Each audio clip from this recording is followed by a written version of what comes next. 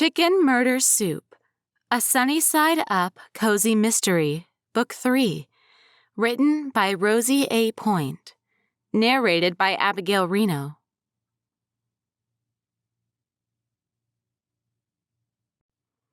Chapter 1. Can I tell you a secret?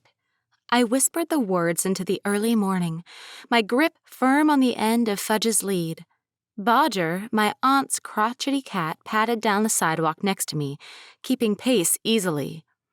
Occasionally, the kitty would stop to meow or sniff a struggling weed peeking through a crack in the concrete. Fudge didn't bark a reply to my question, for once.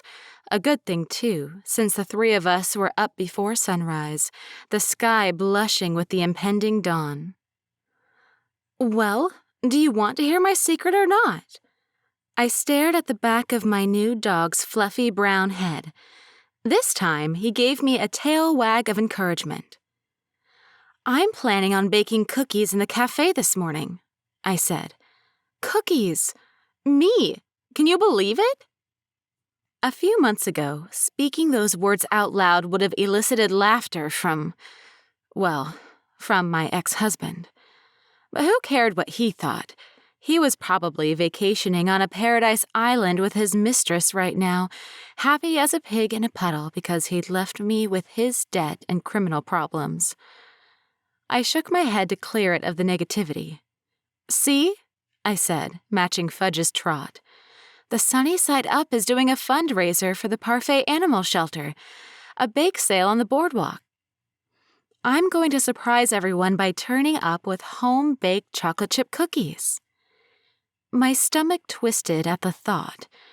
Since I'd come to Parfait, I'd helped solve 2 murder mysteries, taken charge of my aunt's café, befriended her inhospitable cat, kind of. I still wasn't sleeping with my door unlocked at night, and adopted an adorable yet boisterous dog, Fudge. But one of my primary goals was learning how to cook for myself.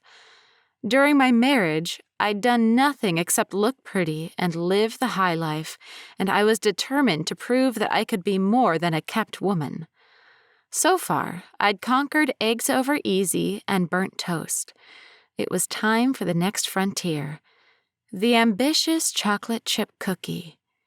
And after that, who knew? Maybe an omelet or soup. That was basically water and vegetables with protein, right? Oh boy, I'm in way over my head. Fudge, Bodger, and I reached the end of the seaside street and stopped outside Dee Dee's mother's house to catch our breaths. I chewed on the inside of my cheek. I could probably buy the cookies, I said. But that wouldn't be right. I'm going to do it, guys. Bodger flicked his black tail at me, but Fudge nuzzled against my side and I tangled my fingers in his warm, curly fur. He had opened up to me a lot since I'd adopted him a couple weeks ago. We headed back down the road toward my aunt's cottage, the sea-scented air already warming in anticipation of the day. I was nervous. The bake sale would serve as a proving ground.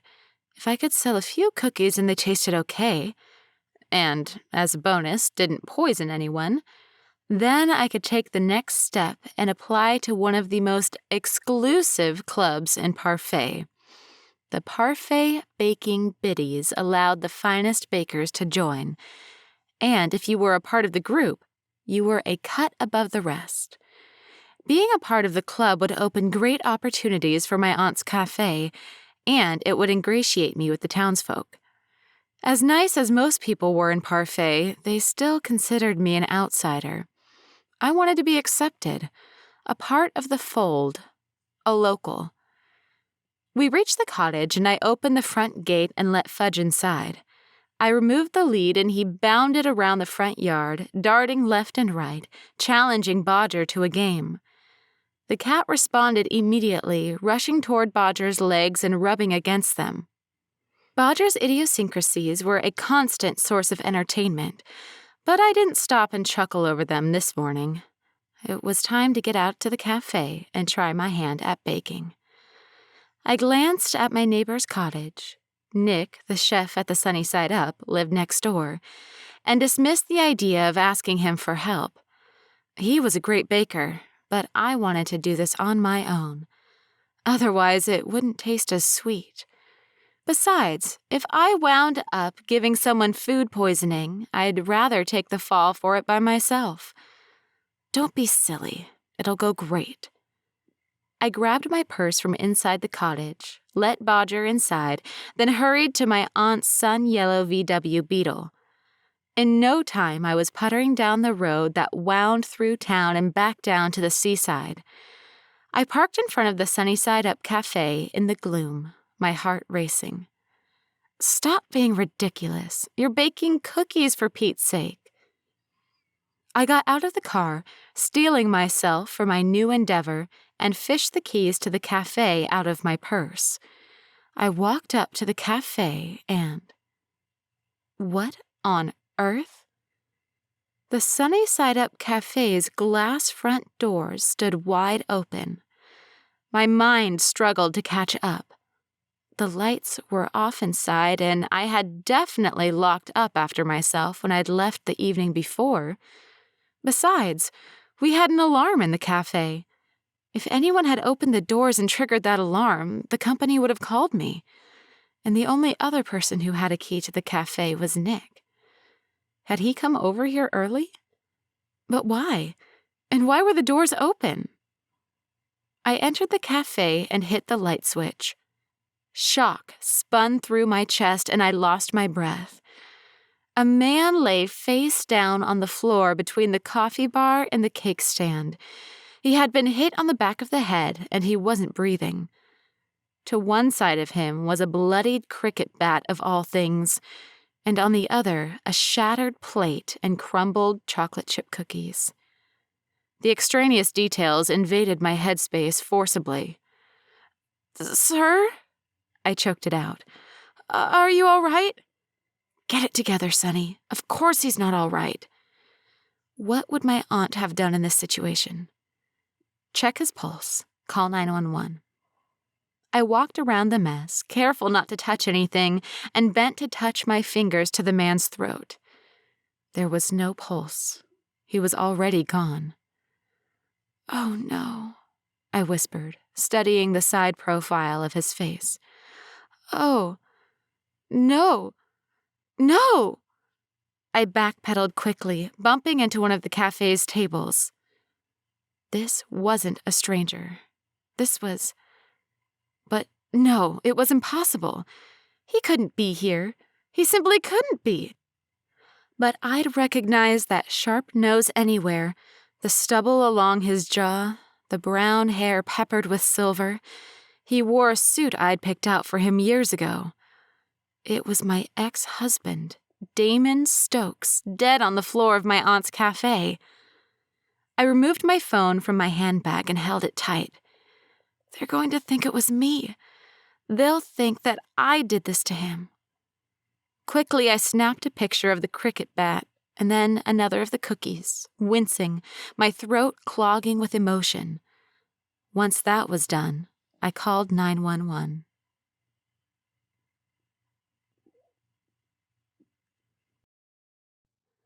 Chapter 2. We meet again, Miss Charles. Detective Garcia sat at the circular table in the Parfait police station's interrogation room, his back to the door, and his deep brown eyes focused squarely on me. I nodded, mute. The shock of having discovered Damon's body in the cafe hadn't worn off. While he had treated me terribly during our marriage, more like a commodity than a person he cared for, there was residual emotion lodged in my chest, a mixture of disappointment, anger, and grief. Lowlife or not, Damon and I had shared much of our lives for years. "Can I get you anything?" Garcia asked softly. "A soda?" "The water is fine," I replied, unscrewing the cap of the bottle he'd placed in front of me when he'd entered the room. I drank some of it, hoping that it would clear my mind for what would be an extended interrogation. While I wasn't an expert on this police investigation stuff, far from it, it was plain as day that I would be the prime suspect in Damon's murder. I can't believe he's dead. I'd recently come to terms with his abandoning me to deal with the Russian criminals he'd been indebted to. Of course, the criminals. They must have caught up with him at last.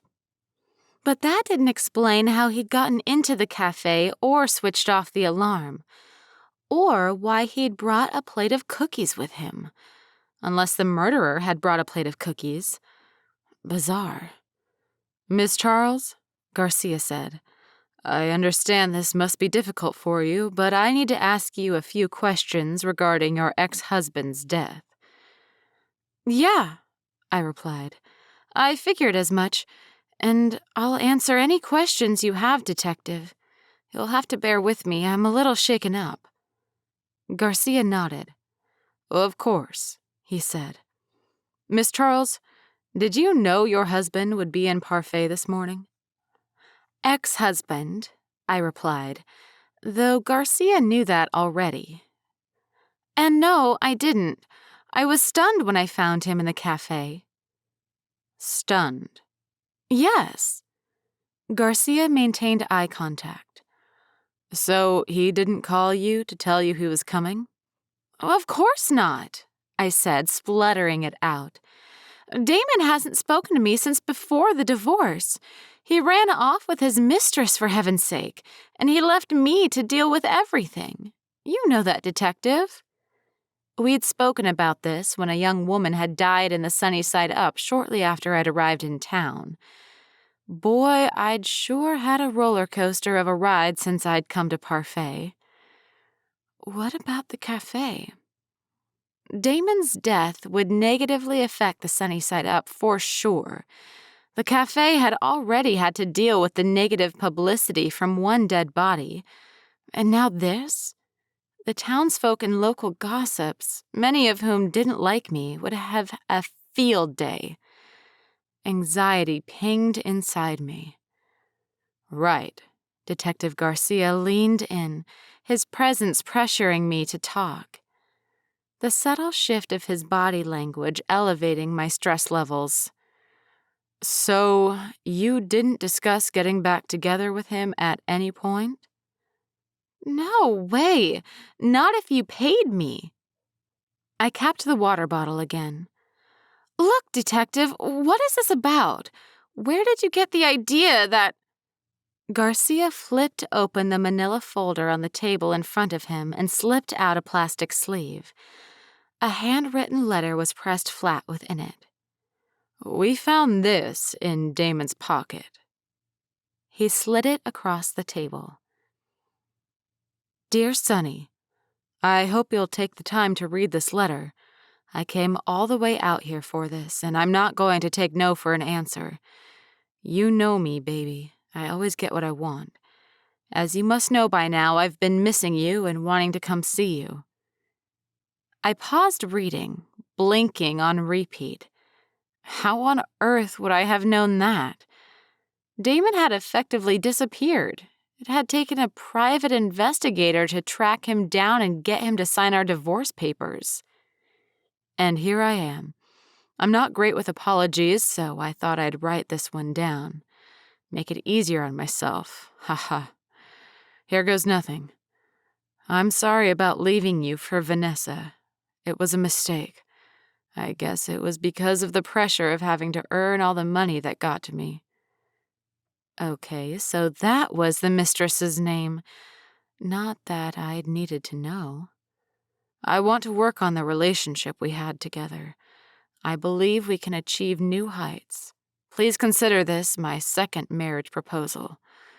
Your pudding pie, Damon. My ex-husband had attained stunning new levels of arrogance in this letter. He'd used it to apologize, propose, and excuse himself from his mistakes. And he'd wanted to give it to me, so he didn't have to say any of this out loud. Detective Garcia waited patiently for me to process the letter. Finally, he took the sleeve of plastic back and placed it in the folder. See why I asked now? Yes, I said. But I haven't spoken to Damon since he left me. That letter is Damon being Damon. Meaning what exactly, Miss Charles? That he thought he could write me a letter and everything would return to normal between us, even though I haven't spoken to him in months. Years if you count the terrible state of our marriage. Garcia stared me down, and it took all my willpower not to flinch. Do you know how Mr. Stokes got into the cafe? No, I said. I have a set of keys and so does Nick. Other than that, nobody else could have had access, and the alarm should have gone off. Somebody must have typed in the code when they entered the place. I rolled the water bottle between my palms. Maybe Nick went back to the cafe to prep food for the service the next day and forgot to lock up. But that's not like him. I don't know, Detective. I'm sorry. Garcia inhaled through his nose. Why would Damon have gone to the cafe instead of finding you at your aunt's cottage? I think because he didn't know where my aunt's cottage was. He didn't take any interest in my aunt or my personal life when we were married, so he didn't know. But he must have heard about the cafe. I'm not sure. Garcia waited as if I'd offer more information, but there was none. A cricket bat, a body, and a plate of cookies. The cafe unlocked, the alarm off. None of it made sense to me. I'm sorry I can't help you more, I said. Garcia rose from his seat. You have my number if you think of anything else. I'm sure I don't need to tell you not to leave Parfait. Nerves fluttered in my belly. I headed for the door to the interrogation room, but paused. Detective? Yes. When do you think we'll be able to open the cafe again? I asked, hoping the question didn't place more suspicion on my head. But I had to know. My aunt had left me in charge, and her vacation would end soon. I didn't want her returning to a shell of a business. A few days, week tops. I'll let you know. Thanks, I said. I hope you find who did this. Detective Garcia's gaze was hard as a boiled egg. I will.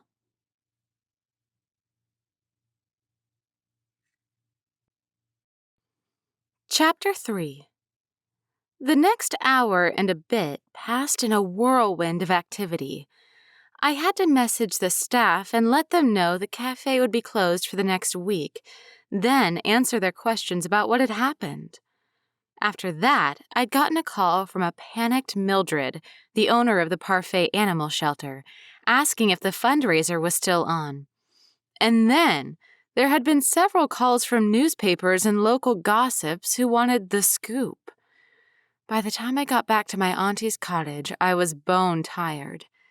I let myself into the cool interior, Fudge barking at my heels to see Bodger, and trudged into the kitchen. Only then the reality of Damon's death sank in. My ex-husband was gone. Shoot, he'd been gone in the physical sense for ages, but this was real. There was no longer a Mr. Stokes roaming the world with his mistress. Did that mean that the threat of his criminal past was gone too? I hope so. I couldn't figure out how I was supposed to feel. Happy? No, of course not. I didn't hate Damon, even though he'd made my life super difficult. But I wasn't grief-stricken either. Come on, Sonny, keep moving. I forced myself out of the comfy chair at my aunt's cutesy kitchen table and fixed a pot of coffee. A frantic knock rattled the cottage's front door. Sonny, are you there? It's Dee Dee. The young woman's voice was high-pitched. And Nick. His tone was much calmer, but deep and no less concerned. Warmth shuttled through my center, replacing the strange numbness laced with anxiety. My friends had come to check that I was okay. My friends. What a pleasant feeling. I hurried to let them in. Dee, the K-pop aficionado, wore a tartan skirt and a black t-shirt with a picture of her favorite pop group plastered across the front. She'd colored bright red streaks into her hair and splashed glittery eyeshadow on. I glimpsed her crazy getup before she threw her arms around my neck and squeezed me. "Are you okay?" she cried. "I can't believe it. Again, and it's my ex-husband," I said, meeting Nick's gaze over Dee's shoulder. The handsome chef, with his sparkling blue eyes and wavy brown hair, tucked his hands into the pockets of his jeans. "How are you holding up?" "I'm okay," I said. "I think. I don't know if it's fully registered yet." "I can't imagine what you must be going through." Dee rubbed my back, peering up into my face. I laughed. "Dee, I'm fine. Come on, I put a pot of coffee on. Let's go have something to drink. It's not as good as the stuff at the café, but it's caffeine." "Oh, I'm in," Nick said. We took places at the table, and I set out the half and half in the sugar bowl. Once the coffee was ready, I filled everyone's mugs. Keeping busy helped fend off the constant stream of thoughts. Why had Damon been in the café? The letter was an answer, but it had provided more questions. I didn't buy that Damon would come to Parfait to find me because he had realized the error of his ways. If I knew my ex-husband, there was an underhanded motive at play. And how on earth had he gotten into the café in the first place? Then there was the cricket bat, the cookies. I sipped my coffee and stared into space. "You're in shock." Dee touched my arm. "Oh, geez, Nick, what are we going to do to help her? She needs donuts or cookies or—" "I'm okay," I repeated. "It's a lot to process at once." I told my friends about what I'd walked in on. "That's crazy," Dee whispered, wide-eyed. Glitter had got caught in her eyelashes. "I can't believe he would come out here to see you." "Me neither." And I meant that. Damon's not the grand gesture kind of guy. I waved a hand. "Anyway, I can't think about him now. There's the cafe to worry about, and poor Mildred is stressing herself sick about the fundraiser tomorrow. She's convinced nobody will show up or that we won't be able to host it because of this." I pinched the bridge of my nose. Got to admit, I'm kind of worried too. We were meant to use the cafe's kitchen this afternoon to make the baked goods for the fundraiser, and my auntie's kitchen is not up to the job. "Well, don't worry about that," Nick said easily. "We can use my kitchen." "In your cottage?" I frowned. "Is that going to work? We've got a lot to prepare." My nerves squirmed, but I forced them down. "You can handle this. You've been through worse." "Sure," Nick said. "We'll start early today. We don't have to open the cafe, so that gives us plenty of time. And I've got a great oven. The kitchen's the one part of the cottage I've invested in. It's part of the irreconcilable differences Jasmine cited when we started the divorce proceedings." I grimaced. "Sorry." "Nah," Nick said and flapped away my apology. "It's easier to talk about it than bottle it up." I understood that. "I haven't got anywhere to be today either," Dee said, perking up. "I can help after I've run a few errands for my mom." "Great." Nick grinned, two dimples appearing in his cheeks. It was ridiculous how handsome Nick was. Any woman he set his sights on wouldn't stand a chance. Thankfully, that wasn't me. I had no interest in getting into another relationship. Damon had been my cautionary tale. Meet you there in a half hour, I said. I've got to make a call first.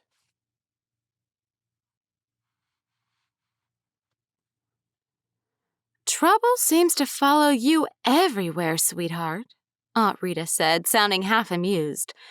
I'm always expecting you to have news of a corpse whenever you call. Sorry. Oh, don't be silly, Sonny. It's not your fault. Aunt Rita paused. Then again, if you weren't so gorgeous, Damon wouldn't have come looking for you. I highly doubt that's why Damon came to find me, Auntie, I said, shaking my head. You know what he's like. Was like, Aunt Rita corrected. And yes, I agree. He was a narcissistic toad. I inhaled out of shock and snorted accidentally. Are you all right? Aunt Rita asked. Do you need me to come back early? No, I'm fine, I said. I wanted to let you know what happened and that I've got it under control. I never doubted it for a second. Heavens, you've survived 2 murder investigations and the attentions of a handsome Russian man. Auntie, I said, blushing. Regardless, I'll be back in 2 weeks, Aunt Rita continued brusquely. There's only so much sun and fun a woman can take before she longs for the normal sun and fun at home. Don't forget the humidity, I said. Maybe I will extend my vacation another week. No, I'm kidding. I'll be back in 2 weeks, no matter what happens. Just try not to get arrested before then. My aunt wasn't kidding. With Damon the victim and me as the ex-spouse running the café where he was killed, things were bleak. Auntie, I said after a beat, I told you about the mystery journals, right? Refresh my memory? Remember how we used to brainstorm clues and try to solve cases on the TV? We would watch those cold case crime shows and use journals to figure out what happened? Yeah, of course. I could hear the smile in her voice. Well, I've kind of been using one of them for figuring stuff out in the last 2 cases, I said. There has been the case of the food vlogger and the case of the treasure seeker. I see what you're getting at, Sonny, Aunt Rita said. And if it's my approval you're looking for, well, you don't need it. You're a grown woman now, nearly 40, but between you and me, go for it. And then she said her goodbyes and hung up. I stared at my cell phone for a few minutes, chewing the corner of my lip. I couldn't bring myself to get out the mystery journal yet, nor look at the images I'd taken of the cookies and the cricket bat at the crime scene. But the seed had been planted. If it was both my neck and the cafe's future on the line, then what choice did I have?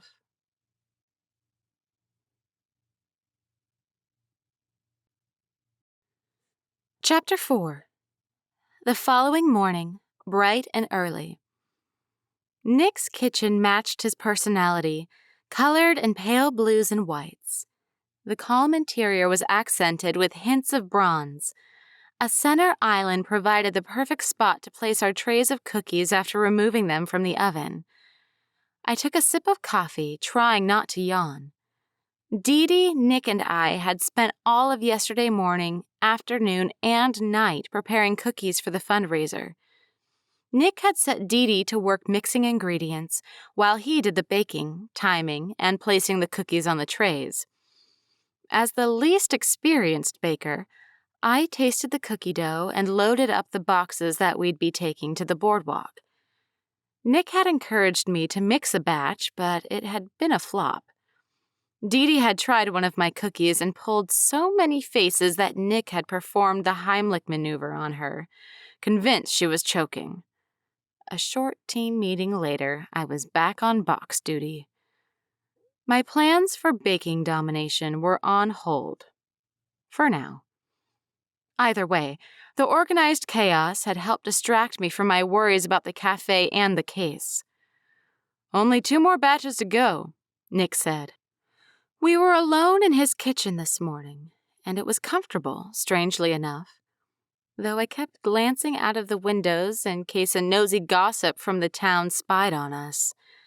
There were already inappropriate rumors about Nick and me, and this was exactly what I'd wanted to avoid when I decided to bake in the café instead.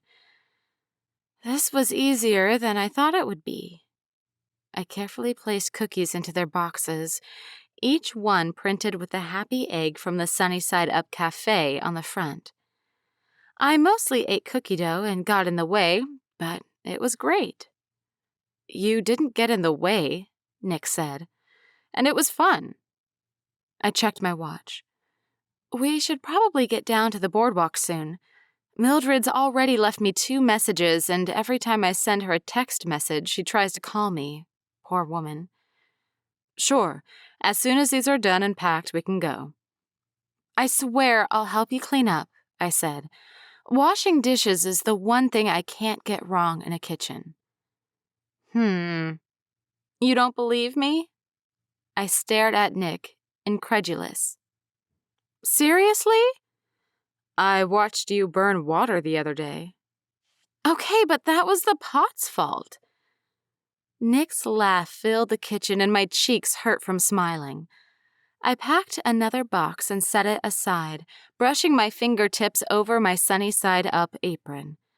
We wouldn't make any profits from the fundraiser, but the boxes with the Sunny Side Up Cafe labels were a great advertisement regardless. We'd support Millie by raising funds for the shelter and hopefully draw in more customers because of it. And if that happened, it would mean good things for the shelter anyway, as more customers at the cafe increased the likelihood that they'd go to the shelter right next door. A glimmer of movement in the early morning sunlight outside Nick's kitchen window caught my attention, and I shifted focus. Nick's backyard wasn't as well kept as his kitchen. The beds were overgrown, the grass a bit too long, and the shrubbery flanking his yard so overgrown I couldn't make out the slats of his fence beyond it. Am I imagining things? Was there someone out there? I shook my head at myself and returned to my packing, but kept the window in my peripheral vision. The flash of movement came again, and this time I was sure I'd seen a person out there. Someone with dark hair. My gaze snapped up, but once again, nothing. I've got to be imagining it. Who would hang around in Nick's backyard? The person who murdered Damon. It wasn't beyond belief that his old criminal contacts would have followed him to Parfait, seeking revenge for however he'd slighted them, or wanting money. My heart pitter-pattered against the inside of my ribcage. Solving small-town mysteries was one thing, but actual mobsters? No, thank you. "That's it," Nick said, removing 2 trays from the oven and placing them on the kitchen island. "We're good to go. We just have to wait for these to cool." "Well, I'll start packing the boxes into the Beetle." "We can take my car, too," Nick said, cleaning his hands in the kitchen sink. "Looks like we've got a lot to take down there." I started the first trip to my aunt's car, sparing a glance out of the kitchen window. But nope, the backyard was empty. You're tired and stressed. Seeing things, it's totally normal. And that was what I'd keep telling myself until proved otherwise. We packed the last cookies and loaded everything into the cars. "See you there," Nick said, disappearing into his white Honda. "Thanks again, Nick. I really appreciate this."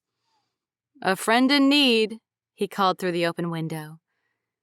I waved goodbye to Fudge, who rested his paws on the front gate, his fluffy head tilted to one side and his tail wagging, then started the car's engine. Heaven knew what today would bring. As long as it's not another murder.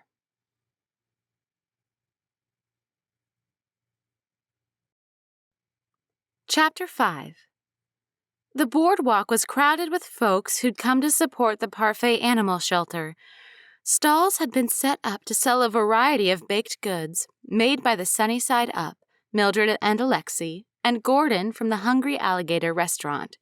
He'd closed up for the morning to support the bake sale. People milled around the stalls, most of them locals, some tourists, and children shrieked and laughed, playing and darting between the adults, occasionally upsetting an exhausted parent. I stood behind a stall serving our freshly made chocolate chip cookies, my heart sitting in my throat. No one had said a word to me about Damon or the café yet, but we were right across from the sunny side up, and I'd already caught people staring at the yellow police line draped across the glass front doors. And when they weren't staring at the café, I was the focus of their curiosity. "I'll take a box, thank you," the woman at the front of the line said, gesturing to a sunny side up box of cookies. "Just the one." "Thank you for supporting the Parfait animal shelter," I said, and accepted her money. I gave her change, but she waved for me to keep the pennies and walked off with her box. Not before giving me the look, though. The "you killed your ex-husband" look. Sweat gathered at the nape of my neck, and I fanned myself in the meager shade provided by the stall's canopy. "This is going great," Dee Dee said, grinning as she handed over another box of cookies to a customer. "I think we're going to raise a lot of money for the shelter. People are in a giving mood today. Look." She tapped the side of a glass jar that bore a donations label. It was full to the brim with a collection of coins and notes. "I'm going to have to put a new one out." "That's fantastic," I said, forcing a smile. It was difficult to stay upbeat under the scrutiny. And then there was Damon's murder to consider, and my security concerns for the café.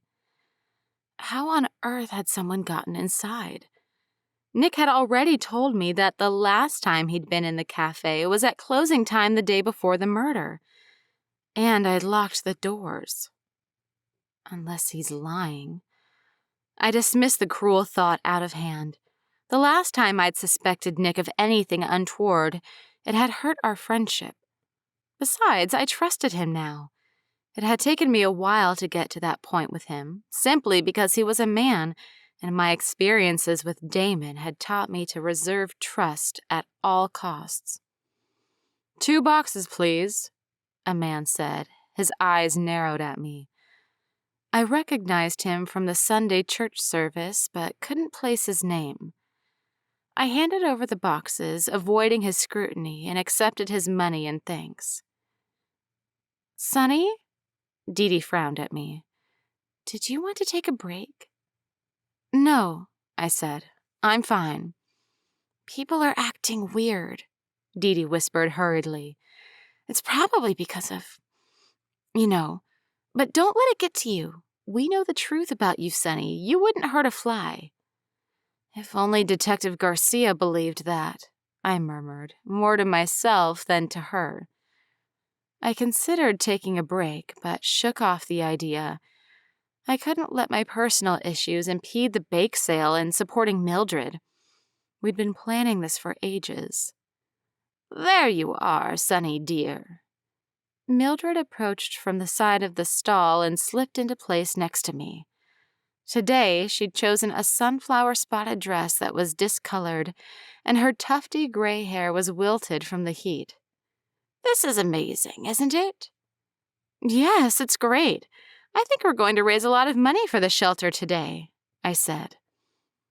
A young woman with red hair had appeared next to Mildred. "Millie," she said quietly, "Alexei wants to know if you'd like lemonade.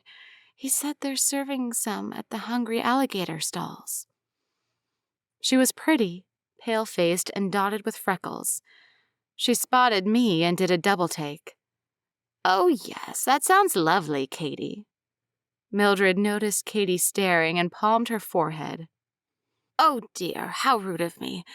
I haven't introduced you to anyone yet. Katie, this is Sonny, the owner of the cafe next door to the animal shelter. And that's Dee Dee, a server." Dee Dee gave a double thumbs up before turning to another customer. Mildred leaned in, lowering her tone to downright conspiratorial. Katie's my new assistant at the shelter. She's a gift from above. Walked in one day and said she was looking for work. She's new to town, loves animals, and isn't she gorgeous?" Mildred pinched Katie's cheeks like she was a newborn babe. "Alexi's made good friends with her." I cleared my throat. "That's wonderful, Mildred. It's lovely to meet you, Katie." I shook the young lady's hand. Katie had turned the color of beet jelly. "You too," she breathed, then skedaddled off to go get Mildred's lemonade. "I think you embarrassed her, Millie," I said. "Oh, no. She's made of stronger stuff than that. Besides, I know she has a crush on Alexi. The sooner those two become an item, the better. Then I can retire and they can run the shelter together." Mildred patted me on the cheek. "Are you all right, dear?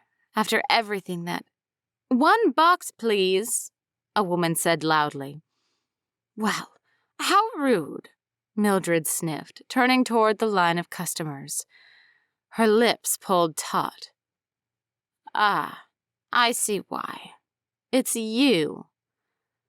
That "you" had been directed at the customer at the front of the line, an elderly woman with purple-gray puffy hair. Frances Grace was a regular at the Sunnyside Up Café, and she was renowned for being rude and difficult to please. She'd always been nice to me, though. "Mildred," Frances said, toying with her golden chain. Well, Frances wasn't the richest woman in town. She was wealthier than Millie and liked to hold that over her. "Did you drift in on the ocean tide? Someone ought to get you a towel for that." She pointed at Mildred's drooping hairdo. "Cow," Millie snapped, then spun on her kitten heel and clomped off.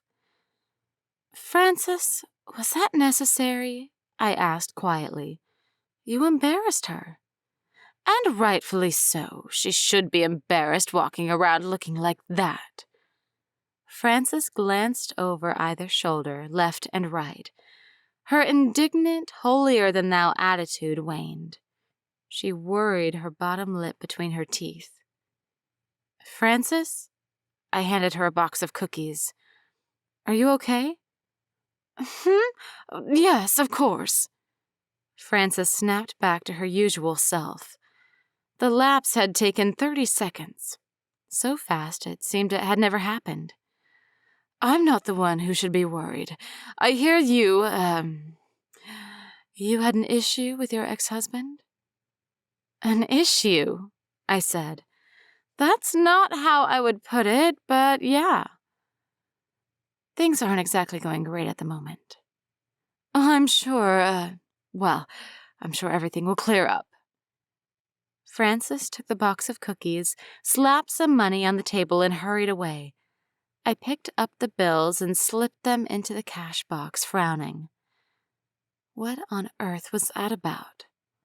Frances wasn't one to mince words, but she'd stumbled over a few of them. It seemed this would be a strange weekend and a week to come. My gaze moved to the front of the Sunnyside Up, and nerves cored out my middle.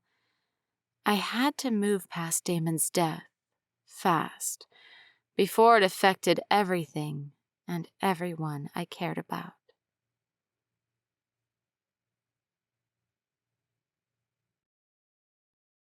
Chapter 6.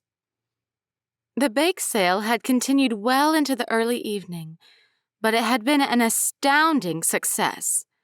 There was nothing like a good long day of work, something I discovered after arriving in Parfait and taking over management of the Sunnyside Up. At the end of a day like today, I anticipated a warm bubble bath, maybe even a glass of wine, and some time on the sofa with a book. Aching feet and lower back were symptoms of a day well spent. Of course, I missed the occasional spa day, but I loved this exhausted, purpose-driven feeling. I parked my aunt's VW Beetle in her driveway and got out. Fudge barked a greeting from the porch. "Long day?" I called up to him. "How are you, Fudgy?" He thundered down the front steps and rushed to the gate to greet me, wagging his tail so hard his booty shook from left to right.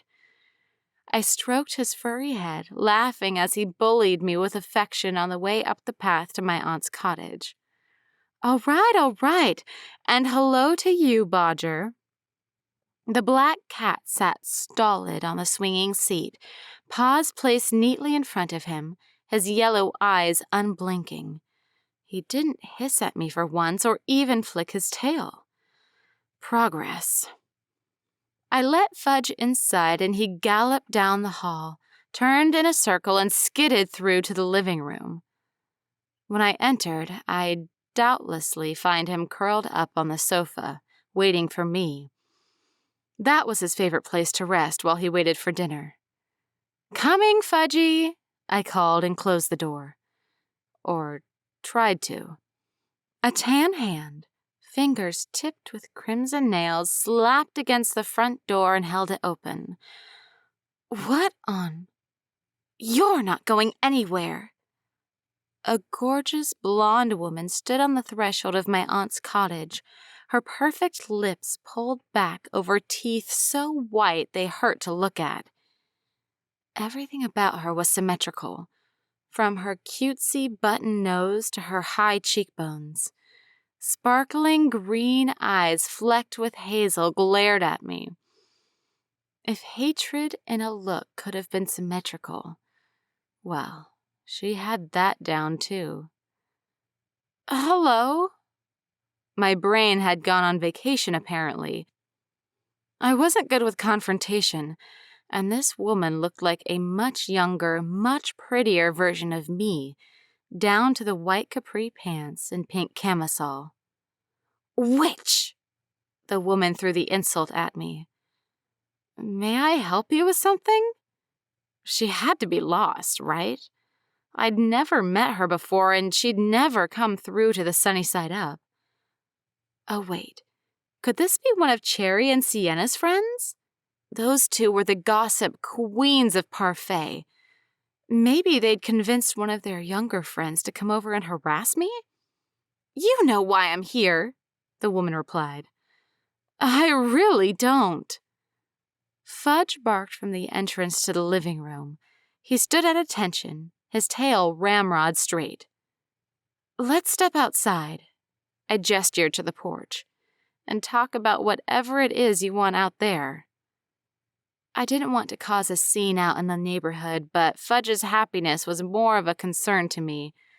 He looked upset, and he'd only just been adopted. His previous owner had been a mean woman who shouted a lot, and it looked like this conversation would go in a similar direction. I didn't want Fudge to regress to negative behavior patterns because of an argument. The blonde woman folded her arms and stared at me, tilting her head to one side. "You really don't know who I am." I shook my head and stepped toward her, forcing her back onto the porch. I closed the door behind me, shutting Fudge away. Bodger was on the swing seat, hissing and growling. Kitty eyes homed in on the interloper. "I'm Sunny," I said, trying to ease the tension. "And you are?" I extended a hand. The woman didn't shake it. "I know who you are," she snapped. "You don't need to introduce yourself to me, homewrecker." "Huh?" The question multiplied in my mind. "I'm Vanessa." She jabbed herself in the chest with a pointy fingernail. Sheesh, that had to hurt. "Vanessa Clark?" The name was vaguely familiar. I racked my brain. My eyes widened a second later. A line from the letter Detective Garcia had found in Damon's pocket appeared in my mind's eye. "I'm sorry about leaving you for Vanessa." "Vanessa?" I said. "Vanessa!" "Vanessa," she replied, tossing her head. "A real woman, unlike you." Okay, so this was happening. My dead ex-husband's much younger mistress was on my front porch, and I thought this weekend couldn't get any weirder. An awkward silence, at least for me. Vanessa appeared hopping mad. Followed. Oddly, I wasn't angry. This was the woman who Damon had chosen over me. Vanessa had to have known that he was married at the time their relationship had started. I was the one who should have been in a rage, but emptiness. Not so much a feeling of numbness, but an acceptance. I couldn't change what Damon or Vanessa had done, but I was happy with my life now. Murder investigation excluded, of course. "Why are you here?" I asked. This conversation would be awkward no matter what, so it was better we got it done fast. "You know why." "I don't," I said. "I didn't even know who you were." My brain kicked into gear now that the shock had worn off. Damon was dead, and his mistress was in town. Could she have been the one who'd killed him? She certainly seemed angry enough. "You stole Damon from me," she yelled, the sudden increase in decibel level driving a spike of pain through my forehead. Boy, it had been a long day. "You stole him, and now you're going to pay. Where is he? Is he in that pathetic little house of yours?" "It's a cottage," I said. "And it's not pathetic. And no, he's not here." Did she really not know that Damon was dead? Or was this a ruse of some sort to use me as an alibi? "Don't you dare try to protect him," she continued, still yelling like I was hard of hearing. "Damon, you pig! You get out here!" My neighbor's door opened. Amelia appeared, holding her wriggling toddler, Justin.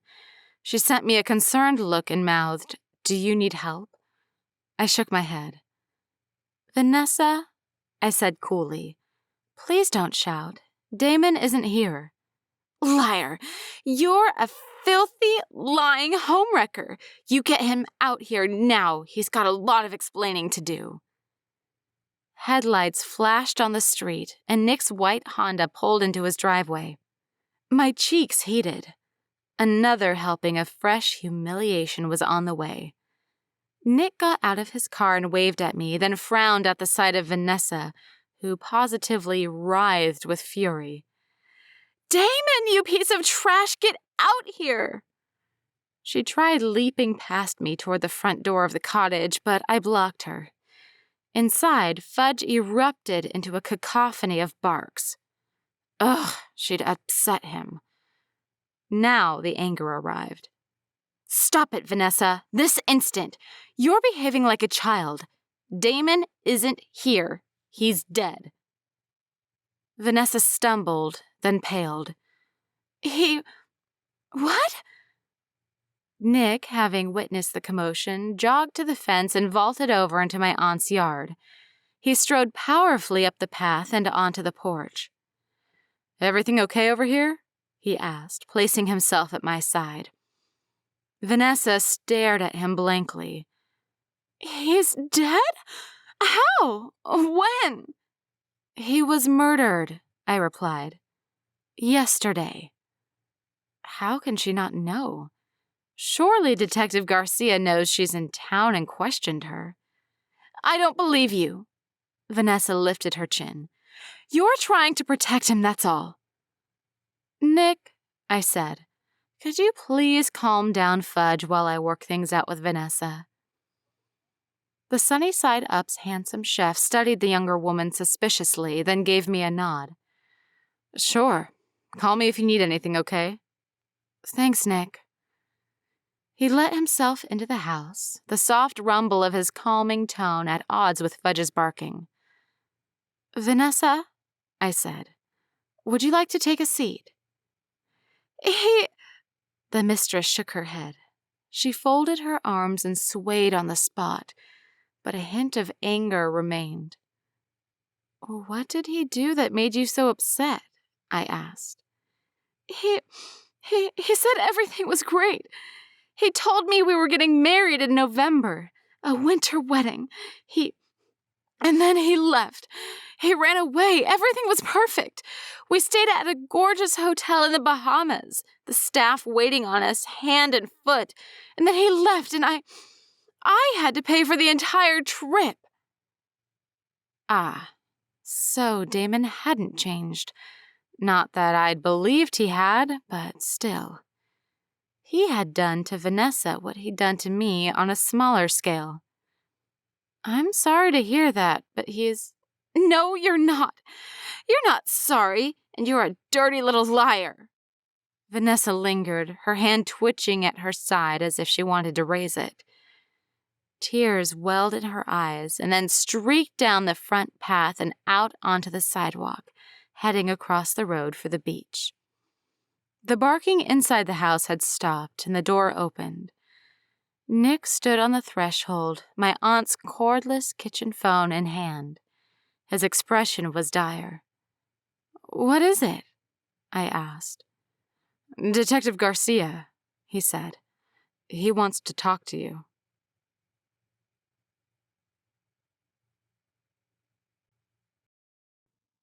Chapter 7. The following morning. "I'm sure this isn't what you had planned for a Sunday," Detective Garcia said, gesturing to the seat across from his in the interrogation room. "But I appreciate you coming down." The call I'd had with him the previous evening had showed I had little choice in the matter. Cooperating with the Parfait police would prove my innocence, and I wasn't about to get a lawyer for this until I was wrongfully arrested. After all, I had nothing to prove. I was innocent. I sat down, my hands around the styrofoam cup containing coffee from the station's pot. The detective had one too. We both took a sip and pulled identical faces. Not the best brew I'd tasted, and nowhere near as good as the cafes. "I want to help in any way I can," I said, "especially since this is Damon's case, and the Sunnyside Up's at risk." "You'll be able to open the cafe on Tuesday," Detective Garcia said. "We're about done in there." "That's good news." "Oh yeah? That's good." Garcia leaned a forearm on the table and swept me up in his shrewd gaze. "Sonny, you know I wouldn't have asked you down here if it wasn't serious." "Okay." "We found something in your cafe, and I want you to explain it to me." "I'll try my best." I tensed. The air conditioner clicked and rattled in the room's corner, and though the temperature was cool, sweat gathered on my brow. I had nothing to hide, so why was I nervous? Garcia produced another of those plastic evidence bags. He placed it on the table between us. "Look at that and tell me if you recognize it." I lifted the bag and examined the object within. It was a glittery lip gloss tube. A bright red cherry with pouting lips was splashed across the front. I frowned. "I'm sorry, Detective, but I've never seen this in my life," I said, though it looked familiar. But where from? I lifted the bag, studying the lip gloss closely, trying to commit it to memory. "You're sure you've never seen it before?" Detective Garcia asked.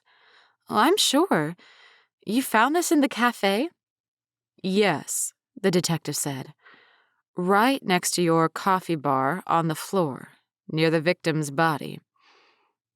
"Oh, so you think that the lip gloss might be connected to the killer?" I asked. "You're sure you've never seen this before?" Detective Garcia dodged my question. "Positive. I don't wear lip gloss," I said, "and none of my servers do either. I think. Actually, you'd have to check with them. Someone might have dropped this in the cafe, you know." "Yes," Garcia said. "You might have dropped it." "Me? Detective, I've told you I don't wear lip gloss." Was he trying to be difficult? I couldn't have dropped it because it doesn't belong to me.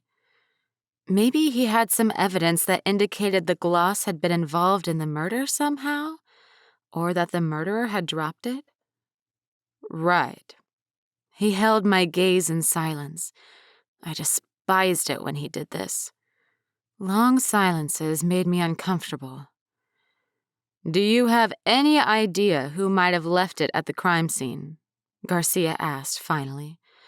No, I cut off, a thought having popped into existence.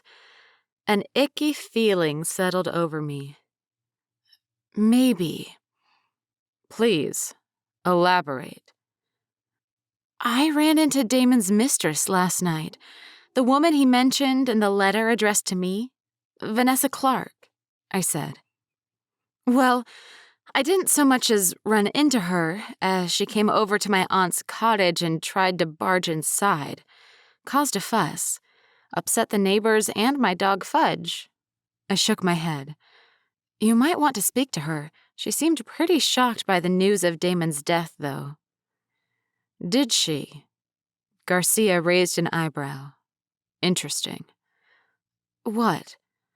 I'll ask the questions, Miss Charles. You've spoken to her about Damon already, haven't you? Garcia took the plastic bag from me and set it to one side. Here's the thing, he said. You said you'll cooperate fully with my investigation. Dodging the question again. That led me to believe he had spoken to Vanessa about the murder, meaning she had merely acted shocked last night. I will cooperate fully, I said, within reason. I'd already given them my fingerprints and a swab so they could eliminate me as a suspect. Short of giving out my bank details, I had no idea what more I could do. Sheesh, it wasn't like there was much in my bank anyway. You say that this lip gloss doesn't belong to you, and I believe you. But if it did, say, belong to you, and we proved it did, that places you at the crime scene. But I'm already placed at the crime scene. I was the one who discovered the body. Ah, Garcia smiled at me ruefully. When I said near Mr. Stokes's body, what I really meant was that this lip gloss was under him. Under him? Yes, as in he was lying on top of it. So the only way it could have gotten there was if it was there before he was attacked. Oh, I see. Good, Garcia said. The only way we can prove that you're not connected to the lip gloss. The lip gloss that might simply have been there by chance, I interrupted him. Someone could have dropped it. It's lip gloss. The only way, Garcia continued, raising a hand, we can prove this lip gloss doesn't belong to you is by searching your home. I blinked, completely stunned for a minute. That was quite a leap, Detective. How would searching my aunt's cottage prove anything? What are you going to do, raid my makeup bag? Garcia sobered. Probably. Regardless, it would help clear you of the crime. You must be certain that the lip gloss is relevant, then. Mr. Stokes's fingerprints were on it, Garcia replied. Another revelation. I sipped the terrible coffee. Mr. Stokes appeared to have known the person who owned this lip gloss. He may have been holding it when he died. And my investigation has concluded that he wasn't the one who was wearing the gloss. Oh, wow, okay, I could have told you that, I said. Why? Because the gloss belongs to you? I threw my hands up. Detective, please, I've told you it doesn't. Another long silence followed. You say you'll help me, Miss Charles, with this investigation. Garcia leaned in. I need to search your aunt's cottage. Today, preferably. Can we arrange that? Allowing Garcia into my aunt's cottage would lead to more trouble for both of us. The mystery journals were in there, proof that I had interfered in a previous case.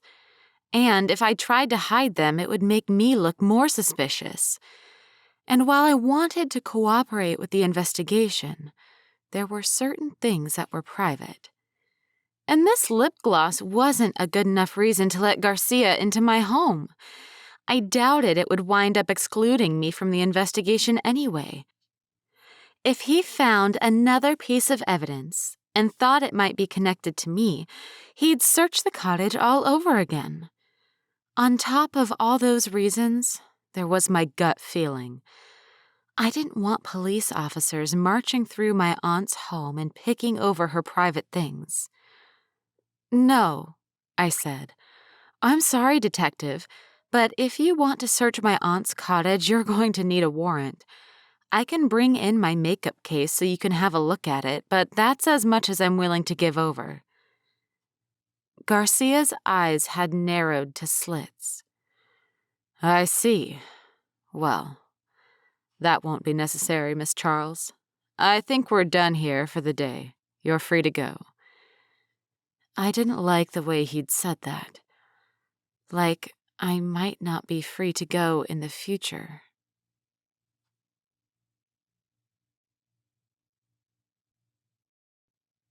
Chapter 8. That Tuesday. After the strangeness of the weekend, it was a relief to be back in the Sunny Side Up café, even if it was bright and early. The sun had risen above the horizon, and the first of the morning joggers wound along the boardwalk, listening to music, their gazes fixed on the ocean. It was a perfect day, and I warred with my nerves, trying to convince them that everything would be fine. Detective Garcia might have been convinced that I had murdered my ex-husband, but that didn't mean everyone else in town was. I already struggled greeting people and making conversation in the cafe, especially when we were busy and there were so many eyes on me. The thought of people coming in solely because they thought I was a murderer set me on edge. And then there was the fact that Damon had died in here. There were no marks showing that there'd been a violent crime here a few days before, but I kept glancing over at the spot between the coffee bar and the cake stand and wondering. "Ready for another fantastic day, Sonny?" Dee Dee appeared at my side. Carl had taken a seat on a stool in front of the coffee bar. He polished the menus while darting cute smiles at Dee Dee. The pair were officially dating and were in the honeymoon phase. "Ready as I'll ever be," I replied, touching a hand to my apron over my stomach. "You'll be fine. It's another normal day in the cafe." Funny that would have been unimaginable to me a few months ago. I walked to the doors and unlocked them, casting them wide open and allowing the salty breeze to sweep into the cafe. During the mornings, we left the doors like this to make the cafe more inviting to passers-by. Once it hit 9 a.m., however, we'd close them so that the air conditioning could kick in and keep the cafe cool. Usually, there were several early morning customers waiting for me to open up. Today, an elderly man hovered outside the cafe. He smiled at me as he walked past, using a cane for leverage, and took a seat at a window-side table. "Good morning," I said to him. "Welcome to the Sunny Side Up.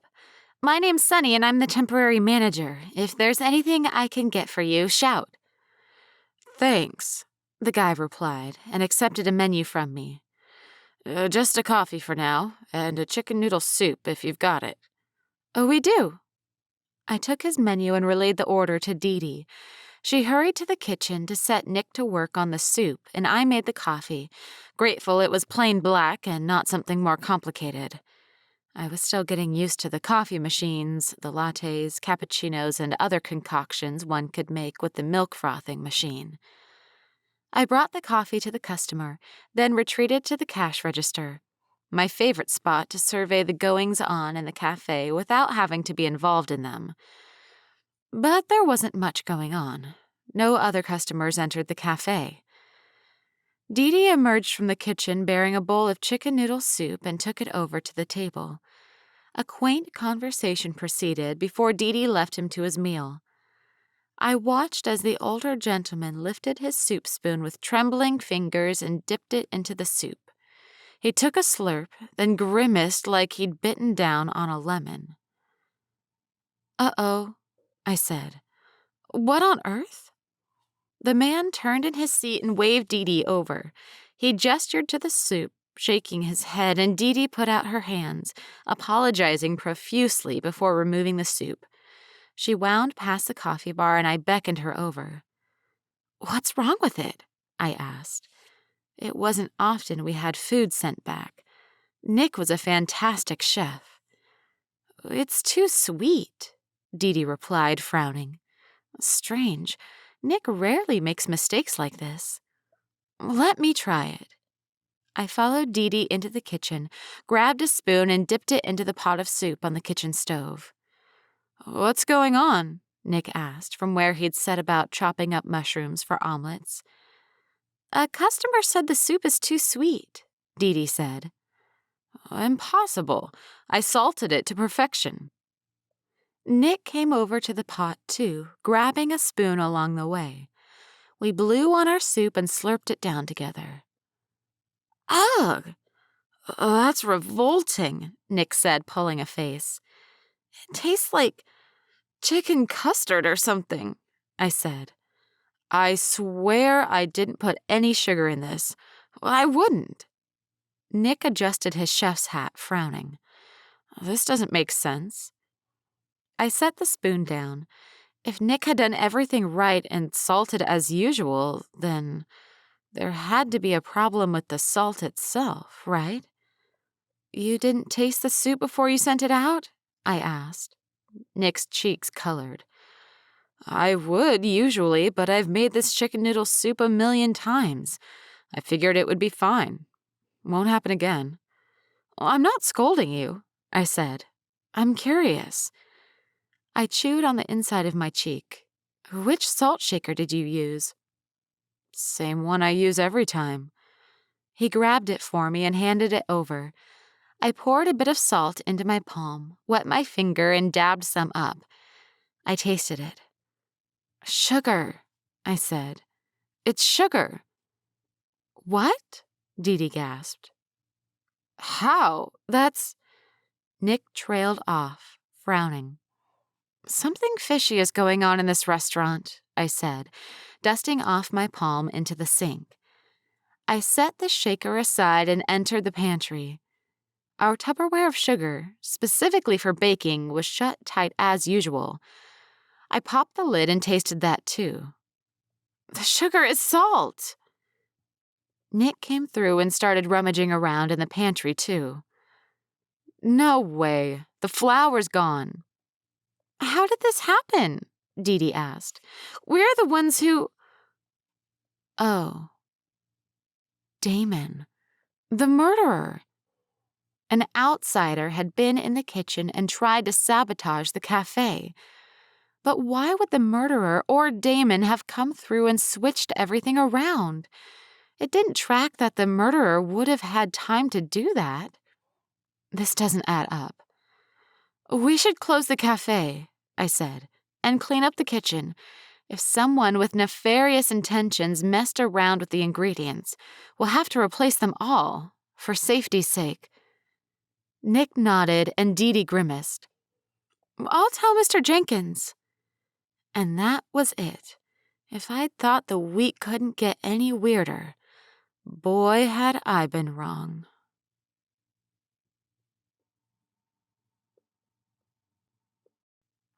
Chapter 9. Later that afternoon. The past few weeks had been so busy, especially with settling Fudge into life at my aunt's cottage, that I hadn't had the chance to visit anyone. With the cafe closed, thanks to the sabotage and the murder, I could finally pay a visit to a new friend. I sat on Mrs. Brent's sofa, sipping iced tea and munching on ginger snap cookies. Mrs. Brent was the mother of a chef who'd stood in for Nick at the café a while ago. She wore her hair in neat curls and kept her living room neat but cozy. A ginger cat, Frosty, lay curled in her lap, purring as she ran her finger through his fur. "That is a crazy story," Mrs. Brent said, shaking her head after I'd finished telling her all about the murder, Damon, and the sugar-salt switch fiasco. "It certainly feels crazy," I sighed. "Every time I'm sure that things will get back to normal, something like this happens and we're back to square one. Trouble follows you wherever you go, eh?" "It's starting to feel like that," I said. "And now I have to wait for Detective Garcia to solve the case and clear my name." Mrs. Brent narrowed an eye. "Is that really what you want to do?" she asked sagely. "I don't know. It's the wise thing to do." I shifted on the comfy sofa, glancing out at the small sunlit patio and the backyard beyond. The last time there was a murder, everyone advised me to stay out of it. Granted, I acted irresponsibly and endangered myself, but in the end it worked out. "Who advised you to stay out of it?" Mrs. Brent asked. "Nick," I said.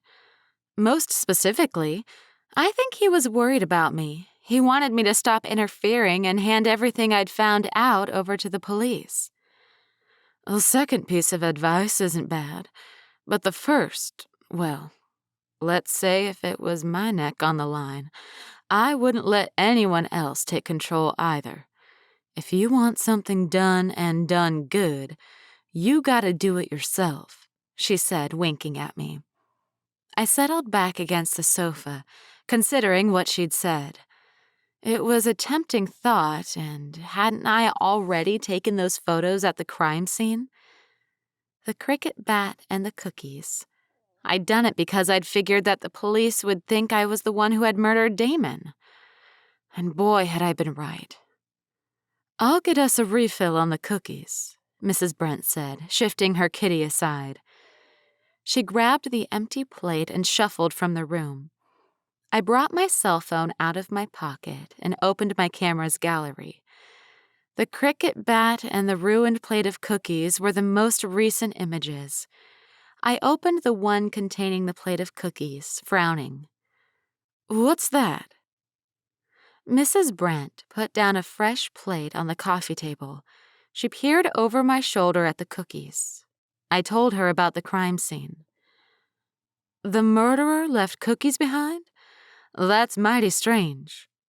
"Yeah, if only I could figure out who'd made them. That would go a long way to figuring out who was in the cafe at the time of the murder." Mrs. Brent nodded. "I think I might be able to help you with that." "How?" "I know a woman who can identify any baker's handiwork in this town. At a glance, she's that good," Mrs. Brent said. "Bit of a princess, but good at what she does." "Who?" I switched off my screen and tucked the phone away. If that was true, it was the best news I'd had all week. "Gwendoline Meyer, the head baker of the Parfait baking biddies." I sucked in a breath. That was the same baking club I'd planned on applying to join with my cookies, the ones I'd never baked because of Damon's death. "You can ask her about the image and she'll know who baked the cookies?" "I can do even better than that," Mrs. Brent said, settling back into her chair and tapping the tip of her nose. "I can get you an audience with her." "An audience?" "She's that fancy," Mrs. Brent replied, then rolled her eyes. "Or so she thinks. You know, one of those types who thinks the sun shines because she's alive. But I can arrange a meeting." "You would do that? Could you?" "Why, sure I could." Mrs. Brent clicked her fingers. "And it would be no trouble. I'm happy to help." "Thank you," I said, and bit down on my lip. Though meeting Mrs. Meyer is bound to make me nervous. I planned on trying to get into the baking biddies. Mention it to her while you're there. You never know, she might ask you for an audition. Thanks. But I probably wouldn't mention a thing. Heavens, I'd done so badly when we'd prepared for the bake sale that Nick had relegated me to packing the boxes instead. No way was I ready to apply to the baking club yet. But figuring out who had been at the café on the morning of Damon's murder, that was within my reach.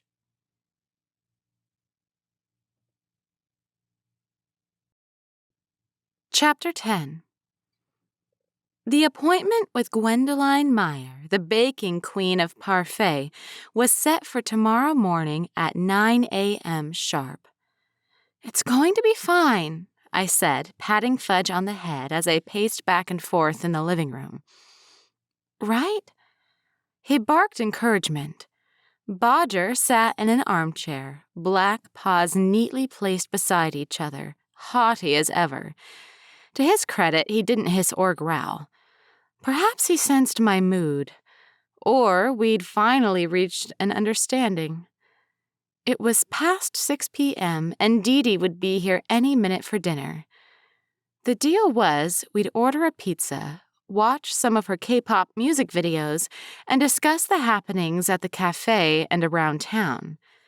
Dee Dee was convinced that Detective Garcia was out to get me. Of course, that wasn't true. The detective was doing his job, and I didn't blame him for it, even if I'd lost a lot of sleep over it. I walked to the bookcase and grabbed the mystery journal I'd been writing in from the bottom shelf. Both Aunt Rita and Mrs. Brent had encouraged me to follow my gut and try to piece this together. And why shouldn't I? This was my ex-husband's death, for heaven's sake, and I was the prime suspect. I needed to gain control over my future. I flicked through the journal, turning the page on the last entry, the case of the treasure seeker, then walked to the sofa, grabbing a pen on my way and plopped down. Fudge lay down at my feet, resting his head on his paws. Bodger cleaned himself, both hind legs in the air, breaking the tension significantly. Case number 2. The case of the dead ex-husband. Ugh, feels weird writing that, I muttered, but continued regardless. Victim name, Damon Stokes. Occupation, businessman. Con-man/criminal. Age, middle-aged, 45 years old. Time of death, unknown, but the assumption is around 4 a.m. or so, or late at night. Cause of death, bludgeoning with a cricket bat. Potentially poisoning with a cookie? Suspect list. Vanessa Clark, Damon's mistress. She was in Parfait at the time of Damon's murder and was clearly furious about the fact that he had left her with financial troubles. She acted as if she had no idea that Damon had been murdered when I spoke to her, but Detective Garcia hinted at the fact that he'd already spoken to her about Damon's death. Suspicious. Also, she may have worn lip gloss, and a tube of that was found at the crime scene. But why on earth would she have murdered Damon with a cricket bat? And how did either of them get into the Sunny Side Up in the first place? So many questions and so few answers. Me, obviously. I have the most motive in the eyes of the police. Have to find a way to rule myself out. You'd give me an alibi if you could, wouldn't you, Fudge? I nudged my puppy dog with my foot, and he gave a satisfied groan. If only dogs and cats could talk. Then again, would I really want Bodger to talk? He might decide to implicate me in the crime rather than give me an alibi because I didn't feed him the right brand of wet kitty food. Other suspects. Nick Talbot. A suspect by virtue of the fact that he had access to the crime scene, i.e., he has a key to the café. Other than that, he would have no reason for being in the café at that hour, and definitely no motive for murdering Damon. And after that, there was no one else. At the moment. I wriggled my nose from side to side, annoyed about that. But I had a lot of clues at least. Clues list. Lip gloss that was found in the cafe underneath Damon's body. It had Damon's fingerprints on it, so that seems to indicate that whoever had it was in close contact with Damon at the time of his death. Could it belong to the murderer? Perhaps it was Vanessa's. The cricket bat was the murder weapon, but I have no idea where it came from or how it got there. Need to tug on this thread. A local cricket club, maybe? A plate of cookies was found next to the body. It was a shattered plate, indicating that the person either dropped it after the murder or during. Doubtful that Damon would have baked me a plate of cookies, so it's got to belong to the murderer or another party, right? Going to find out more about this tomorrow. The cafe was unlocked, yet neither Nick nor I unlocked it. The alarm was also off, so whoever unlocked the cafe knew the code. Sheesh, no wonder Detective Garcia suspects me. The ingredients in the cafe were sabotaged. Someone switched the sugar for the salt and vice versa and threw out all our flour. Why? What did this have to do with the murder? What was the motive? Notes. Could there have been more people at the cafe that morning? Not just Damon and the murderer? But who? And why? Surely they would have come forward already to clear themselves of the crime. Could it be that someone murdered Damon to get to me? Seems far-fetched, but the cafe's sabotage is concerning. What about Damon's Russian mob connections? Could they have come to town and murdered him? Why not do it when he was off U.S. soil? Why here and now? And a cricket bat and cookies don't exactly scream Russian mob. A knock came at the front door, and I shut the mystery journal and secreted it back on the bookcase. I opened for Dee Dee, and she entered, grinning from ear to ear. "Are you ready for some K-pop fun?" "Sure." We spent the next half an hour chatting while watching her favorite K-pop group perform on her phone, then ordered a pepperoni pizza. "I'm starving," Dee Dee said, laying back against the sofa cushions and tapped on her belly. "But I probably shouldn't eat too much. You know, pizza's really fattening." "Don't be silly, Dee Dee," I replied. "Live a little, especially when it comes to food." Dee Dee grinned at me. "Well, I'm convinced. Bring on the pie." We switched on the TV, and an easy silence drifted between us. Never would I have imagined I'd make a friend who was nearly half my age. Shoot, if you'd told me I'd have any real friends a few months ago, I would have laughed, somewhat hysterically. Life had been strange since I'd come to Parfait, but there were positives hidden among the gossip and murder cases. "Have you heard anything from Detective Garcia?" Dee Dee asked. I turned down the documentary we'd been watching. "Not since he asked to search the cottage," I replied. "But that's fine. It's not like I want to hear from him exactly. Unless it's to tell me he has caught Damon's killer. But I have something special happening tomorrow." "What?" Dee Dee perked up. "A meeting with Gwendoline Meyer." I explained about the cookies and how Gwendoline could spot a baker's handiwork at a glance. Dee Dee's expression soured, most unusual for her. "What's wrong?" "Gwendoline's well, she's plain mean. My mom tried to join that baking club and Gwendoline laughed in her face," Dee Dee said. I'm not saying you shouldn't go to your appointment with her, but be careful, Sonny. If it was me, I wouldn't trust her. I've heard rumors about her. What kind of rumors? That she's ruined people's lives, run them out of Parfait, that kind of thing. She's dangerous. Dee Dee fiddled with the hem of her skirt. Just be careful.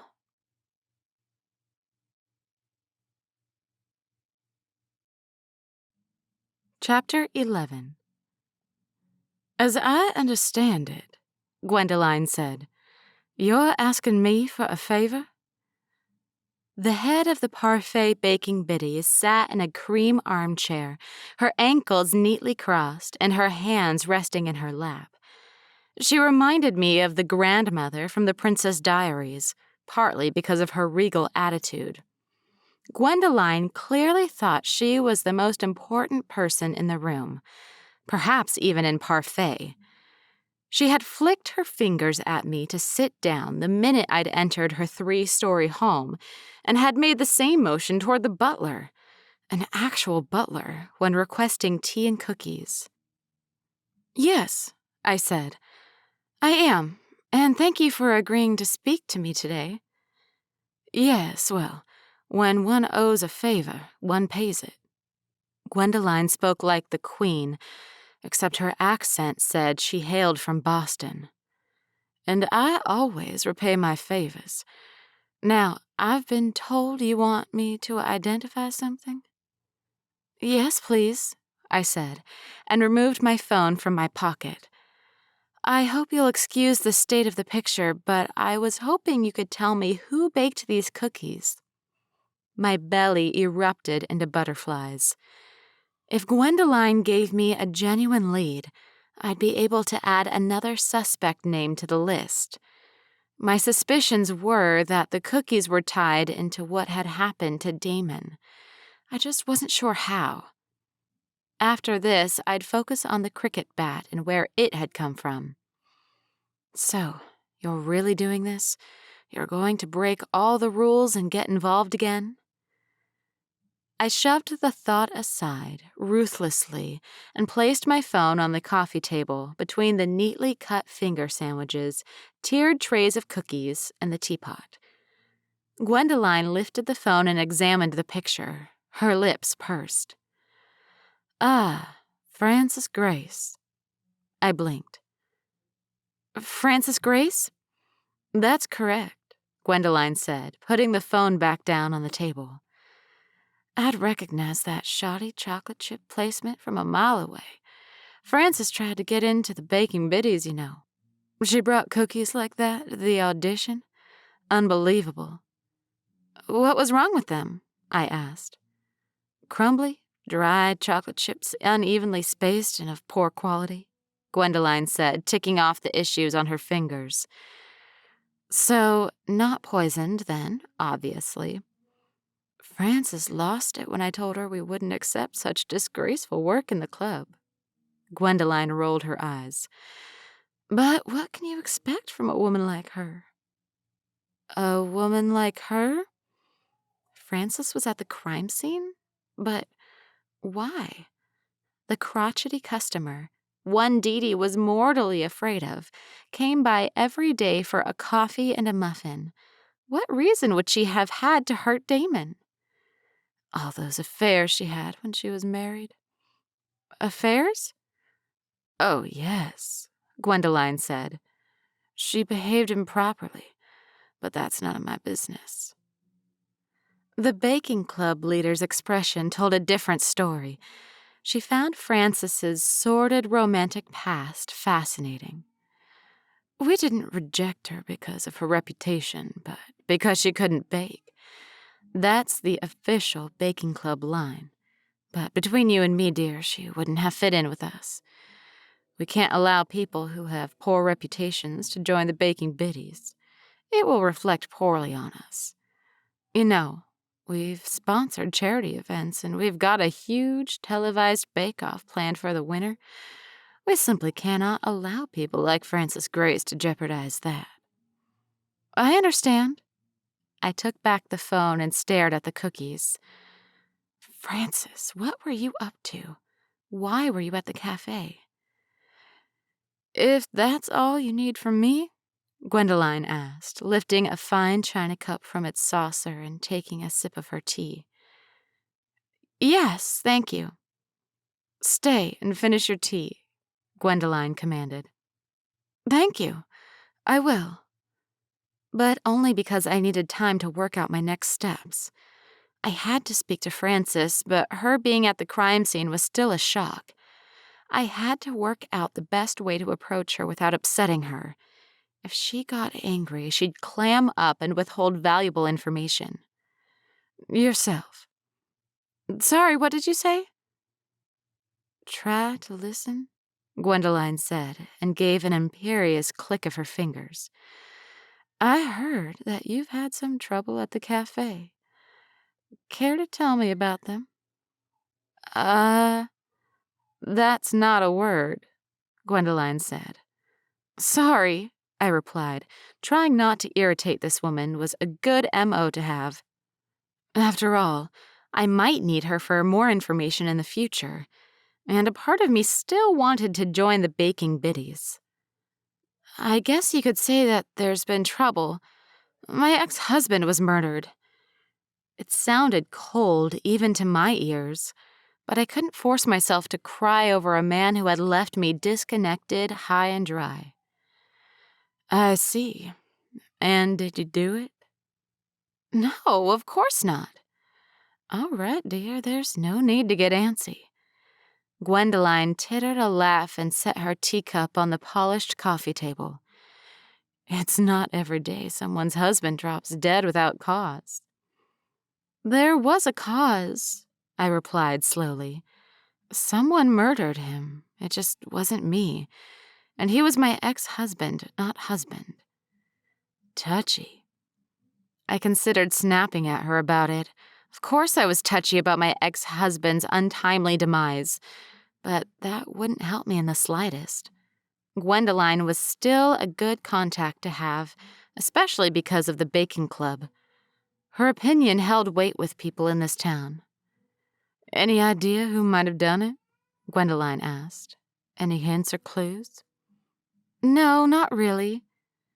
And the longer I sat here, the less I wanted to tell her. Sure, she was the head of the baking club, but Dee Dee's warning about not trusting her rang in my ears. Gwendoline clicked her tongue. No clues? Nope, I said and sipped my tea. Gwendoline checked her filigree watch.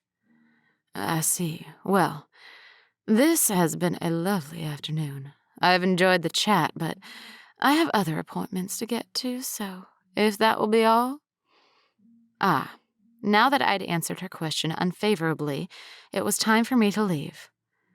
I was wondering about the audition process for the baking biddies, I said. Gwendoline straightened, her eyes lighting up. Oh? What would you like to know? How one gets an audition in the first place. You have to get noticed, Gwendoline said, and then we'll invite you to try out. We don't accept unsolicited cookies, you see.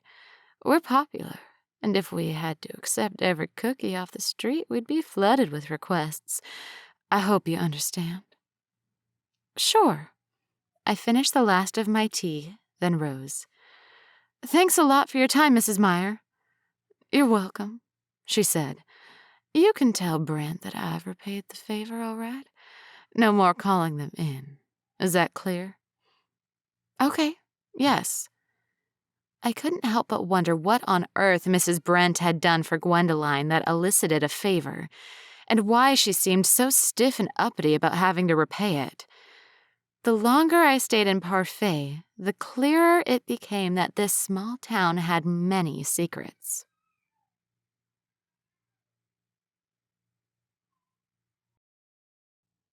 Chapter 12. The first time I'd visited Frances, I'd felt her home had a creepy vibe. It was a cottage like my aunt's, but was tucked between shrubbery and trees.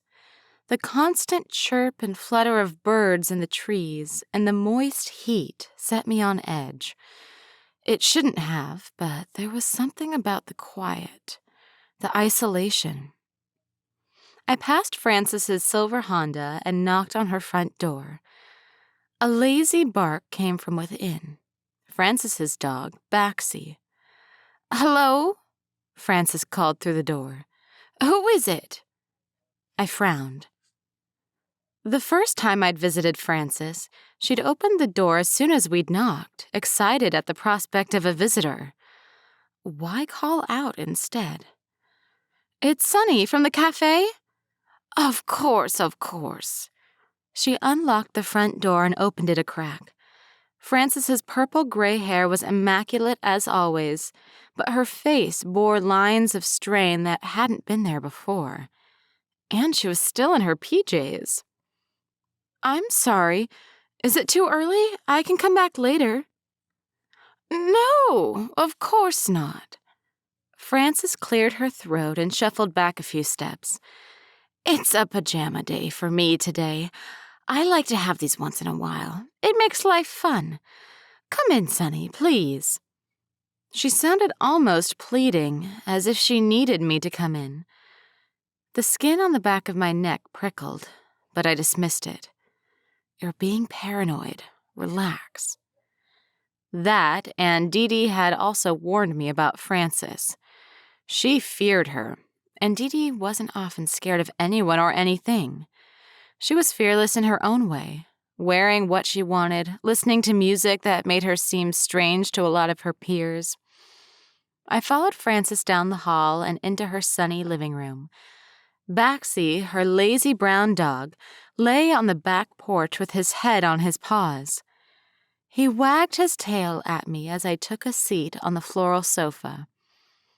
The living room was messier than usual, too. Magazines and newspapers were scattered across the coffee table, and the picture of Michael, her beloved son, was covered in a fine layer of dust. Clearly, Frances hadn't been keeping up with her cleaning. "Can I get you something to drink?" Frances moved the newspapers and magazines aside, trying to organize them into a pile hastily. "Some coffee?" "Sure, why not, if it's not too much trouble." "No trouble." But Frances didn't flash me one of her cheerful smiles. She shuffled off without another word, not even casting a look at Baxi. Does she know what I'm about to ask her? Or is it because she killed Damon? But why would she do that? I didn't see Frances having a motive. She didn't know Damon, unless she wasn't who she said she was and was a Russian spy or something. Now you're just losing it. I adjusted myself on the sofa, trying to get comfortable and mentally preparing for the questions I'd asked. Frances entered the living room a few minutes later, carrying a tray with cups of coffee, a pot of sugar, and a jug of half and half. She set it on the coffee table, then retreated to her armchair. "How are you?" I asked, helping myself to the coffee, but not actually taking a sip, just in case. Silly. "I'm fine, Sonny. How are you? How's your aunt?" "We're all fine," I said.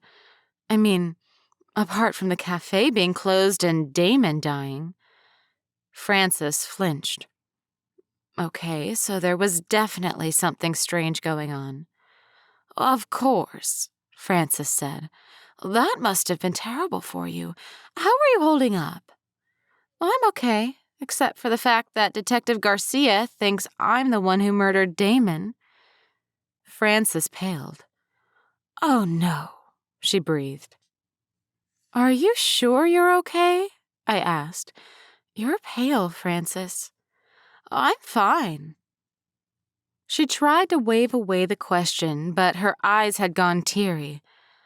"What's going on?" "Nothing." A silence followed after that. Frances wouldn't be offering the information I wanted freely. I brought my phone out of my pocket, opened my images gallery, and flipped to the cookies. I set the phone on the table facing Frances. She glimpsed the picture on the screen and went even paler, if that was possible. "Frances," I said. I spoke to Gwendoline Meyer about your cookies. My cookies? The ones that you left in the cafe on the morning of the murder? Frances trembled in the chair. I know you were there, Frances, but I don't know why. Can you tell me why you left these in the cafe? I tried not to sound too intimidating with the question. I didn't want to freak her out completely. She might kick me out of her cottage. You've got... Frances? Understand that I didn't mean for any of this to happen, Frances said, still shaking like a leaf on a tree. I didn't hurt your ex-husband. I wouldn't. Then why were you at the cafe on the morning of the murder? You must have seen Damon there, or his body. And if you saw his body, why didn't you call 911? I was afraid. Frances blurted it out, then clapped a hand over her mouth. Tears escaped her, and she shook her head. I know you might not believe me, but I was truly afraid, and me not calling 911 has been haunting me since it happened. I can't eat or sleep. I can't focus on anything. I'm too afraid to leave the house. Frances, what happened? She took several deep breaths. I brought a pack of Kleenex from my purse and handed it over to her. Frances made a show of drying her eyes and dabbing her nose. I wanted to help you, she said, with your cookie baking.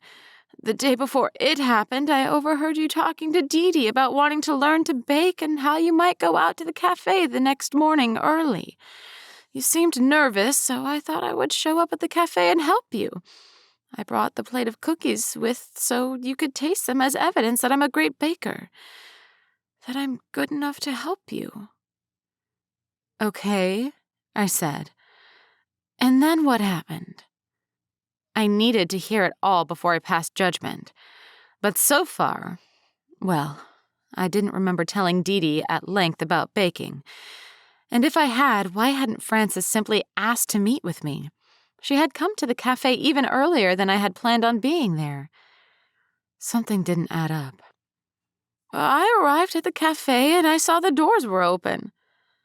What time was that? At about 4:30 a.m., Frances said, sniffing right after. I assumed you were already inside, so I went in and...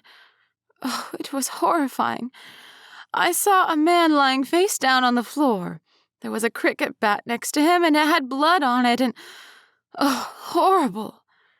She covered her eyes as she relived the moment. I dropped the plate of cookies and ran.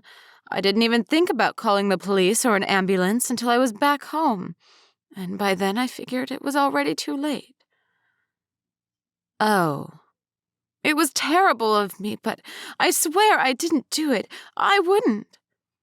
Did you see anything else? I asked, itching for something that would either clear her or even prove that she'd done it.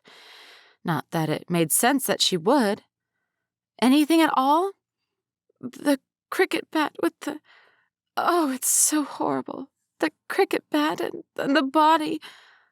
Frances licked her dry lips. And there was no one else there? She shook her head. Nothing. Back to square one.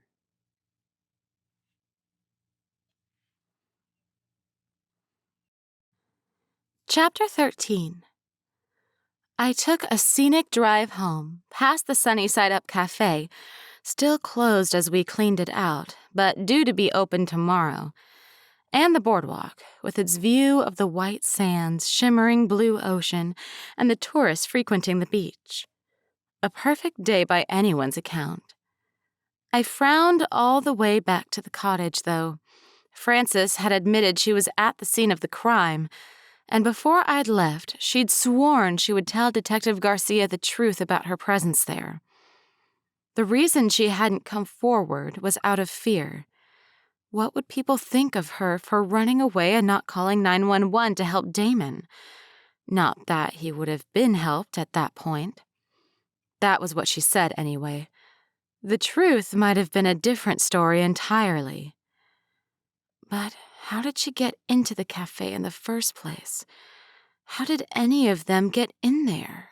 I muttered as I parked my auntie's VW Beetle in the driveway. Fudge barked and wagged his tail at me from the front yard, but even his cheerful greeting couldn't dislodge my frustration. Sure, Frances had been at the crime scene, but how had she gotten in there? I needed to speak to Nick. We're the only two who have the alarm code and keys, which meant that there had to be a weak link between the two of us. The keys and code had to have been leaked, or one of us had gotten sloppy closing the cafe. I got out of the car, headed over to Fudge and gave him a quick kiss on his furry head, then made for Nick's cottage. The front porch was empty of decorations since Jasmine had left, but the yard was lush. Apparently, Nick had more time to tend to it on the weekends now. I knocked on the front door. "Sonny," Nick said, grinning at me, holding the door ajar. "To what do I owe the honor?" His happiness faded. "Is there trouble at the cafe? Do you need help with something?" Sheesh, I feel like I'm always the bearer of bad news with that reaction. "No trouble, Nick. I wanted to chat to you." Oh boy, if people see you here now, it's going to make the rumors worse. I put that aside for later thought. Now wasn't the time to play coy or hide in my home. I had to tackle my problems head on. "Well, come on in," Nick said. "I've made a fresh pot of coffee." Oof, exactly what I need. I hesitated. "Why don't we sit out on the porch and drink it while we chat?" "Sounds good." It was silly of me to worry this much about what others thought, but I couldn't help myself. I didn't want to wind up making things worse for Nick or for myself. I sat down on the top step, grabbing hold of the front of my blouse and flapping it back and forth. It was hot as an oven out here, but the porch provided some shade at least. A couple minutes passed, and Nick appeared carrying a tray with mugs, sugar, and cream. We prepared our coffees and sipped them in silence. "What's on your mind?" Nick asked. "No offense, but you rarely visit unless you have something important to talk about." "True. Sorry," I said. "Nah, I get it." Did he, though? Nick was an amazing friend, but the more I visited, the stranger things felt. The butterflies in my stomach wouldn't behave, and it was inappropriate. He was an employee and a friend, and that was all. "I found something out today," I said, and told him about my chat with Frances and the deductions I'd made. "And before you get upset, know that I encouraged her to tell Detective Garcia all of this." "I'm not upset," Nick replied. "I get that you don't want to know more about what happened this time. It was in the cafe, and heck, it was your ex-husband. I can't imagine how I'd react if something happened to Jasmine." An emotion I didn't care to identify twinged in my chest. "Right," I said. "So here's the thing. Frances saw what she saw and admits to dropping the cookies. But how on earth did she get into the cafe in the first place? I'm positive I set the alarm and locked up after myself as usual. And you didn't go back in afterward, right?" "No, I didn't." Nick set his coffee to one side.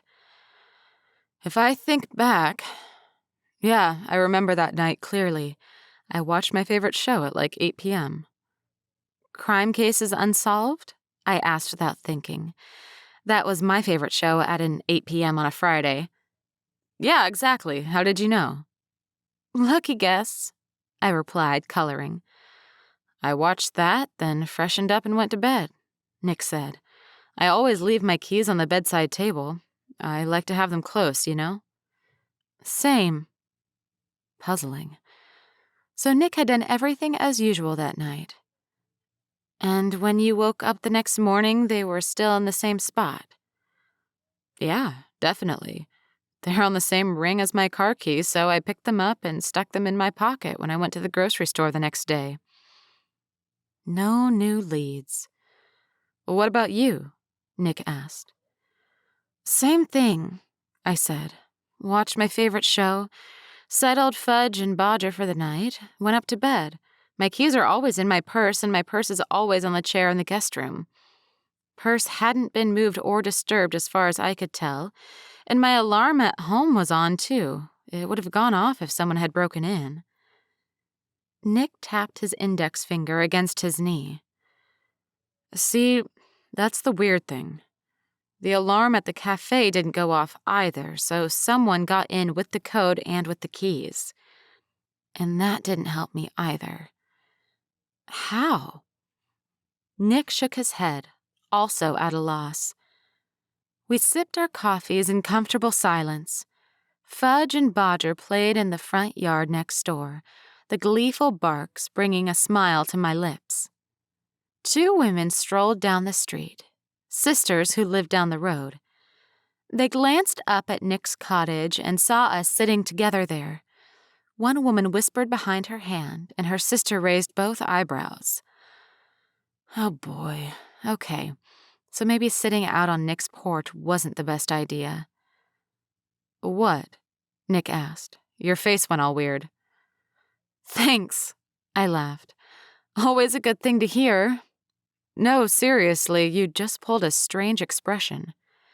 It's nothing, I said, trying not to look at the passing ladies who were now right in front of the gate.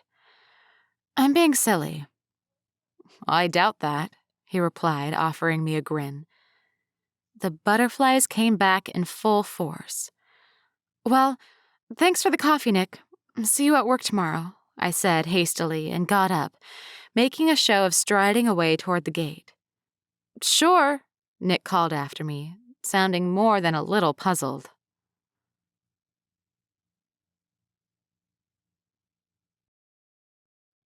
Chapter 14. The next day. The café had been quiet all morning, apart from a few regulars who had braved the ire of the gossipers in Parfait. The same man who'd had the too sweet chicken noodle soup had come back and ordered it again, by some miracle. This time it had been perfect, and he'd sent compliments to the chef. Dee Dee hummed and swept around to the few tables that were seated, offering them top-ups on their coffees or a side of fries with their meals. I sat behind the cash register, trying not to worry myself into a state. It was too quiet. At this rate, we wouldn't make a profit today, and if that continued, well, that last time I'd had a chat with our accountant, it had been decidedly unpleasant. I didn't want a repeat of that conversation. With Aunt Rita due back in 2 weeks, I needed the cafe to be in tip-top shape, preferably running better than when she'd left it to me to manage. It would be a great way to repay her for having faith in me. The only way you'll get things back to normal is by figuring out what happened in the cafe. Simple. Except not so simple at the same time. I had a few avenues I could investigate, though. The cricket bat was one of them, of course. But first, I needed to speak to Mildred in the shelter next door. Find out if maybe she'd heard or seen something either the night before or the morning of the murder. I excused myself from the cafe, leaving Dee Dee in charge since there wasn't too much going on, and headed into the shelter. The interior was still decorated in pale pinks, the tiles cracked as always, but someone had brought in a new sofa. Mildred sat behind the reception counter, perky and smiling today. Sonny, I was wondering when you'd come for a visit. What do you think of the new sofa? It looks great, Millie, I replied. Where did it come from? Katie got it for us, a bargain at a garage sale. How great is that? I had money left over from the fundraiser. I bought pet food and upgraded the play area at the back and the housing area for the dogs. I can't thank you enough for helping us, Sonny. Mildred wriggled her lips from side to side. It's such a pity about what happened at the cafe. Yeah, I replied, walking over to the counter. That's what I came to talk to you about, actually. Oh? Millie got out of her seat. Well, let me make you some coffee first. Cookie? Mildred reached for the cookie jar that contained her infamous grave dust cookies, a standing joke between Dee Dee and me. Every time we ate one, the cookies sucked the moisture out of our mouths. No coffee or cookies for me, I said quickly, patting my stomach. Feeling a little ill today. Oh, no. I've got an excellent remedy for that, you know. Ginger snap cookies always settle the stomach. She continued reaching for the jar. The back door opened, and the new assistant, Katie, emerged from the hallway, dripping wet. Good heavens, Mildred said. You're leaking. Sorry, Katie whispered, blushing. I was washing Rex. He got a little enthusiastic during his bath time. Nice to see you again, I said, smiling at her. You're settling in well at the shelter. You remember Sonny, don't you? Mildred brought down the cookies, and I tried to hide a grimace. Yeah. Katie looked down at the floor, shuffling her white tennis shoes from side to side. Alexi told me a lot about you. Uh-oh. The last time I'd talked to Alexi, he'd kind of hit on me. Totally inappropriate since I was far too old. If Alexi and Katie were dating and he'd told her about that, it was kind of embarrassing. Get over it. Not a big deal and not what you're here for. Cool. Not a word I said often, but there it was. Mildred, I continued, I wanted to ask you a few questions. About what, dear? Mildred popped the lid on the cookie jar and thrust it toward me. I wondered if you maybe heard or saw anything strange the day before Damon's passing, I said. Around the café? Mildred jiggled the cookie jar at me. Come on, have one. It will help your tummy. I took a cookie reluctantly and bit into it under her watchful gaze. It took all my effort not to choke on the immediate puff of ginger dust. As for what I saw, Mildred said, tapping her chin with a finger, let me think. Katie grabbed a cup of water from the dispenser in the corner, staring at me like she'd never seen another human being before. Eek, that was probably because of Alexi. I offered her a sheepish smile, and she jolted, quickly breaking eye contact. Weird. Mildred retreated to the counter and set about making coffee, remaining silent. Millie? Still thinking. Finish your cookie. Katie left for the back of the shelter again, and I sat down on the new sofa, producing an embarrassing squeak from the cream leather. I forced the cookie down, working moisture back into my mouth between bites. Have this. Black coffee is excellent for the stomach. Mildred set it down on her worn coffee table, then fetched her own cup and took a seat. I've thought about it, Sonny, and I don't believe I saw anyone strange around the cafe. Unless you count Frances. Frances? I stiffened. She's a regular. Why do you think her being at the cafe was strange? Because I noticed her hanging around after the cafe had closed the day before the murder. I'm not sure if she was there because she wanted to talk to you or meet someone, but it stood out to me. Ah, I said. Okay, thanks, Millie. She sipped her coffee and studied me over it. She likes to interfere, you know, she said.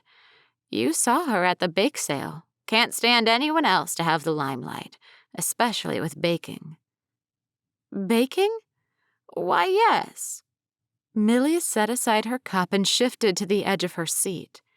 Frances is obsessed with being the best baker in town.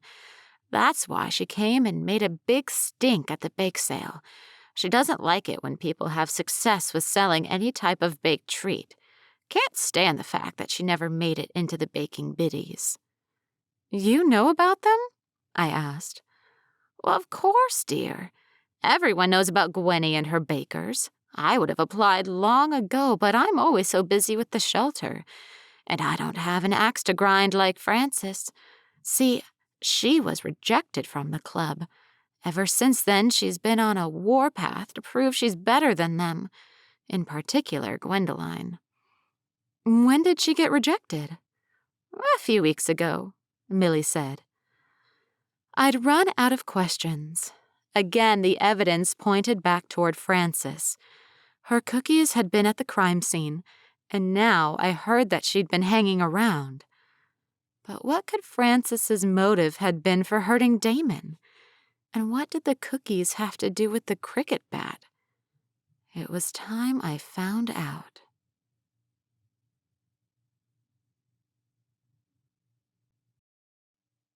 Chapter 15. You really shouldn't come with me, Dee Dee. My intentions are not pure, I said. I want to find out what happened to Damon, and we've been over this. Dee Dee patted me on the arm. And I want to come with. I love this mystery stuff. It's super exciting. My friend practically bobbed up and down in the passenger seat of my aunt's Beetle. I feel like I'm being irresponsible, I said, casting a sidelong glance her way. But I suppose you're an adult. I'm turning 20 next month. Dee Dee flicked her red-streaked hair.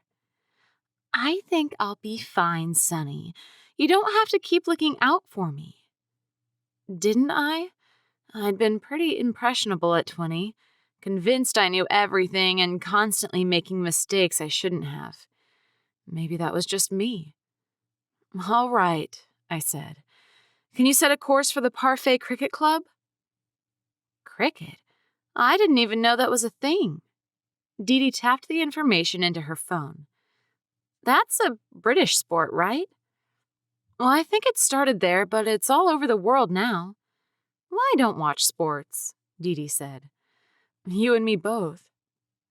But Damon had been a huge football fan. He'd loved the Super Bowl.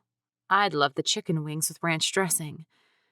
The calm voice from Dee Dee's Maps app led us through Parfait into the Parfait Cricket Club, with its neat parking area, low-slung white building, and what I assumed was a pitch beyond it. My research on the sport had been brief. Dee Dee and I headed for the main clubhouse. Its doors stood open, and we entered a small room off a bar currently populated by men in white uniforms, sipping from scotch glasses. A mixture of polished wood, cut grass, and oranges were on the air. Hello there. A man had exited a doorway to our left, nearest the club's entrance. Goodness, you look right out of place. You're all right, love. He had a British accent and smiled benevolently at me. Hi, I said. We're looking for the owner of the clubhouse, or the founder, or whoever runs the place.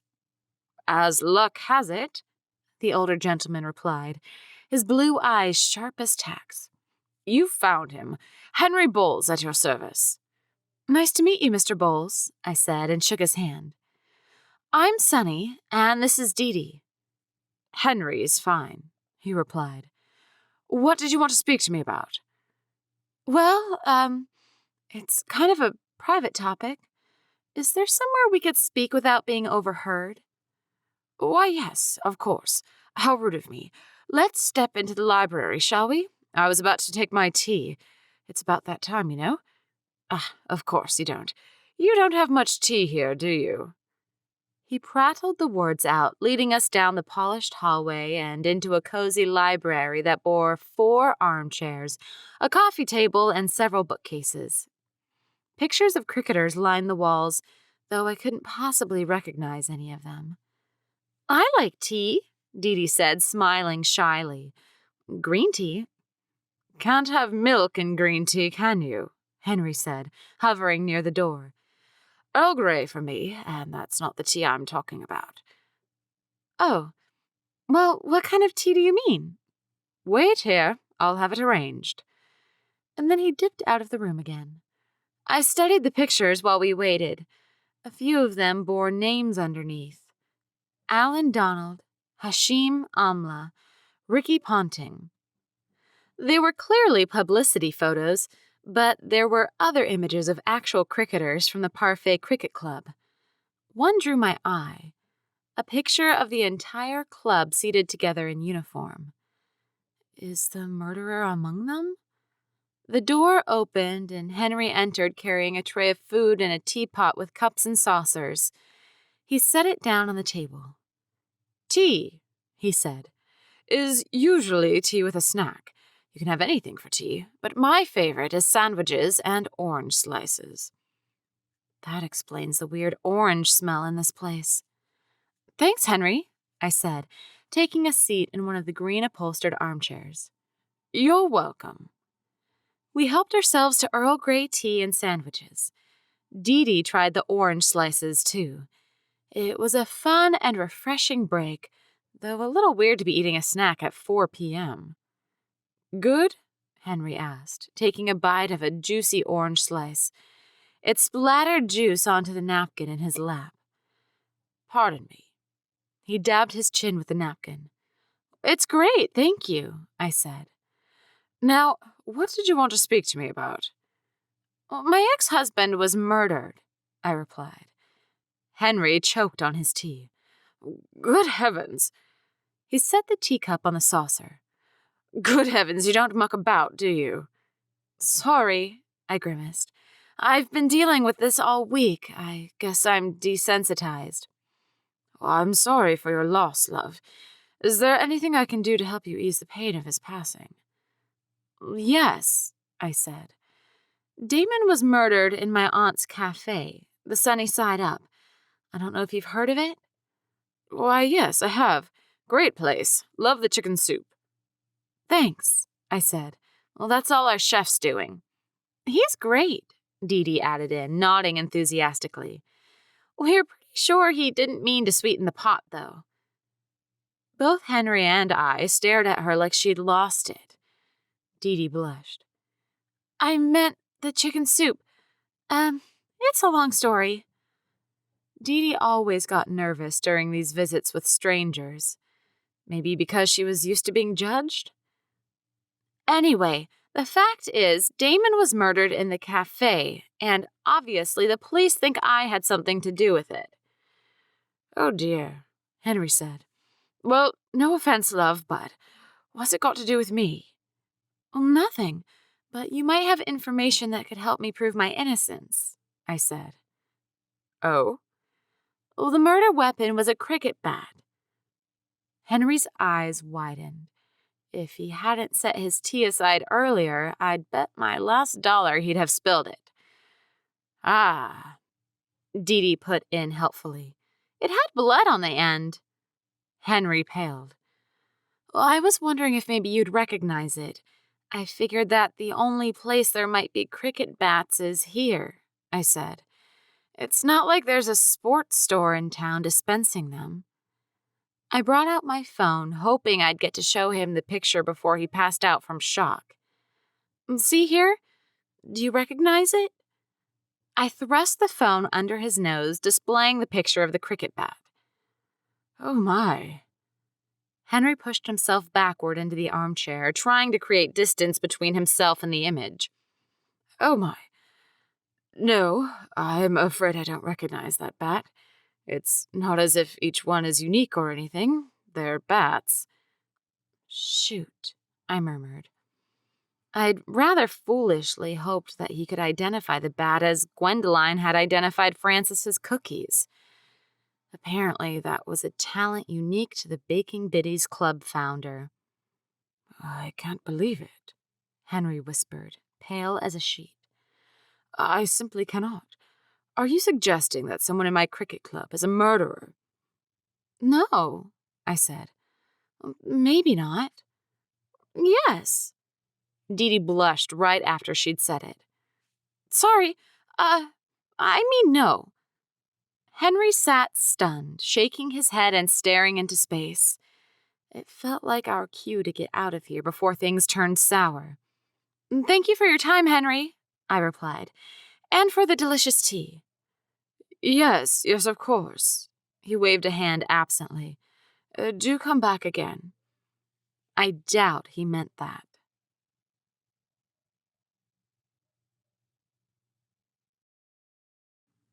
Chapter 16. I love the way he spoke. Dee Dee leaned on my aunt's kitchen counter, grinning from ear to ear.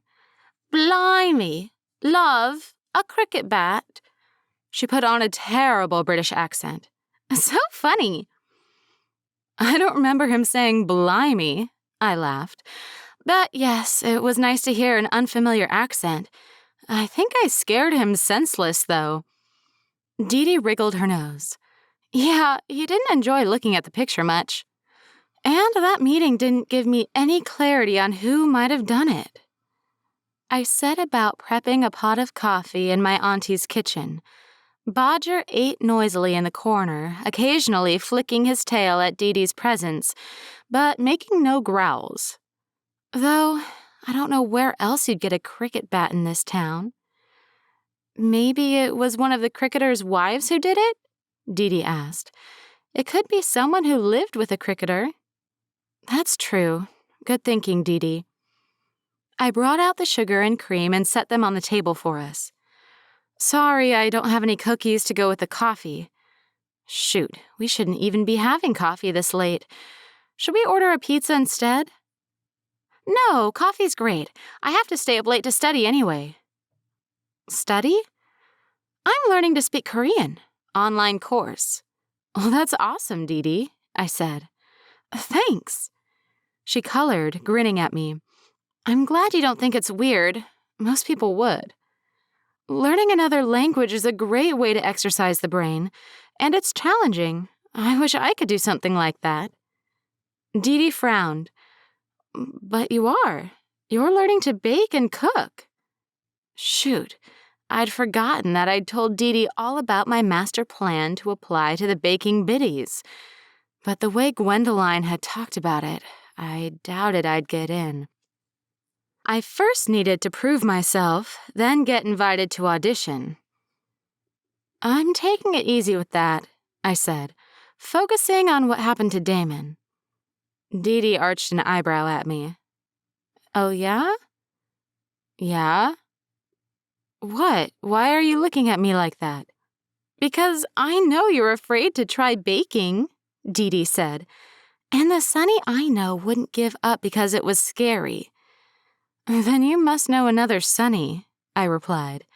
Dee Dee snorted. Am I talking to the same Sonny who helped bring down a murderer twice? Well, that was different. It was a matter of survival. But even as I said it, I knew it wasn't true. It was dumb luck. Well, let's bake cookies, Dee Dee said. We can bake cookies and talk about the case. What, now? Yes, now. From the look on Dee Dee's face, it was clear she wouldn't let this go unless I did as she'd asked. So with a great deal of reluctance, I took out bowls and ingredients while she looked up a recipe for chocolate chip cookies online. You know, you should probably ask Nick for help with your baking. No, I said immediately. I can't do that. Why not? Dee Dee asked. He's great at it. He went on that big baking course the other week. He could teach you loads. Yeah, but it's complicated. People would talk if I spent too much time with Nick, and that would make our friendship awkward. Anyway, let's get to work baking and brainstorming. It'll help me to talk out loud about the case. Dee Dee set her phone down on the counter with the recipe. Bodger gave an indignant yowl at the activity in my aunt's kitchen before exiting stage left. Here's the problem, I said. I don't know how they got into the café without setting off the alarm. I briefly broke down what I knew about the murder, from Francis's cookies to the cricket bat, to Damon's inappropriate letter and the lip gloss that may or may not have belonged to Vanessa, his mistress. Oh, and she lied about not knowing he was dead, too. Dee Dee greased the baking trays, frowning deeply. That's all super weird. None of it really adds up to anything.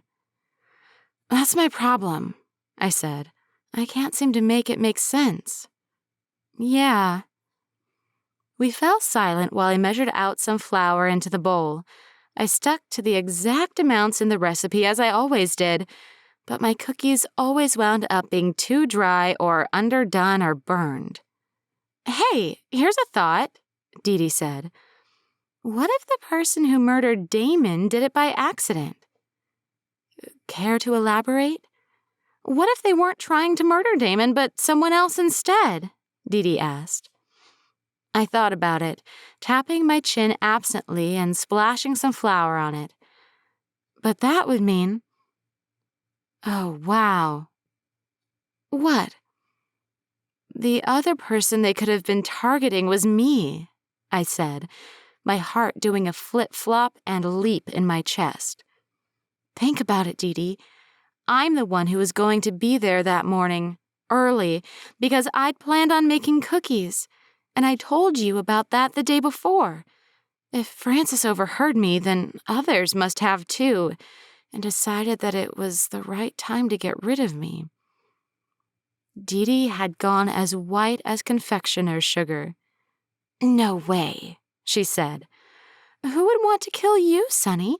Everybody likes you, and even if they didn't, why? There's no motive for it." "I can think of a few people who might have wanted to get rid of me," I said. "Like who?" Dee Dee asked. "The Russian criminals who'd been angry at Damon, for sure, but I wasn't about to tell Dee Dee that and scare her. Like Vanessa, Damon's mistress. She probably would have wanted to get rid of me, but she surely would have recognized Damon, even in the dark." "Yeah, maybe it doesn't make sense that they were after you," Dee Dee said. "Damon was much taller than you and a man, right?" "Yes, on both accounts." "So they would have at least seen his silhouette and known that they weren't attacking you," Dee Dee said, flapping both hands afterward. "Forget what I said. They couldn't have mistaken you for Damon unless they were half blind." I nodded, but the nerves wouldn't abate. Suddenly, I was sure that Dee Dee was right, and that I was the intended target. That would change everything. But no, if I was the intended target, why go to the café and not come to my aunt's cottage? Both places had alarm systems, and if someone had really wanted to harm me, they could have done it on my morning walk when I was totally unprotected apart from Fudge. "Are you okay, Sonny?" Dee Dee asked. "I'm sorry I suggested that. I feel bad now." "Don't. It's good to brainstorm new ideas," I replied. "Let's get back to baking. It'll be fun. Tell me more about you learning a new language. Teach me a few words." It would help distract me from the twisting nervousness in the pit of my stomach. Was my paranoia more than that? Had Damon's old enemies come to Parfait to find me at last?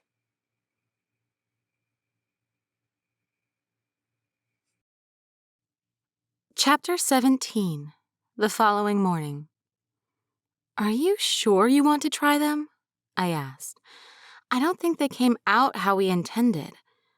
The Tupperware of cookies sat on a shelf underneath the coffee bar, hidden from view. I'd brought them into the café, determined to eat them as a snack, even though they'd probably give me a severe case of indigestion. When I'd tried them the night before, I'd nearly cracked a tooth on one of them. "I'm sure," Nick said. "Getting into baking is a new thing for you. This is great, Sonny. I'm here for it." "It's nothing," I replied hastily. "Dee Dee and I wanted to pass the time, that's all." "Then there's no harm in trying a cookie, is there?" "Depends on your perspective," I replied. "Remember what happened that time I made eggs over easy for a customer?" Poor Tricia had literally dropped dead. "That wasn't your fault," Nick said, "and you can't keep using that as an excuse not to cook." I pulled a face. "I want to learn. Nick stole the Tupperware from under the counter, popped it open, and removed a cookie. He bit down into it and chewed. Except a piece of the cookie didn't break free. He chewed on nothingness and pressed a hand to his cheek. "Ow. Are you okay?" I started off the bar stool that was my favorite hidey spot behind the cash register. "I think so. Might need to take an hour off to go to the dentist. I think I chipped a crown." I knew it! See? These things are hazardous to your health. I grabbed the Tupperware from him, shut it, and tossed it back to its spot under the coffee bar. Nick, let me see, come on. He flashed me a smile, revealing his front incisors. The right one was chipped. I've injured you! Really? I'm fine. I'll go later. No way, you'd better go now while we're still quiet. I glanced around. We had all of 2 customers, the same chicken soup drinking guy, Joe, and another older man who wore thick glasses and had ordered a coffee and a slice of cake. I can drive you. I chipped a tooth, Sonny. Nick laughed, goofy with the missing piece of tooth. I didn't stab my eye out or something. Well, I bet if I threw a cookie at you, that would be a possibility, I said mutinously. Nick laughed even harder. You're too hard on yourself, he replied. As hard as a chocolate chip cookie. Stop! I can't stand the teasing. Are you sure you're okay? He gave me another goofy, chip-toothed grin. You tell me. It's a fresh look, he said, and the chip didn't fall out, so I think it's still stuck in one of those cookies. I groaned, but his laughter had lifted my mood. Go on, get, I said. To the dentist, I insist.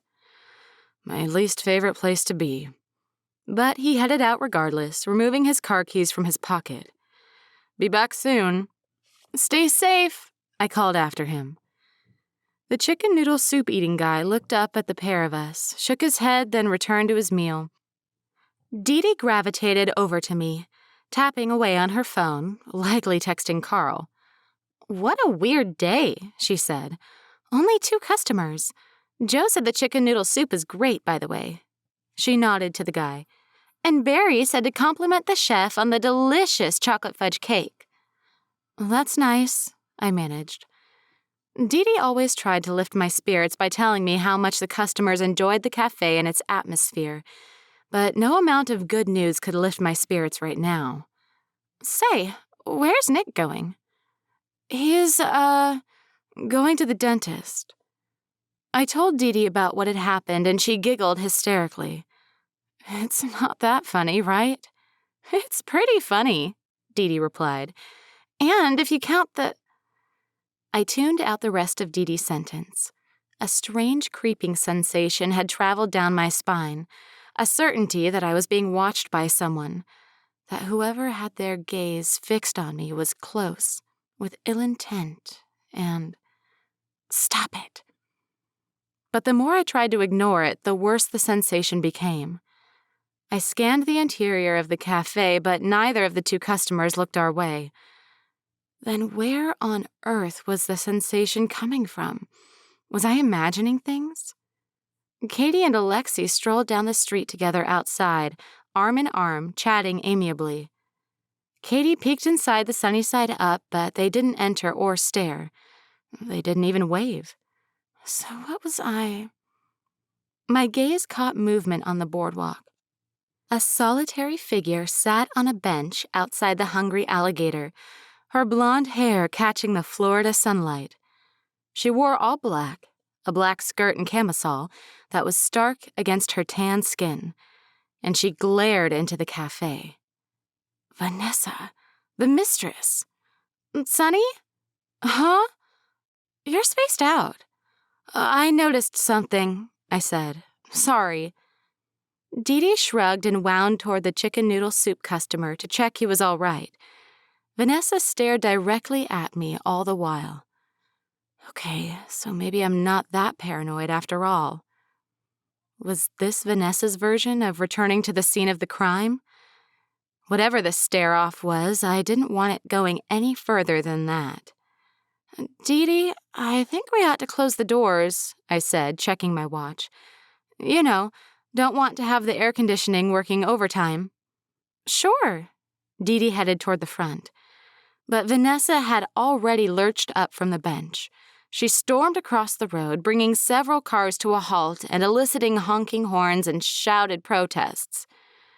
Eep! The tiny yelp escaped me, and I jogged around the side of the counter. If I couldn't shut her out, I'd meet her outside the cafe, minimize the customer's discomfort. I slipped out of the doors before Dee Dee closed them, holding up both hands. "Wait," I said. "Who do you think you're talking to like that?" Vanessa snapped, stopping short of me out on the sunny sidewalk. "Here we go." "I don't know what you're doing here," I said, "but you can't come into the cafe. You'll upset the customers." "You don't want me in there because I'll find out the truth." "Huh? You killed Damon," she announced. "I know you did." My extremities flushed with heat, then cold.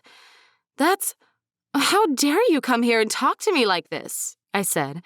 "I've tried to keep calm with you, Vanessa, but this is enough. You're lucky I don't call the police on you." "On me? You're the one who—" "Is everything all right, Sonny dear?" Mildred had poked her head out of the front door of the animal shelter. "It's getting loud out here." "Sorry, Millie. This will take a second." I turned to Vanessa again. "Leave. It's a free country and I'm out on the sidewalk. I'll do whatever I want." I opened my mouth to tell her she was negatively affecting my aunt's business, but it would make her more set on staying here. "You can't come into the cafe," I said, losing the bite in my words. "Yeah? Well, who says I need to? I'll be watching you," she growled. "Every single second of every day." "I'll call the police." But it was the second empty threat in as many minutes. What could they do? She hadn't attacked me or harmed me. She'd said she'd be sticking around.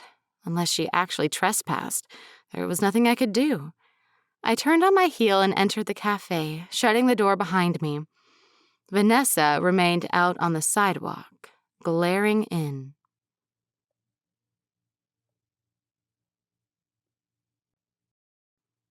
Chapter 18. "What a day," I muttered, plopping down on the sofa in my aunt's living room. "What a day." Fudge barked and jumped up next to me, excited to be inside after a long day. He was an outdoor dog, but he loved being inside with Bodger and me, and I couldn't begrudge him his time on the sofa, especially when I'd already covered it in plastic. I didn't want to damage Aunt Rita's things, even with the purest intentions. Fudge hopped up and down, then promptly climbed onto my lap and licked my cheek. I laughed and stroked his furry ears.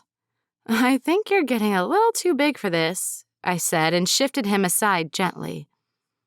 I freshened up in the bathroom before heading to the kitchen to prepare dinner for Bodger, Fudge, and me. The preparation was more for the animals. I was in no mood to try my hand at cooking tonight, so I opted for a frozen pizza. While it cooked, I fetched my mystery journal from the living room and took a seat at my auntie's kitchen table. I hadn't heard a thing from Detective Garcia since I'd refused to let him into the cottage.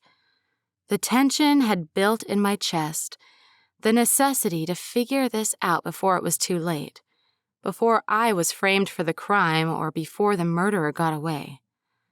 It's got to be Vanessa. That behavior this afternoon had been over the top. Why would she have come to the cafe like that unless it was to cover her tracks? I didn't buy that she'd cared so much about Damon. She'd convinced herself that I was the murderer and that she would punish me for it. No, something doesn't quite add up. I scanned the page containing the case notes I'd made and skipped right down to the clues section. Clues list. Lip gloss that was found in the cafe underneath Damon's body. It had Damon's fingerprints on it, so that seems to indicate that whoever had it was in close contact with Damon at the time of his death. Could it belong to the murderer? Perhaps it was Vanessa's. Cross out. Must be Vanessa's. Frances doesn't wear glittery lip gloss. The cricket bat was the murder weapon, but I have no idea where it came from or how it got there. Need to tug on this thread. A local cricket club, maybe? Crossed out.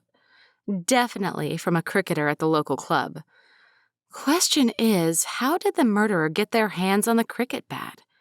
Owner of the local club, Henry Bowles, seemed horrified at the thought that someone he knew could have done it.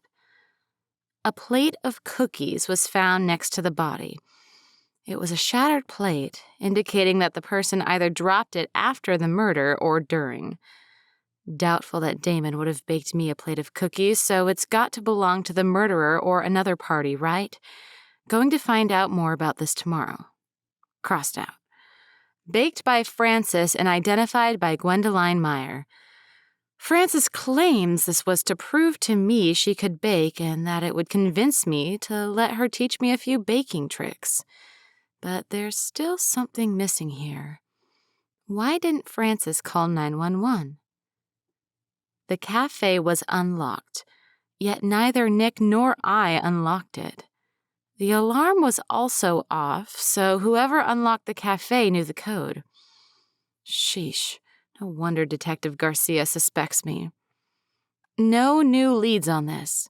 We can't figure out how it happened. The ingredients in the cafe were sabotaged. Someone switched the sugar for the salt and vice versa and threw out all our flour.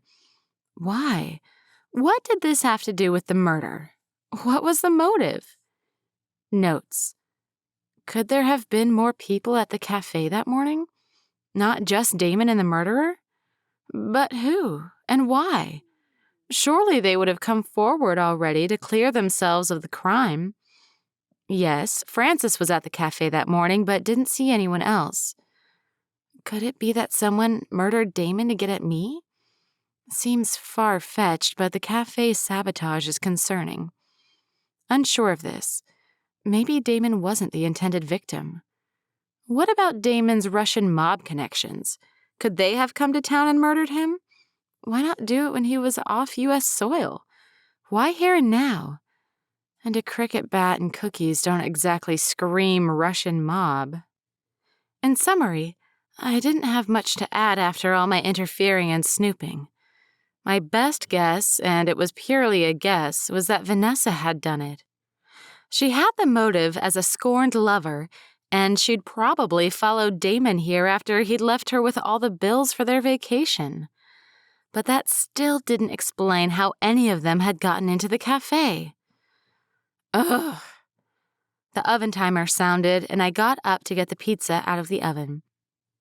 Bodger had already finished his meal, and Fudge had motored through his in the first few minutes. He was an enthusiastic eater. The pizza was fine as a frozen pizza could be, but I'd lost my appetite. Why couldn't I figure this out? A scratching noise caught my attention, and I turned, searching for the cause. The curtain over the kitchen window fluttered, and I frowned. All the windows were closed, the house entirely locked up. I'd gotten into the habit of putting the alarm on since my previous encounters with... A cracking noise came and was immediately followed by the screech of the house alarm. Adrenaline flooded my body. Someone's breaking in. A set of pale fingers emerged from behind the curtain, undeterred by the alarm. "Hey!" I yelled over the ear-splitting noise. "Hey! I'm calling the police right now! I'm calling them!" The hand disappeared, and the curtain settled. They're running. I sprinted to the kitchen window and tore the curtain back. A woman raced through the dusk in my auntie's backyard, her blonde hair whipped back by the window. She wore black shorts and a matching camisole. It was Vanessa. What on earth was she doing here? Why had she tried to break in? Murderer. She knows I'm onto her. Quick as a flash, I tore the back door open and raced out into the garden. "Come back here! You come back!" But Vanessa had already leapt over the garden fence and into the Hodges' garden next door. Fudge barreled past me, barking frantically, and Bodger followed, hissing and growling. My miniature menagerie on the hunt. I considered running after her, but I couldn't overestimate my abilities. No way would I catch a younger woman. My sprinting days were behind me. "Bodger! Fudge, stop it! Come back inside!" The animals didn't listen to me. I ran back into the cottage and tapped in the code for the alarm, returning blessed silence to the house. The alarm company would send someone out soon, and then I'd be calling Detective Garcia to report what had happened. A cold rush came over me. Did I really chase a murderer? I hadn't even thought twice about it once I'd realized it was Vanessa trying to break in. But what if she'd had a weapon or a... Banging started up at the front door and my blood ran cold. "Sonny?" Nick's voice was muffled concern. "Sonny, are you okay?"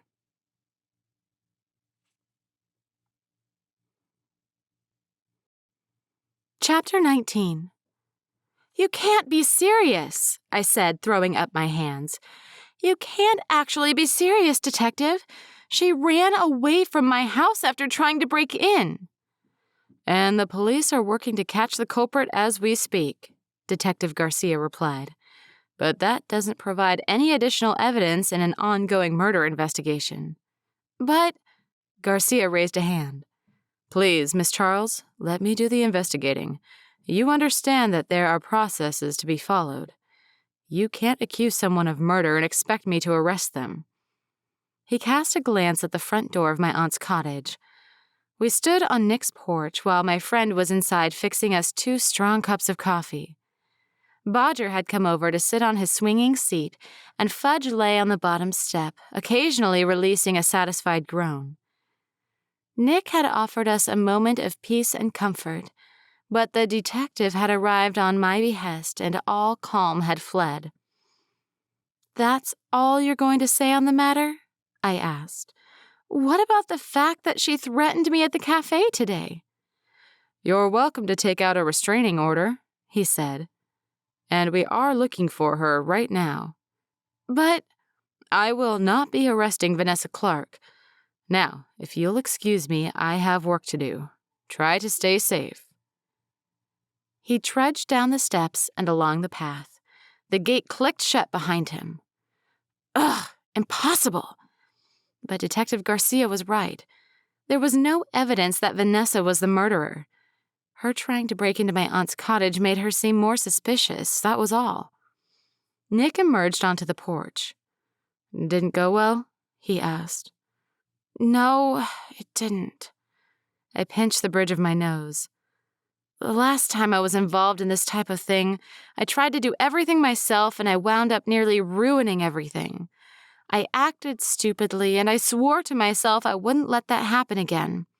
This time, I try telling the detective what I found out and he ignores me. "He's right, though. He can't arrest her without evidence." I sighed. "I know. I'm frustrated. Because who else can it be?" Nick shook his head. "No idea.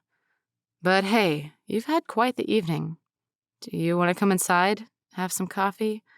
Put your feet up. We can talk about it." I chewed on the inside of my cheek, forcing myself not to get all butterflies over the request. He was being a friend, and the street was empty now, though the commotion from the alarm had drawn plenty of eyes. I'd locked up my aunt's house and set the alarm again. Silly as it was, I hadn't wanted to stay there, even if it was for a couple of hours. Bodger and Fudge had acted as if they felt the same, but who knew with Bodger? "Sonny?" "Sure," I said, checking the street was clear of onlookers one last time. Tonight was an exceptional circumstance, and if anyone wanted to gossip about me visiting a friend, then so be it. "That would be wonderful, Nick. Thank you. Very kind of you." "What are friends for?" He ushered me into the house and we headed for the kitchen. The delicious scent of roasted coffee beans drifted down the hall. He'd set out the coffee cups and a plate of freshly baked cookies on the kitchen island under muted light. It would have been romantic, if not because, well, it just wasn't. "This is cozy," I said. "I like what you've done with the cottage." "Yeah," Nick replied. "This is the one room I really care about. I try to keep the place neat, but the kitchen is my kingdom, you know?" I took a bite of a perfect crumbly cookie. "Oh, I can tell." "Oh, shoot, Nick, how's your tooth? I was so caught up in what happened this evening, I didn't think to ask." He flashed me a smile. It was perfect. "Good as new," he said, and winked. I broke eye contact, opting to pour the coffee instead. "Are you hungry?" Nick asked. "Did you eat dinner before all this happened?" No, I said. Didn't get around to it. But there's a cold, reheated frozen pizza waiting for me when I get home. Nick laughed. No way. Let me make something for you. I was about to cook when your alarm went off. Are you sure? I asked. I wouldn't want you to go into any extra effort. I'm making gnocchi tonight. Basil pesto, bit of Parmesan, quick and easy. No hard or sticky foods, dentist orders. And there are plenty of ingredients, he said. That sounded divine, and I was already here. Sure, I said. That would be awesome, thank you. Great. He finished another sip of coffee, then pushed off his stool and ambled to the fridge. It's weird, but it's harder to cook for one person now. I'm so used to serving up meals to loads of people at a time, or being home and cooking for two. That adapting to cooking for one has been my major challenge since the divorce. It's all finalized then? I asked. Yeah, finally. He brushed a hand over his forehead, miming relief. It's been weird, an adjustment period, all right. I still fall asleep with the TV on sometimes, I said. On the sofa.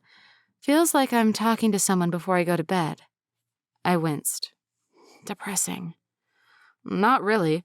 I listen to podcasts before bed. Nick brought out basil, olive oil, and cheese from the fridge. Same reason. So I'm not as pathetic as I thought. You're not pathetic, Sonny. You're great. I blushed profusely, but thankfully Nick's back was turned as he grabbed an apron from the hook next to his pantry door. I'm going to go freshen up, I said. Bathroom's down the hall and to your left. Thanks. I didn't want him seeing my red cheeks. I'd already humiliated myself enough with Nick, cookie tooth incident included. I entered the bathroom and splashed water on my face. The door closed, but the sounds of Nick preparing food in the kitchen drifted down the hall. Relax, I said, studying my frazzled reflection in the mirror over the sink. My hair was untidy from a long day at work, and there were bags under my eyes. I glanced down at the sink and did a double take. What on earth? A tube of glittery lip gloss lay on the porcelain. This one was purple, with a purple grape on the front, making big kissy lips. But it was the same brand as the one that Detective Garcia had found at the crime scene for sure. I lifted it, unable to believe it was here. Finally, I rushed back to the kitchen, holding it aloft. Nick? Yeah? He turned from the stovetop. Oh, no thanks. I'm good on lip gloss, but you might want to put that back. It's Jasmine's. Jasmine's? Yes, my ex-wife. Remember her? Are you okay, Sonny? I think I'm having a brainwave. Is that what they call it? Because you look like you need to go to the hospital, he said. Charmer. Hey, I'm making us dinner here. I'm maxed out being charming. Nick grinned at me. Seriously, what's going on? Why are you... Jasmine didn't take this lip gloss with her? I asked. When she left? He rolled his eyes. Unfortunately, no. She's left a lot of stuff here that she still has to pick up. I think it's an excuse to come back and interfere, but there's not much I can do about it. I don't move it around because it's, I don't know, weird. Oh my. Another brainwave? He asked. I have to go.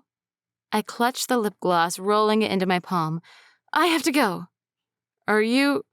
I darted back down the hall and out onto the porch, my mind racing. This was the missing link. It had to be.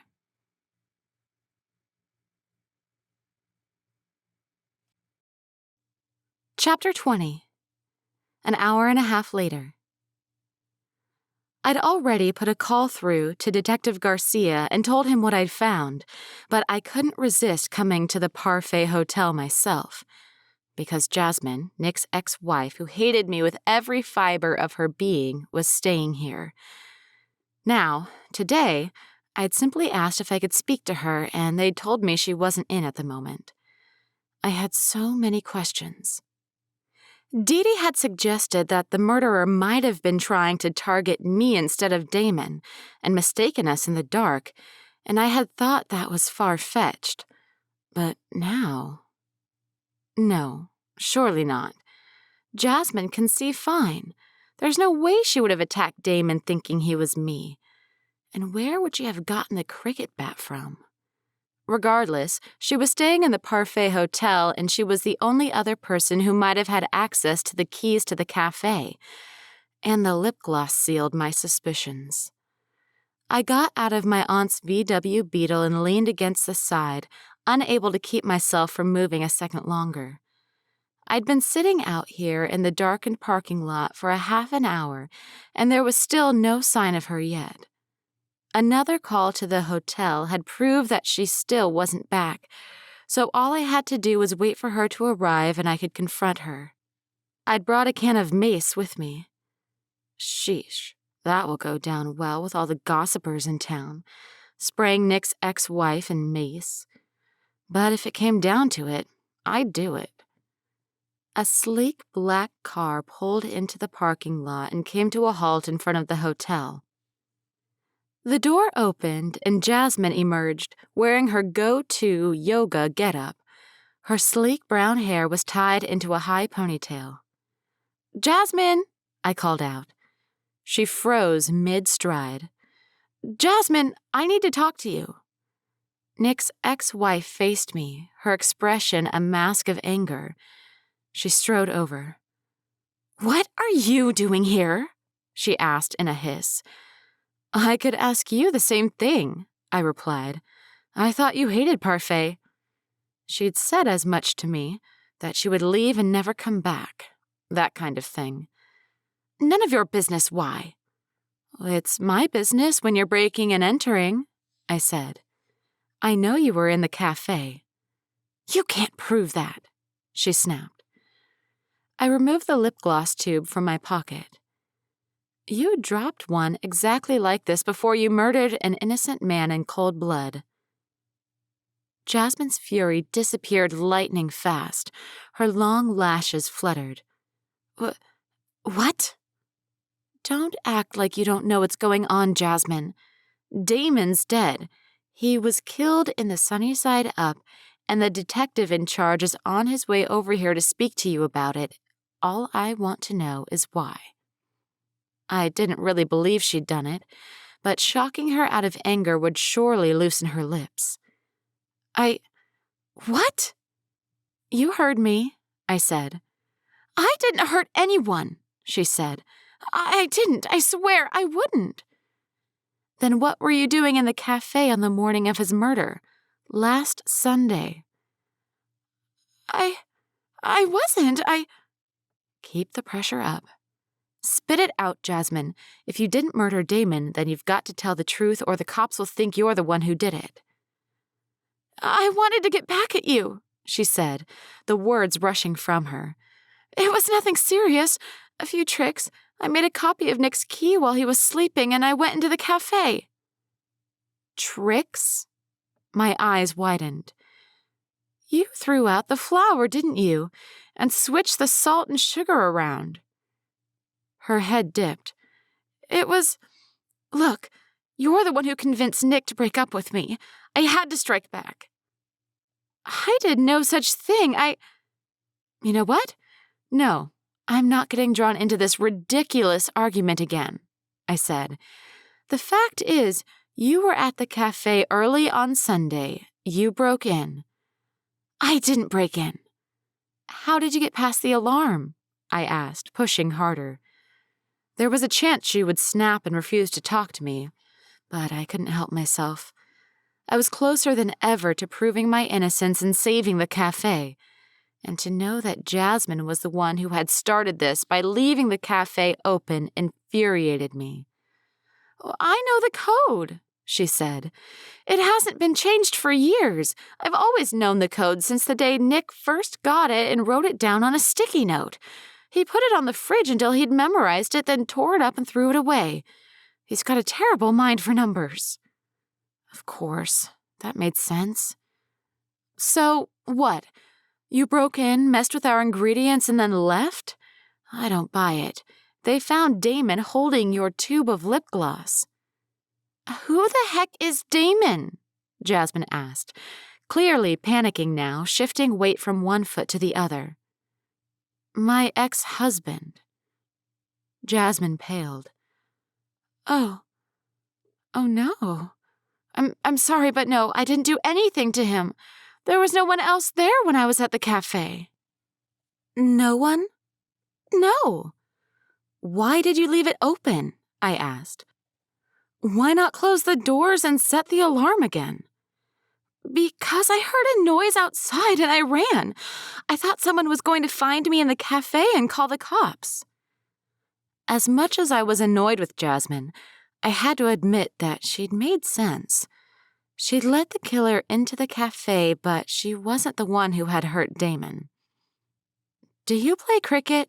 I asked. Huh? The quizzical answer was all I needed as proof that she had no idea about the cricket bat. I called the police, I said after a beat. I wasn't lying about that. I called them because this is a murder investigation. When they arrive, I'm going to give them the lip gloss, and you're going to have to tell Detective Garcia everything you told me. Jasmine didn't say a word, but clutched her car keys and stared at me like she could see right through me. And Jasmine, I said, I've had enough of you messing with me now. I was your neighbor and Nick's manager.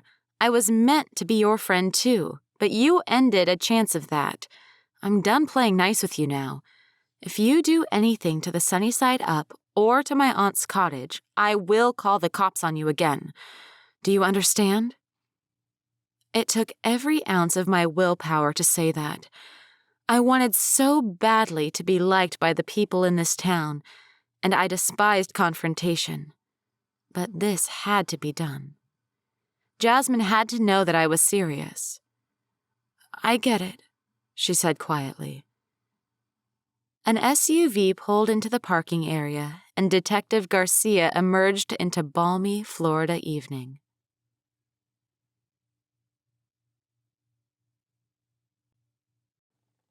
Chapter 21. The following morning. I can't believe she let everyone in, Dee Dee whispered from her seat behind the coffee bar.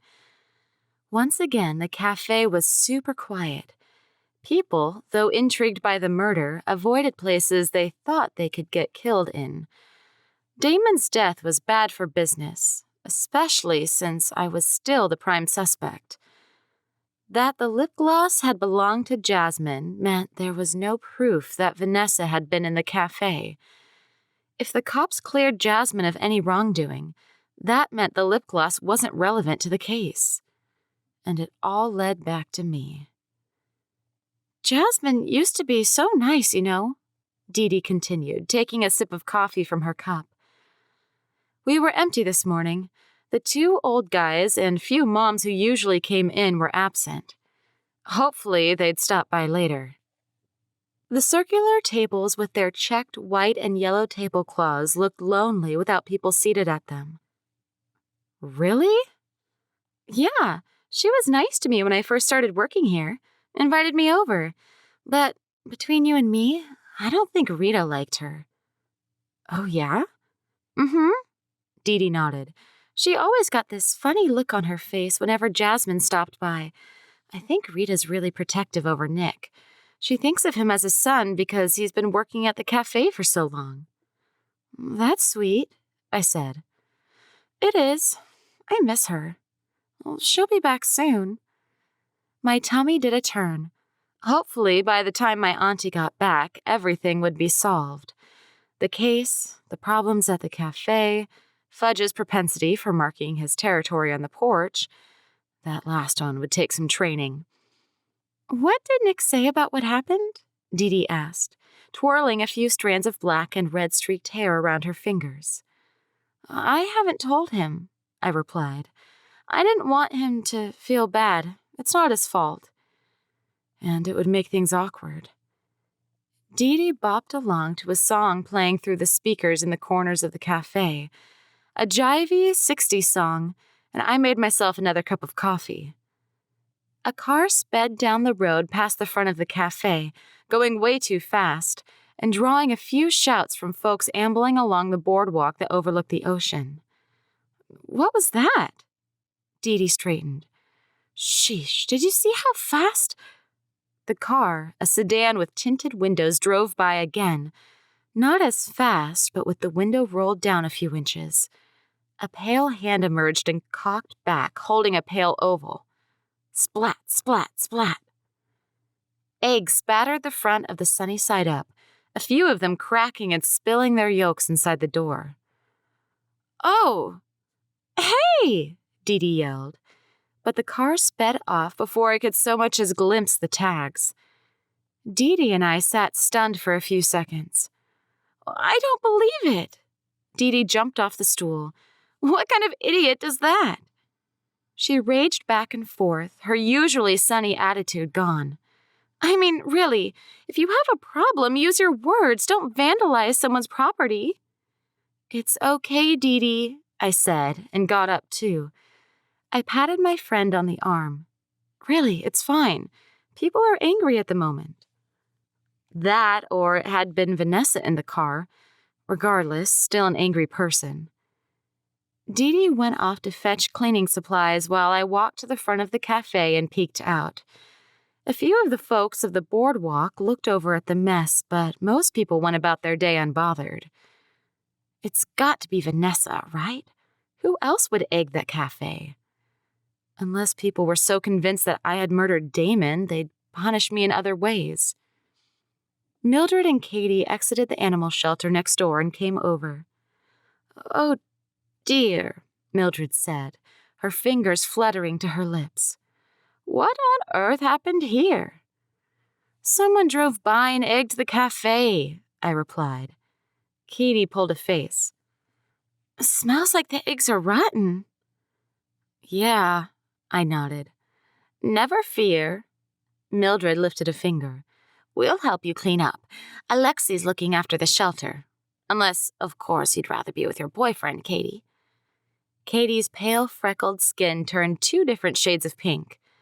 No, I can help. Congratulations, Katie, I said. I'm happy for you and Alexi. Are you, dear? Mildred wasn't one for subtleties. She'd tried to get me to date Alexi not so long ago. Not jealous at all? No, I replied. Thankfully, Dee Dee appeared with a bucket, mop, and bag to dispose of the eggshells. Ew, it stinks out here, Dee Dee said, holding her nose. I swear people have no chill in this town. No chill. What's on your shirt? Katie asked, nodding to Dee Dee's K-pop themed t-shirt. Oh, did I get egg? Oh, my favorite pop group. Cool, Katie said, and I liked her more for it. A lot of girls Dee Dee's age avoided her because of her obsession with K-pop. She was used to being teased or ignored, and it was nice to see a healthy interaction. Katie was shy, but she seemed like a really nice young lady. We got to work cleaning, the 4 of us chatting amiably. The drive-by egging had done a number on the windows of the cafe, but we cleaned up quickly so the egg wouldn't dry up and make our job harder. Katie and Dee Dee chatted amiably while they cleaned, and Mildred regaled me with tales of Alexi's newfound love for Katie and how well the shelter was doing after the fundraiser. It's a pity business has been so slow at the cafe, Mildred said, but I guess that'll happen given the circumstances. I nodded. I wish I knew who'd done this, I replied. I figured out how the cafe was open, but still not who might have been inside it on the morning it happened. I told Millie about Jasmine interfering with the ingredients inside and leaving the cafe open. But other than that, I saw people at the cafe, Katie said softly. The conversation stopped dead in its tracks. I turned to the redhead. You did? I was at the shelter early, Katie continued. At around 4 a.m. I couldn't sleep, so I wanted to spend time with the animals. It helps me. She cast her gaze to the sidewalk, scuffling her shoes together. So, yeah, I saw an old woman with purple hair. That would be Frances with the cookies. And then there was an old man, too. An old man? That was news to me. Why didn't she mention this before? I had spoken openly with Mildred about the murder in front of her, hadn't I? Yeah, I didn't see much of him. He was across the road, and I could tell he was old because he was all hunched over. Did you see what he was wearing, dear? Mildred asked. Any identifying features? No, sorry. Katie shrugged her shoulders, glancing nervously from me to Mildred and back again. You should tell the police, Mildred said instantly. Right away. They'll want to know this type of information. Okay. And then she picked up a mop and continued with her cleaning. Interesting. Very interesting.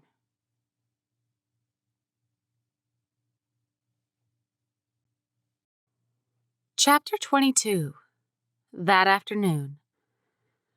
An old man and an old woman, I said, dipping a French fry into ketchup. Dee Dee took a bite of her chicken burger and chewed enthusiastically. But you already know who the old woman was, right? Frances. I trusted Dee Dee with my thoughts about the case. She'd promised she wouldn't take things into her own hands or confront anyone. But that was hypocrisy on my part. Dee Dee was over 18, soon to be 20, and as a young woman, she could make her own choices. Like I'd chosen to get involved in Detective Garcia's investigation. And the old man? Dee Dee asked, putting down her burger, then wiping her face with a napkin. That's the mystery.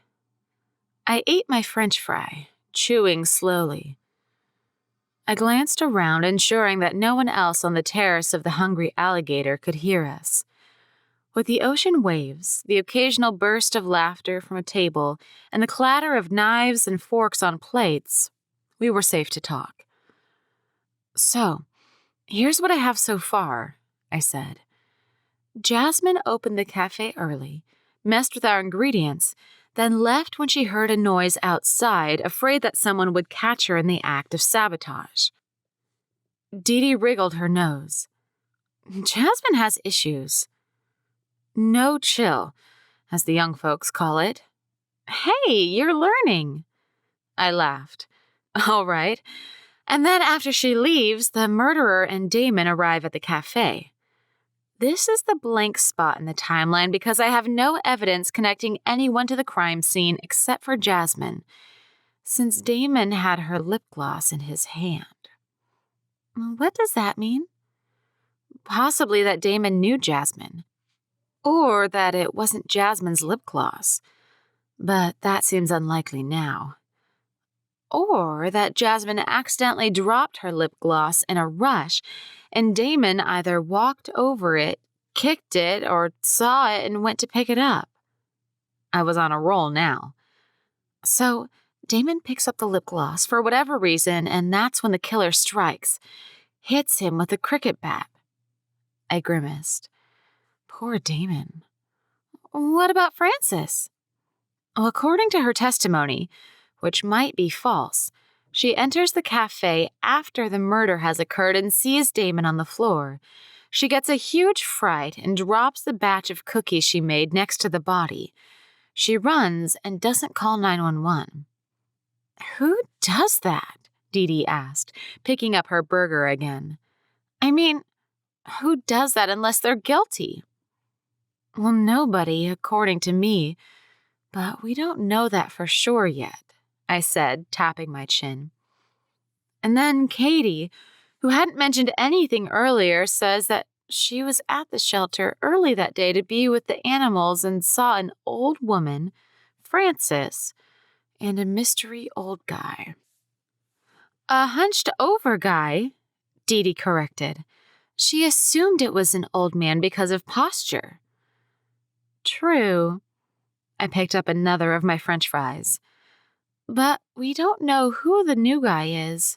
I'm pretty sure it's not Damon because he's tall and has impeccable posture. Carried himself like he owned everything and everyone, which means there was definitely another person at the cafe that morning. Dee Dee and I fell silent, turning to our meals, both frowning as we worked the problem over in our minds. The umbrella over our table cast the perfect amount of shade.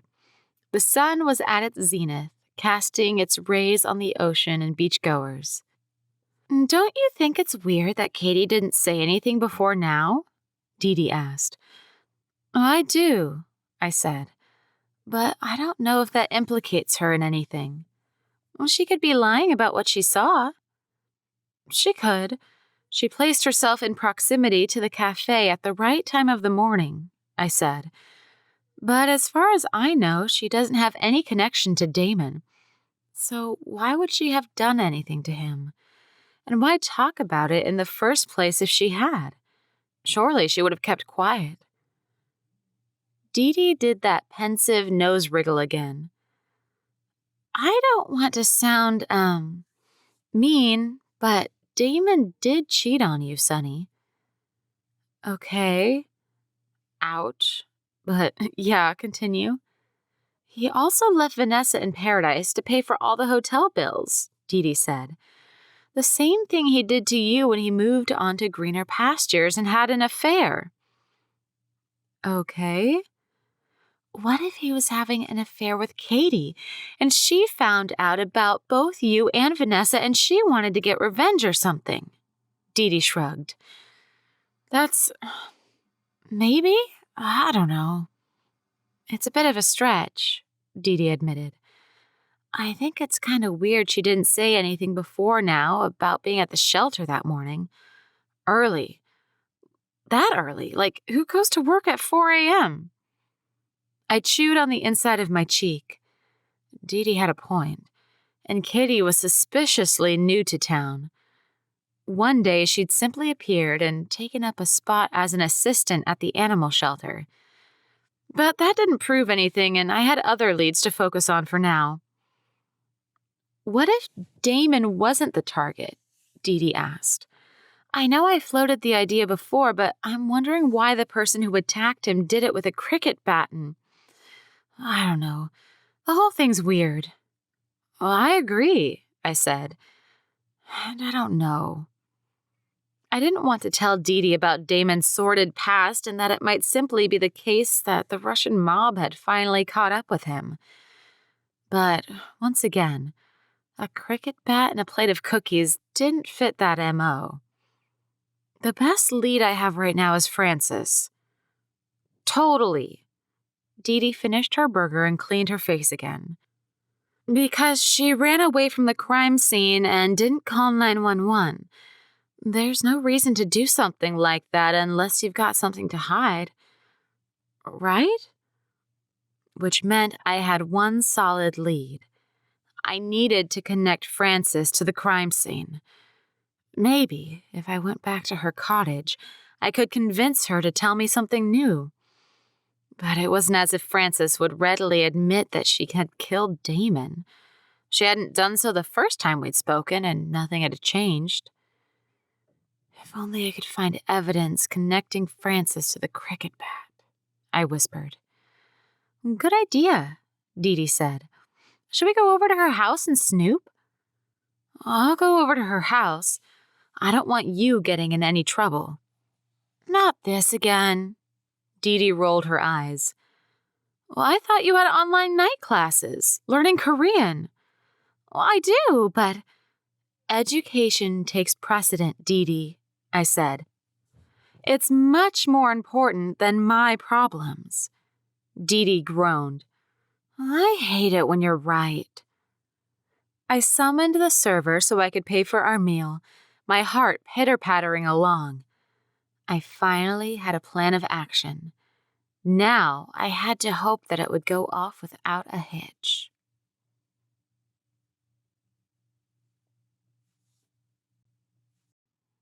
Chapter 23.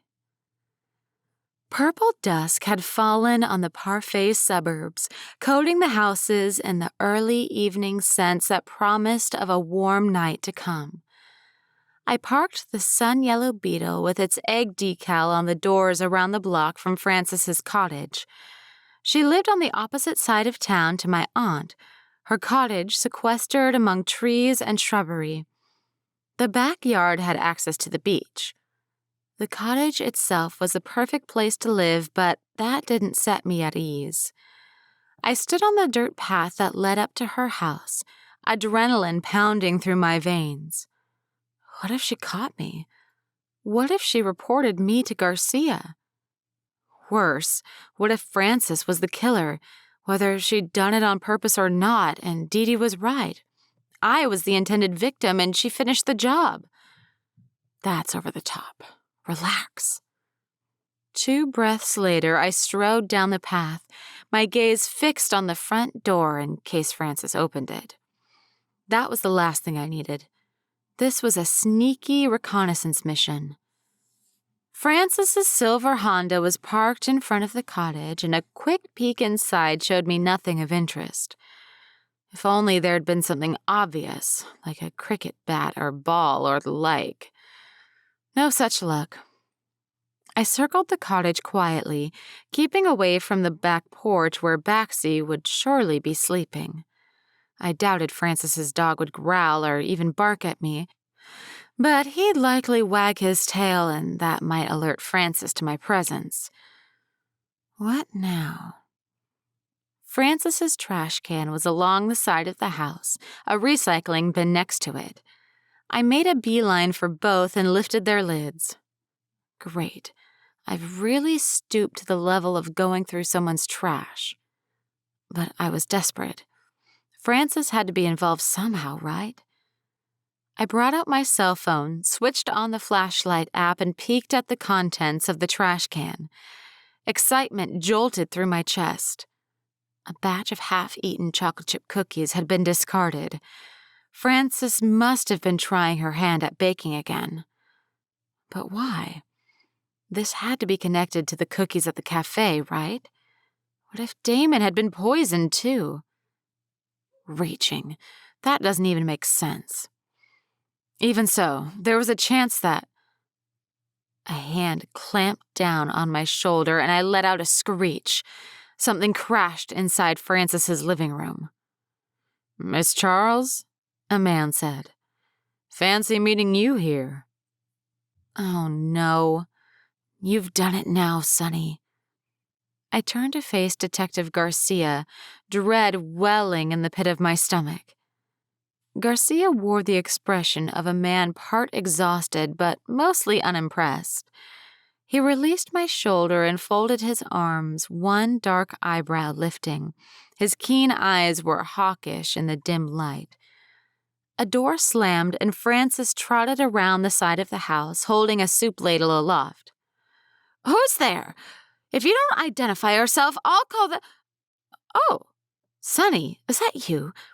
And Detective Garcia?" "Sorry to trouble you, Mrs. Grace," he said.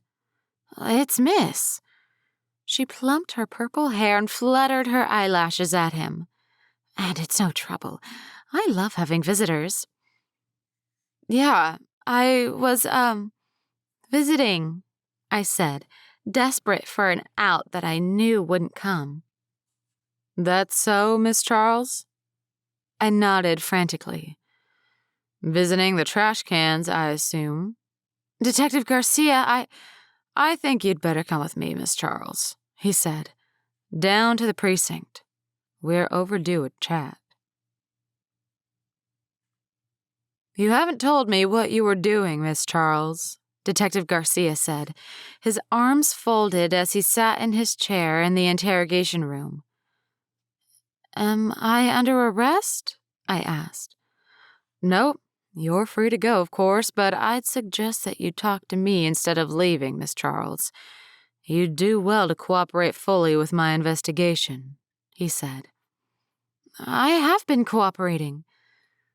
My pulse pounded against my throat, a repetitive pattern of anxiety that wouldn't cease no matter how much I wanted it to. Detective Garcia stared at me for a while. He took a sip of water from a bottle, then placed it on the table between us. "I've requested a warrant to search your aunt's cottage," he said. "I should hear soon." "But what? How?" There was no evidence linking me to the crime scene. Now that he knew the lip gloss so obviously wasn't mine, how could he possibly connect me with Damon's death? Again, Garcia was quiet. "This was a disaster. If they got into the cottage, they'd find the mystery journal. That wasn't a disaster. At the first threat of the police searching the cottage, I had copied over all my information and hidden it at the local library in a section of books that was covered in dust. But Garcia would still find the journal and know I had been snooping around. Then again, he already knew that after discovering me at Francis's home today. Jasmine has an alibi for the time of the murder," Detective Garcia said. "She was at Nick Talbot's home collecting personal effects. It's impossible that she could have done it, and the same goes for Nick." Garcia took a breath. "As the other person connected to both the café and the victim, your home will provide the answers we need in this investigation. There's probable cause to believe that evidence will be found at your home relating to the crime." "No," I said. "There isn't any evidence." "You were at the crime scene on the morning of the murder. Your DNA is there. Your fingerprints are there." "And no one else's are?" I asked, outraged. "What about Francis Grace?" Detective Garcia clammed up again. He wouldn't tell me everything, and he didn't have to. "This is silly," I said. What can I do to prove that I'm not... How?" But I had lost all words. Detective Garcia would find the mystery journals at the house. Trying to hide them would endanger me more. If he thought I had interfered, this was a nightmare. "Look, I haven't done anything wrong," I said. "I was at Francis's house because I'm trying to figure out who did it myself." "Or you're trying to obstruct justice," he replied, "which is punishable by a 500 fine, 6 months in prison, or both. I hope for your sake that we don't find anything incriminating at your cottage, Miss Charles. I would like to believe that you weren't involved in this." "Well, I wasn't." But I could tell from the look on his face that he didn't believe me. The best thing I could do was go home. And hide the journals? They wouldn't find anything else. But I had no idea what the rules were for the search. Would they go there without me? Was I allowed to be on the premises, or... I needed to figure this out, fast. "I need to go," I said. "I have nothing else to say." "Would you be willing to take a lie detector test, Miss Charles?" The question threw me, but I shook my head. "Not right now, no. Another time, maybe." "I'll call you to arrange it," he said. "The sooner you clear yourself, the better things will go for you." That, or he'd find another reason to arrest me. I was starting to think that Garcia wanted to prove I was the guilty party. Whatever the case, time was officially running out.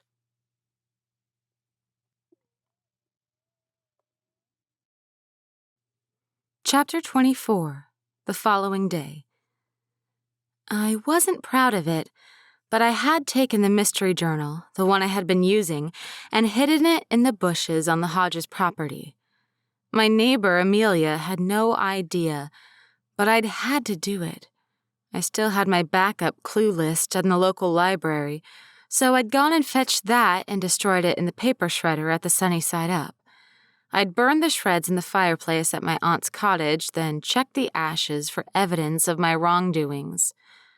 I felt like a criminal, like I had done the deed even though I hadn't. "Are you okay, Sonny?" Carl hovered in front of the coffee bar. "Huh? Oh, sorry. Did you need something? A coffee for table 3, Carl said. Sure. I made the plain black coffee, barely noticing that I'd gotten practiced at it now. No more messing up the orders. Maybe that was because the cafe was empty apart from 2 tables. Here you go. I handed it over. You look kind of pale, Carl said. I'm fine, I replied, forcing a bright smile. Thanks for asking, though. He took the coffee, offering me an encouraging grin in return, then headed off to do his work. The police were at my aunt's cottage right now, going through her things, looking for evidence of my wrongdoing. And even though I knew they wouldn't find anything there, I was still beyond nervous about it. Sonny? Nick stood in the kitchen doorway, his handsome face transformed by a deep frown. Hey, I said. Sorry I ran out on you the other night. I hadn't touched base with him since then. The past day had been a blur. Can I speak to you for a second? He asked. In private? Sure. The office? Nick nodded. Once inside, with the door shut and both of us seated, Nick cleared his throat. I need to talk to you about a couple things, he said. Sure. What's up? The police came to see me, he said. Asked a lot of questions about Jasmine and the cafe, and you. I wanted to let you know that I'm cooperating with them fully and that I've been truthful about everything I know. That's good, Nick. I know Jasmine was the one who sabotaged the cafe, Nick said. And I wanted to say I'm sorry about that. My personal life shouldn't affect the cafe. It's not your fault, I said, dismissing the issue with a wave. You can't control another person's actions, and it probably won't happen again. Why didn't you tell me? Nick asked suddenly, that frown deepening. About Jasmine and the lip gloss. She said that you confronted her at the hotel. Well, I did, I said. And I didn't want to stress you out, I guess. Didn't want you apologizing for something that wasn't your fault. Okay, but you really should have told me, Sonny. She's my ex-wife, and this is the cafe, and you're my friend. Right. I am. I thought I was making a good decision for our friendship and the cafe, I said. Why did I get the distinct impression that Nick wasn't happy with me? But you should have told me, he repeated. I'm making that clear because that involves me directly, Sonny. Okay. I'm sorry. He grunted but fell silent. An awkward tension drifted on the air and I gnawed on my bottom lip. What on earth was going on here? Nick, are you... Dee Dee told me you're trying to get into the baking biddies, he said. I colored. I am, I said. I know you probably think it's silly, but it would be a significant achievement for me because I can't boil an egg. Granted, I chipped your tooth with a cookie, but why didn't you ask me for help? He asked, that frown deepening. I can teach you a couple things about baking, given that I got back from an entire course on the matter. Yeah, I know, I said, but... You don't trust me, Sonny? Huh? What? Of course I do. First, you don't tell me about the Jasmine thing, and now you're baking cookies and you don't want my help? He ticked both off on his fingers. The first was... Well, I tried to explain that, and the cookies, that's because I wanted to do it on my own. But you baked with Dee Dee, he said. Yeah, but that was... Look, Nick, what's wrong? Why are you upset? I honestly wanted to try baking the cookies without the help of a professional. I wanted to challenge myself. Challenge yourself? Nick ruffled his hair. Yeah. Nick? Is something wrong? He was quiet for a few seconds. You don't trust me, do you, Sonny? I blinked. The question was so out of the blue that it silenced me. I thought we'd come further in our friendship. I don't know. Look, it's none of my business what you do in your personal life, so I can't be upset about you not asking me for help. I guess, as a friend, I find it weird, that's all. I do trust you, Nick, I said. Of course I do. He got up. I should get back to the kitchen. If anything happens with Jasmine, tell me, all right? Sure. And then he left me alone in the office with a strange, fluttery feeling in my belly. Nick was upset that I hadn't asked him for help. We'd made a lot of progress in our friendship recently, especially after the way I'd acted when we'd first met, and I didn't want to ruin that. Why was everything so complicated in Parfait? First the murder, then the cops searching my place, and now this. A knock rat-tatted at the office door. Come on in, I called. Dee Dee appeared. Sonny? There's someone here to see you. Who? It's Gwendoline from the Baking Biddies, and she doesn't look happy.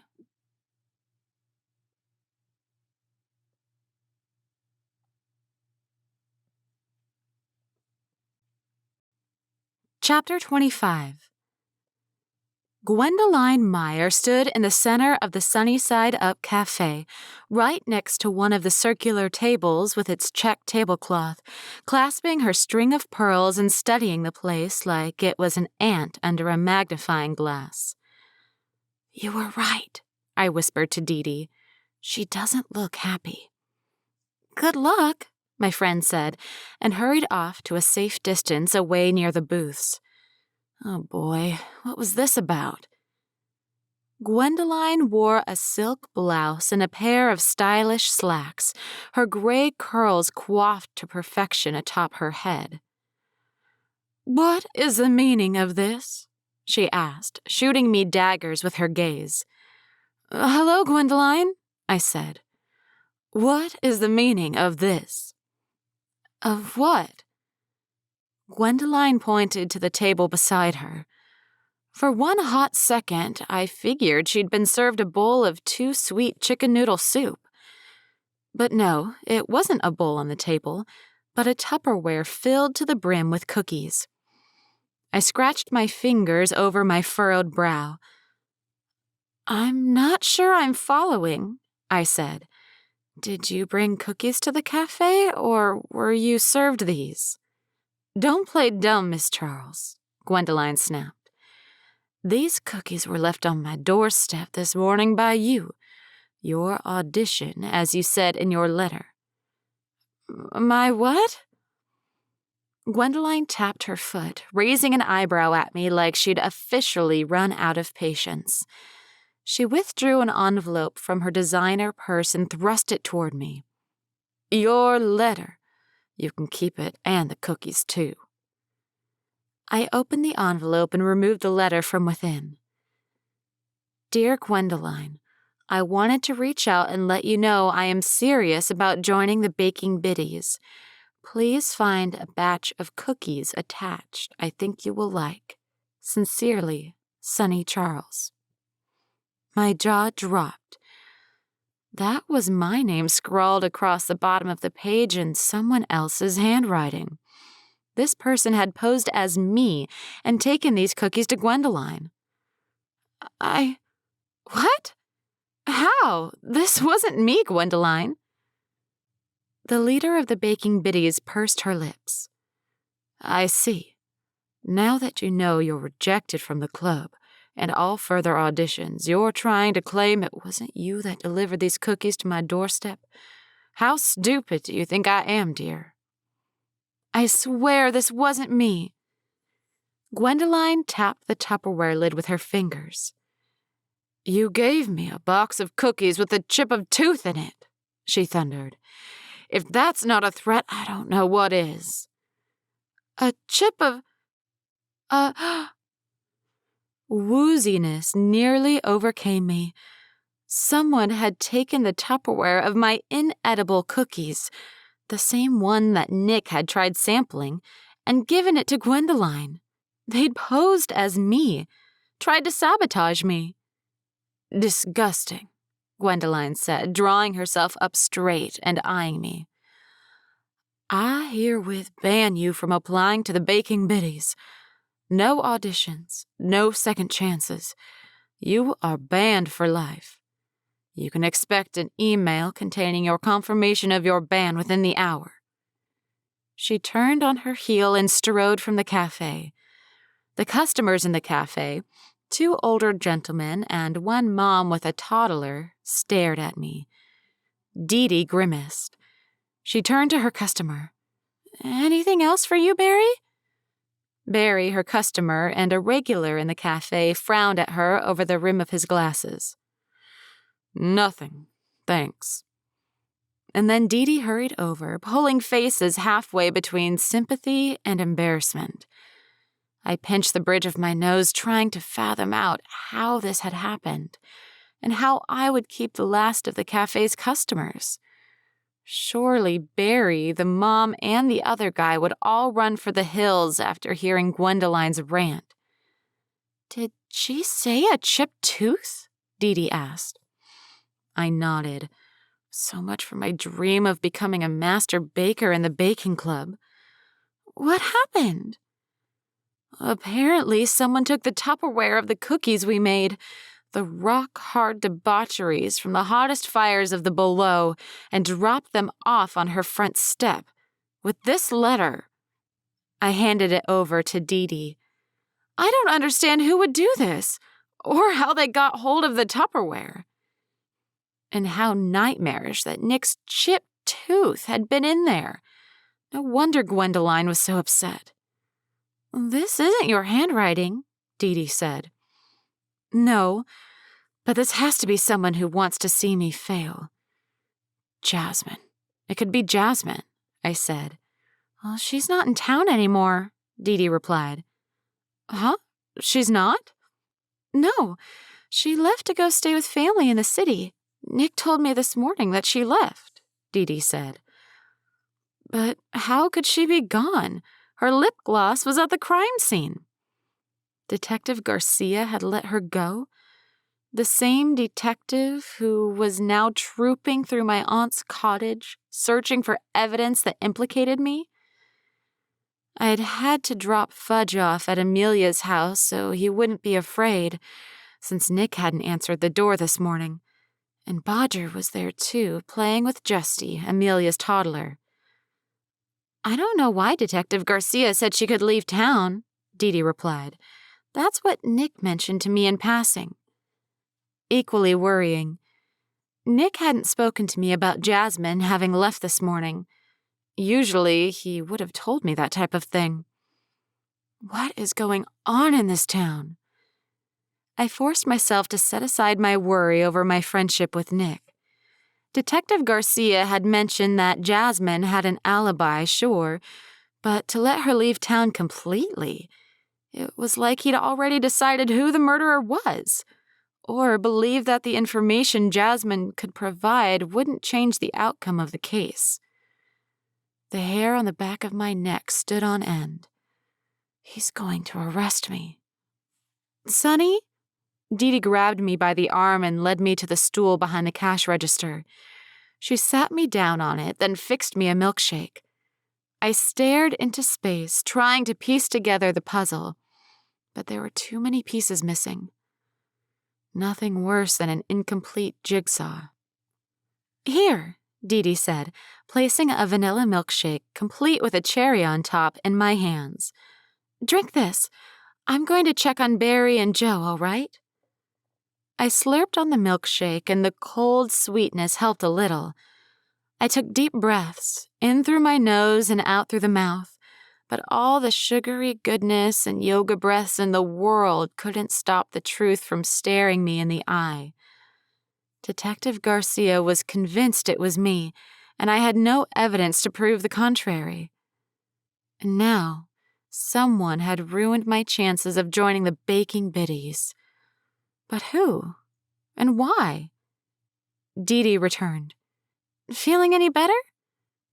I don't understand who would do this, other than Jasmine. I think I know, Dee Dee whispered. You do?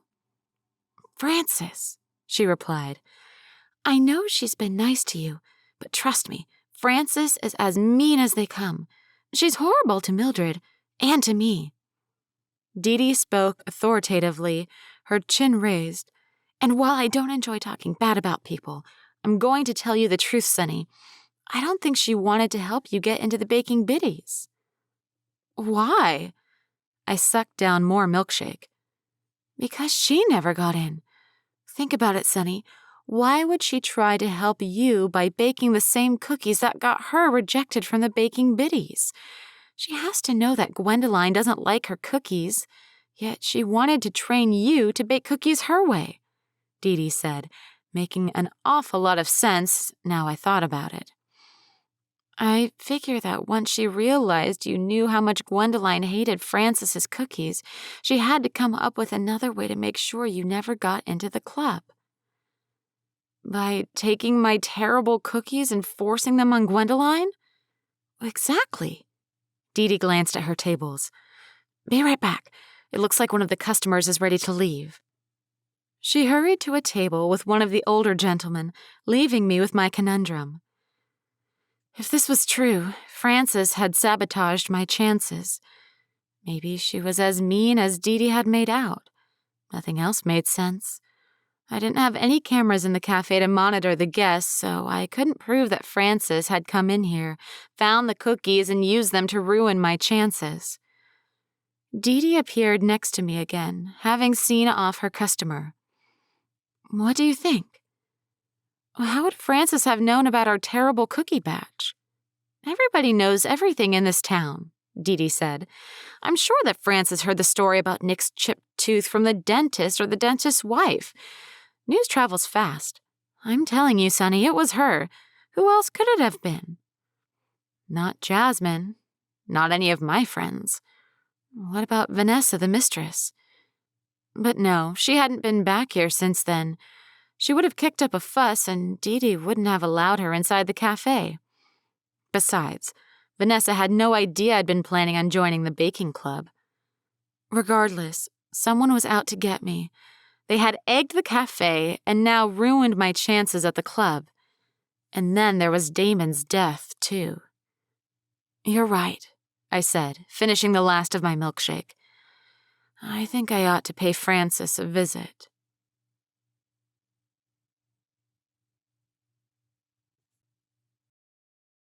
Chapter 26. I parked my aunt's VW Beetle in front of Frances's cottage, my blood boiling at the injustice of it all. The worst thing about being kicked out of ever applying to the baking biddies was that I hadn't wanted to audition yet. My cookies weren't anywhere near good enough. I'd wanted to practice for weeks, maybe months before I was ready to even think about an audition. Now, my chances were shot. It was one of the meanest things anyone had done to me. The positive that come out of this situation was that I was no longer obsessing over Detective Garcia rummaging through my aunt's personal items. Frances's silver Honda sat in its usual spot in front of the cottage. Good. She was home. The front door opened before I could get out of the car. Frances stumbled onto the porch, her eyes wide and staring. She gasped for breath, trembling all over, and raised a finger, pointing it at me. No, wait. Not at me, but behind the car. Baxi darted out of the front of the house, no longer slow and sleepy. He barked up a storm, pounding the ground with his massive puppy paws and kicking up dust in his wake. He ran past the Beetle and down the pathway, straight into the trees. I emerged from the car, thrown off by the strange events. What on earth is going on?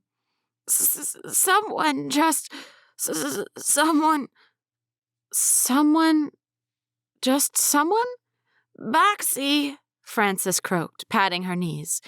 "Baxie, come back! Come back!"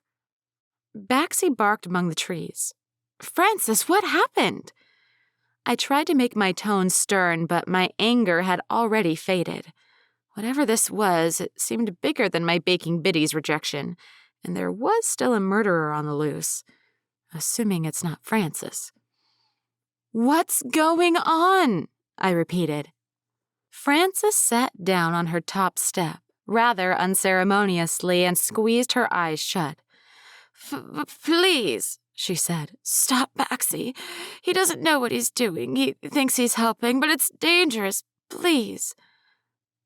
"Dangerous?" "Someone tried to break in. Back window. Please." "Right," I said. "I'm on it. You stay here, and take this."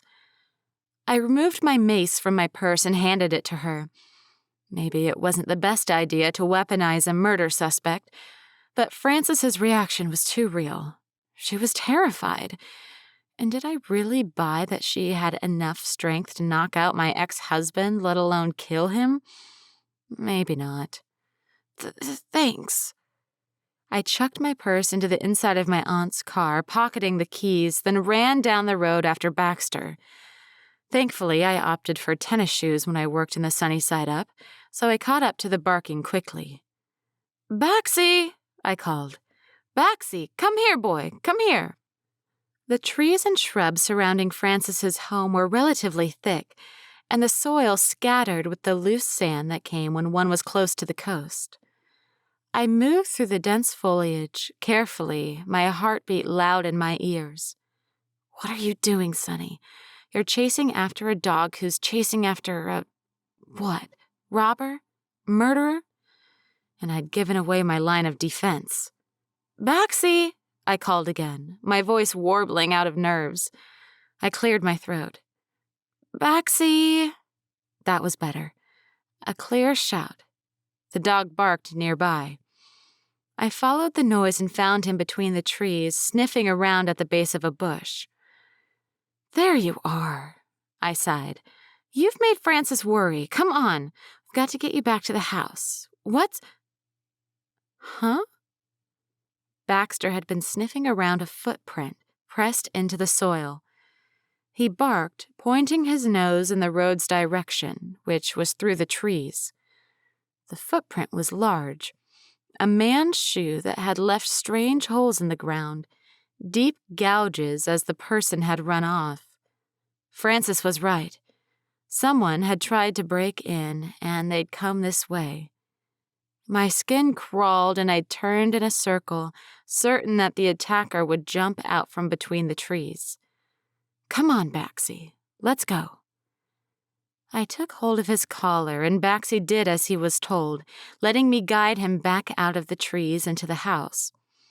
Frances was still on the porch, though she stood now and held the can of mace in both hands close to her chest. "Oh, Sonny, you found him. You found him. Baxie, you silly boy. You can't run after people like that. You could have been hurt or...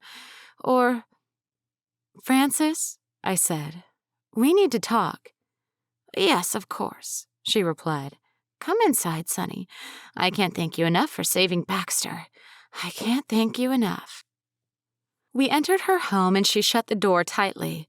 She locked it and drew the chain into place. "You can thank me by telling me first why you sent Gwendoline Meyer my failed batch of cookies. And second, what on earth is going on here today?" Frances had gone the color of sugary cherries at the mention of Gwendoline Meyer. "Must we really discuss this now, dear? I've had quite a scare." "You went behind my back to Gwendoline," I said, as we trudged through the living room, Baxie groaning now that the excitement was past. I wanted to help. I thought you would never submit your cookies, so I took them for you. I thought they would be good. They looked all right." "Surely you heard Nick had chipped his tooth on one of them." Frances shook her head. "I did not know. Just that you had baked a batch of cookies. I swear, that's all." I don't believe her. But I couldn't prove that she was lying either. and I couldn't figure out why she would want to ruin our friendship. I sighed, letting out the breath I'd been holding without even realizing it. Did Gwendoline like the cookies? No, I said. She did not. I've been banned from auditioning with the Baking Biddies again. Frances broke eye contact, glancing at her feet. Oh, I'm so sorry, Sonny. I really was trying to help. But I'd caught a glimmer of triumph in her eyes. Maybe Dee Dee had been right about Frances all along, and I'd been silly to trust her. I should go, I said after a beat. Are you all right? Do you need me to call the police over here? No, nothing happened. A person tried to jimmy the bedroom window. Frances nodded toward the entrance to the room near the back of the house. When I went in, they run. They were wearing a trucker hat, so I didn't see their face. They ran right down the side of the house, and that's when Baxter took off after them. So, some strange man had been... An ear-splitting crash broke the tension. Frances screamed. A red ball sailed between us. Baxie barked and I dropped, covering my head. Silence followed the noise, and I lifted my head slowly, half expecting a darkened figure to be looming in the living room. But no, there was no murderer or intruder in sight. The glass sliding door had been punctured in a perfect circle, arcing cracks spreading out from the entry point of the ball. Frances? I croaked. Are you all right? She whimpered nearby. What was it? I searched the living room floor and lifted the red ball from underneath her coffee table. A cricket ball. Someone threw a cricket ball through your window.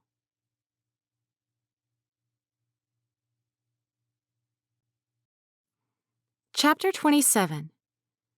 Frances, we have to call the police. This is serious, I said. First, someone tries to break in, and now this. I had dropped the cricket ball, cursing my silliness for having touched it. If there were fingerprints on it, I might have ruined them. Then again, if the attacker knew what they were about, they'd been wearing gloves when they'd thrown it. She sat in her armchair, shaking from head to toe. I don't... We must call them. I don't want to. Why? She pinned her lips together tightly, and I fisted my hips. I wasn't a bossy person, but heavens, this was silliness. She needed to call the police. I'd learned my lesson about withholding information from them a few weeks ago, when I'd nearly gotten myself killed because of my obstinance. Frances, what's going on? I asked. No answer forthcoming. A realization dawned on me. This isn't the first time it's happened, is it? That someone's been around outside your cottage? Frances nodded. How long has this been going on? A few weeks, dear. No wonder Frances had come running out of the house with a soup ladle the other day, when Garcia had found me rummaging through her trash. Not my proudest moment, but whatever. A few weeks? And you haven't told anyone about it? It's complicated. Why? I asked. Come on, Frances. Give me one good reason why we shouldn't call the police. Because I'm dating two of them. My eyes nearly bugged out of my head. You... What? I'm dating two of them, and they happen to be partners, so if they come out here together, things will get complicated. But, Frances, you... The question died on my lips.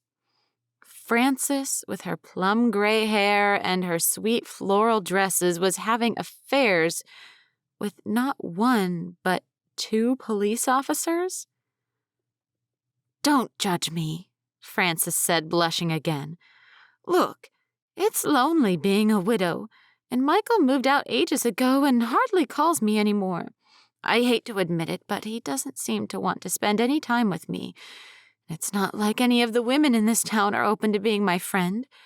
Even that Gwendoline wants nothing to do with me. Frances's eyes welled up. I was lonely, all right? Lonely. Gwendoline mentioned Frances had a sordid past with relationships. This has to be what she meant. It's difficult making friends with women, but men are usually quite nice. And before you say anything, nothing improper has happened. Not even a peck on the cheek. I merely go out to dinner with them. On different nights. And neither of them know that I'm friends with the other. Oh, dear, I said. So I can't call the police, Frances continued, because it would be personally disastrous for me. If they find out, I'll be lonely all over again. She burst into tears. And you don't want to be my friend because of the cookies and Gwendoline and... Oh, I'm so sorry for sabotaging you, but you were right. Right? About what? This was a lot to process. I knew Nick chipped his tooth on the cookies. I wanted to sabotage you and make sure you didn't get into the baking biddies. I was afraid that if you joined their club, you wouldn't be friends with me anymore because they despise me and always have. That Gwendoline has a carrot stuck in an uncomfortable place, and she would make sure that you never spoke to me again. She sobbed, tears streaming down her wrinkled cheeks. And I couldn't stand the thought of losing my only friend. Oh, Frances. My heart ached for her, even if she had done the wrong thing. This was rather unorthodox, from the affairs to the cookie incident. I brought a pack of Kleenex out of my purse and gave it to her. Thank you, she said. All I have is Baxi. All I've had is him for years now, since Michael's busy with his own life, and now, well, when you came into town, I saw it as my opportunity to make a female friend, one who hasn't had their perception colored by the other women in town. I know I'm mean sometimes, and I say inappropriate things, but I'm trying to... I don't want to be alone. Frances, it's okay, I said. I understand. You do? She looked up at me from behind her tissue. You're not mad? I'm a little mad. I had to be honest about that. But I understand, and I'm still going to be your friend.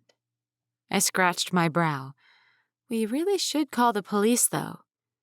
Please, no, not now. I can't deal with that on top of everything else. Everything else? Frances worried her bottom lip with her teeth.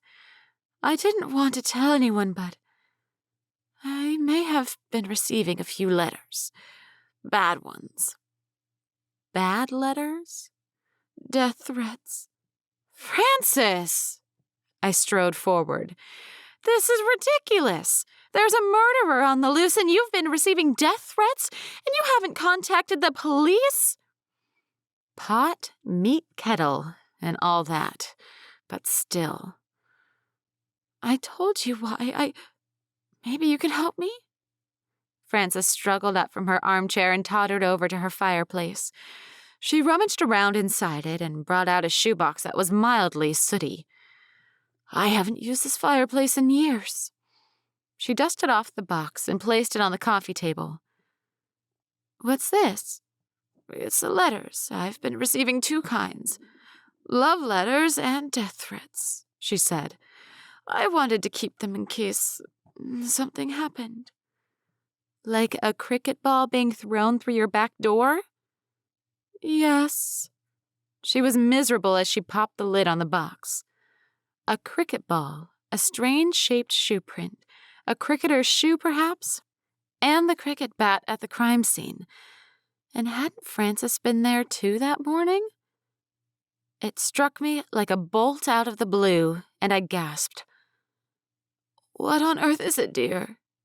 Frances looked toward the back door, likely mistaking my shock for fear. Did you see someone? Frances, did you tell anyone you would be going to the café on the morning that Damon died? Well, I spoke to Michael about it on the phone, dear. It all made sense. Frances had been receiving death threats. She had gone to the café. A man who played cricket, who wanted her dead, who had attacked Damon in the café. Could he have possibly mistaken Frances for her? Gosh, she would have had terrible eyesight. But Frances was in her 70s. It stood to reason that the man stalking her might be too. But who? Do you know Henry Bowles? Henry Bowles? Frances frowned. No, I'm afraid not. But look at this. She handed me the letters. I opened the first letter. Frances, I can barely sleep because all I think about is you. I wish we could be together, but I understand it can't happen now. You're in love with another man. I adore you. Love, your secret admirer. So that one was the love letter. Frances handed me another letter. Die, die, die, die. I will make you pay for what you've done. That one was clearly not a love letter, and the two handwritings didn't match, so it was highly unlikely that it was the same person sending it. Frances, I said, how many boyfriends have you had in the last year? A few, she said, pursing her lips. I don't see why you need to know that, though. Because these men, both the one sending you love letters and the one sending you threats, are clearly your ex-boyfriends. If we can identify who they are, we can figure out who's been threatening you. And solve the murder, too. And I'm sorry, Frances, but we'll have to call the police about this and tell them everything that's going on. It's the only way to protect you. And to protect Baxi. Frances finally relented, her shoulders sagging a little. Fine, she said. I'll get my little black book. Your what? All the names and numbers of men I've been on dates with over the past few years. Do any of them like cricket? I asked. Not as far as I know. You do that, I replied, drawing my phone out of my pocket. I'm going to call the police.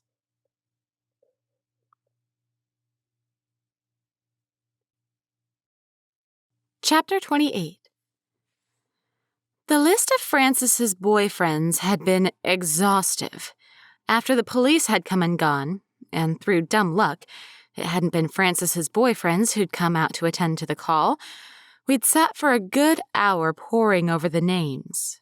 I'd questioned Frances about each of them. Finally, we'd narrowed it down to a list of 6 potential men who might have been the ones to send her threats or love letters. The first 2 had been a bust. Mr. Kringle was dead, and his grieving widow had thrown a half-eaten cupcake at me for asking about him and Frances. Probably not my most sensitive moment, but I was a dog with the bone at the moment. And Mr. Tint had moved out of state. His grown daughter had told me that the heartbreak had been too much for him to stay in Parfait. She'd had nothing good to say about Frances. A growing trend. I tapped my pen next to the page, checking my watch. It was noon, and the inside of my aunt's car was hotter than a pizza oven, but I wasn't about to give up. The alternative would mean going back to the café, sitting around and waiting to hear from Detective Garcia about the search through my aunt's cottage. I got out of the car, fanning my face with my notepad, and walked up the paved path that led to my next suspect's house. The porch was quaint, the front door whitewashed and barring a brass knocker. All right, I said. This has to be the guy. I knocked. A few minutes passed, and then the latch clacked. A nice-looking fellow with neatly combed gray hair and a prominent nose appeared. Hello, dear. Something I can help you with? I opened my mouth to tell him why I'd come, but familiarity stalled me. Wait a second. Don't I know you from... Oh, you're the guy. The chicken noodle soup guy. Joe, he said, nodding. At the beginning of the week, right after we'd opened up again, Dee Dee had served this man a bowl of too sweet chicken noodle soup. And hadn't he been in the cafe this morning early? Hello. I cleared my throat. Joe Jenkins, and you're Sunny, he said, extending a hand. Rita's niece. That's right. Love the sunny side up. He tucked his hands into the pockets of his jeans, hunching over, like Katie said, about the old man she saw on the morning of the murder. I have a question for you, Mr. Jenkins, I said, and it's going to sound strange, but do you know a woman by the name of Frances Grace? Yes, of course. Frances is my ex-girlfriend. Well, that'd been easy. Right. And would you say that your relationship ended amicably? No, it did not, unfortunately. I'd known that already. All the people on my list were ex-boyfriends who had fought with Frances before they'd broken up. Like cats and dogs, as she'd put it. I see. And have you had any contact with Frances lately? You've been speaking to her, haven't you? Joe asked, wincing. Look, I didn't want to startle her with the letters. I wanted to show her I still cared. If you don't want me to return to the cafe, then I won't. Wait, what? You're sending her the love letters? Oh, I thought that's what... Well, the cat's out of the bag now. Yes, I've been sending her the letters. Joe let out a tremendous breath. I want her back. My life's been empty since we broke up, and I know that she's moved on, but I haven't. I hoped I would catch her at the cafe one of these days, but she hasn't been around. Because she's afraid of coming back, or even leaving her house. Oh, I said. Here's the problem. Frances has been receiving threatening letters, too. I haven't sent her threatening letters. Joe stiffened at the mere thought. I haven't. I can prove it, too. He hurried inside, returning moments later with a notepad. The top page was filled with kind words to Frances, and they were the same handwriting as the love letter she'd shown me. But that didn't rule out Mr. Jenkins. Do you play cricket? Joe paused, still holding out the notepad. What? Cricket. Do you play it? Isn't that a British sport? Please answer the question, Mr. Jenkins. It's important for Frances's safety. I'd already given the list of names to the police, but not directly to Detective Garcia, since he was busy tearing my aunt's cottage apart. The cops would interview Mr. Jenkins later, most likely, but I had to get my questions in before they did. No, I don't play cricket. Do you know anyone who does? No. He scratched his fingers through his hair. Look, I don't like the way this conversation is going. You're acting like I've done something wrong. All I want is to be with Frances, but if she's so scared by my letters, then I won't send them anymore. It's not your letters that are the problem, I said. Who's sending the other ones? He asked. Well, I have no idea, Mr. Jenkins, but you can bet I'm going to find out. Because when I did, I wouldn't be handling Frances's problem, but solving the murder mystery too. I'd never been more sure of anything in my life. The murderer was Frances's stalker, and Dee Dee had been right about Damon not being the target. Frances had been the intended victim all along. My phone buzzed in my pocket, and I removed it. Detective Garcia's name flashed on the screen. Thanks for your time, Mr. Jenkins. Sorry for bothering you, but I have to go.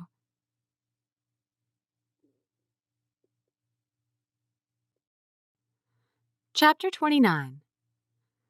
Detective Garcia had requested that I meet him at the Sunny Side Up Café, and I had to admit that it had put me at ease. Of course, there was nothing in Aunt Rita's cottage that could have incriminated me, because I was innocent, but the nerves were still there. If Garcia didn't want to meet me at the station and interrogate me, then he hadn't found anything incriminating, right? Including my mystery journal. I hung out behind the cash register, sipping coffee and watching the sidewalk in front of the cafe, awaiting the detective's arrival. Dee Dee had already gone home after her shift, while Nick was in the kitchen, waiting patiently for customers. There weren't any. The cafe's doors stood wide open, allowing in the ocean breeze to invite in the locals, but to no avail. The cafe was quiet. This will work out. It has to now that Detective Garcia knows about Francis's scorned ex-lovers. Right on cue, as if summoned by the errant thought, the detective's car parked in an empty spot in front of the Sunny Side Up. He emerged, looking professional in a neatly pressed short-sleeved shirt, and entered the cafe. "Afternoon, Miss Charles." "Detective Garcia?" I said, trying to force a smile. "Can I fix you a cup of coffee? I have some muffins. Don't worry, they weren't baked by me." "Why would I worry if they were baked by you or not?" Garcia's brow wrinkled. "Oh, well, You haven't heard about the chipped tooth incident?" "No." "Never mind," I said, waving the comment away. The fewer people who knew about my baking failures, the better. Then again, Gwendoline's tales of displeasure would probably spread far and wide regardless. "Coffee?" "Sure," he said. "Black, please." I fixed both of us a cup, then circled the counter. We sat down at a table in the center of the cafe. I toyed with a packet of sweetener while Detective Garcia removed his phone from his pocket and set it on the tabletop. He tapped the screen and read the notifications. "What did you want to speak to me about, Detective?" "A couple things." He didn't look up from his phone. I waited for him to finish, my nerves building. "Sorry about that," Garcia said, locking his phone's screen. "Things have been a little crazier than usual in town. As you probably know, I'm the only detective. We have a small team in Parfait to deal with grand theft auto, aggravated assault, and other major crimes, but there aren't that many of them around here." "Right. And I happen to be the only person on the team who has experience investigating homicide cases," he said. "So, while I'm working this case, I'm also handling a theft at the museum and a dozen other instances of violent assault, domestic or otherwise." I had no idea. No wonder he looked stressed all the time. "Forgive me, Detective, but can't you request help from a bigger city?" "Well, I could," he said, "but the closest city with a big enough department has enough on their plate. Besides, I prefer to handle things in-house." I nodded. I wasn't entirely sure what the purpose of all of this was, but it was interesting information nonetheless. Didn't seem like he'd be asking any other detectives down to help him investigate, which made my life easier. I doubted I'd get away with as much interfering if there were big city cops involved. "So," Garcia said, announcing it after a sip of his coffee. "Yes?" "We didn't find anything of note at your aunt's cottage," he said. "As I expected. Detective, you didn't really think I would murder my ex-husband in my aunt's cafe, did you?" He drank more coffee instead of answering. "Detective," I said, "I told you about Francis's long list of spurned ex-boyfriends. I'm pretty sure it must be one of them who did it." "You've let go of the idea that your ex-husband's mistress was the culprit?" He raised an eyebrow. I chewed on the corner of my lip. "I guess. I haven't found... I haven't seen her hanging around lately." I'd been about to let slip that I hadn't found any evidence pointing toward her lately. "You wouldn't have," Detective said, "because she's no longer in Parfait. Miss Clark was cleared of all suspicion because of a watertight alibi and left Parfait, gratefully, yesterday afternoon." "That's a relief," I said. "And forgive me, Detective, but it makes me even more certain that one of Francis's ex-boyfriends did the deed." Well, walk me through why you think that is. It was nice to be asked rather than to be told to keep my nose out of his case. Quickly, I told him everything that had happened at Frances's house, how I'd gone over there about the cookies, discovered her sabotage, and then the cricket ball had sailed through the window.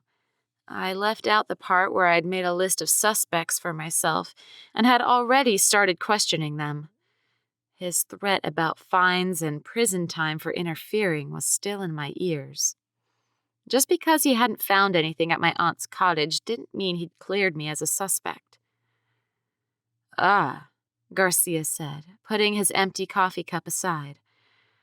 So you believe that one of these men might have been targeting Frances? Exactly. And you figure they mistook your ex-husband for Frances? Yes, I said. Now, I know there's a height disparity, but when I arrived at the cafe, the lights were off. I'm assuming that they were off when the murder occurred, too. Unless you found evidence otherwise? Fingerprints or something? The fingerprints found on the light switch were yours, Detective Garcia said, fixing me with his caramel brown stare. I see, I said. That's because I was the one who switched the lights on. Jasmine was on a sabotage mission, so she probably used a flashlight instead of the overheads. And with the lights off, it's a stretch to say that the killer would mistake a 6'2" man for a small woman, Garcia said. But she's being threatened. I stabbed the table with my index finger, my passion for solving this one and returning the cafe to normal, overriding my urge to avoid upsetting the detective. Yes, I was pushy, but I didn't care anymore. Aunt Rita was due home soon. I had to get everything back to normal by then. You sent me this list of men? Detective Garcia asked. I did. Then I'll look at it, consider everything you've said, and take it from here. Thank you, Detective, I said. Thank you so much. It was good to be listened to by him. I'd better go, Miss Charles, but I urge you to stay out of trouble and to keep your doors and windows locked at night. He rose from the table and headed for the exit, unlocking his phone as he went. He told me to keep my doors locked. Does that mean he doesn't think I'm the killer after all? Good. Then he wouldn't be paying too much attention to me when I followed this new lead. I'd already knocked 3 people off the list. I needed to continue down it and figure out who the murderer was.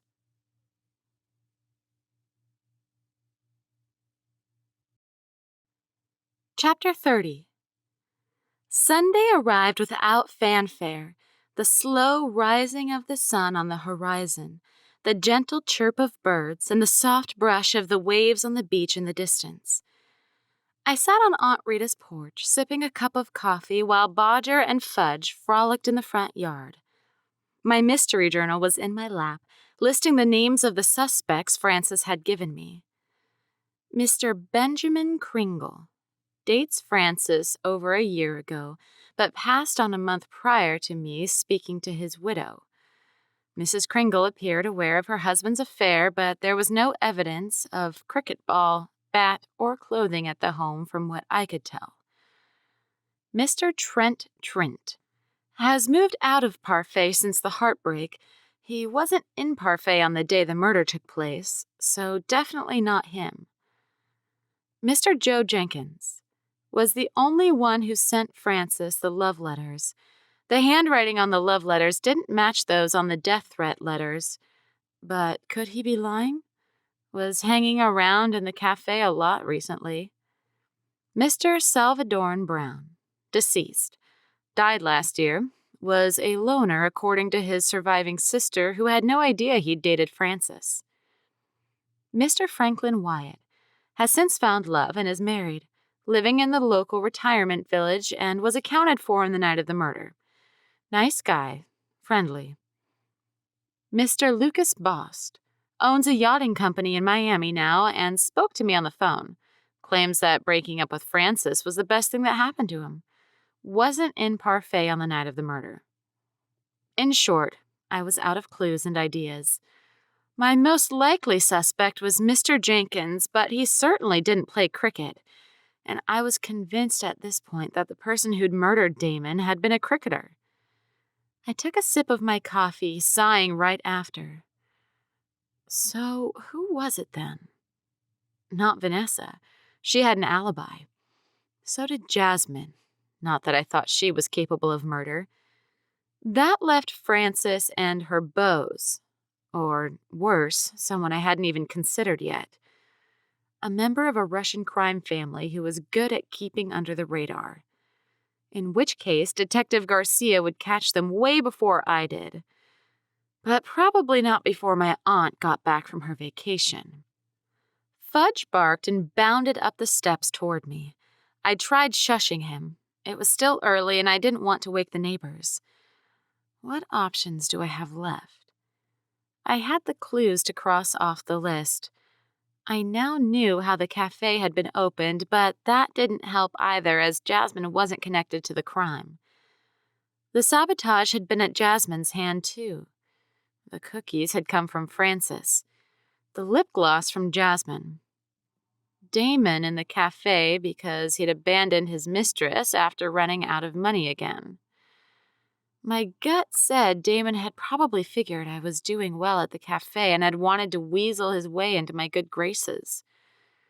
But the cricket bat, for heaven's sakes, I had no idea where it had come from.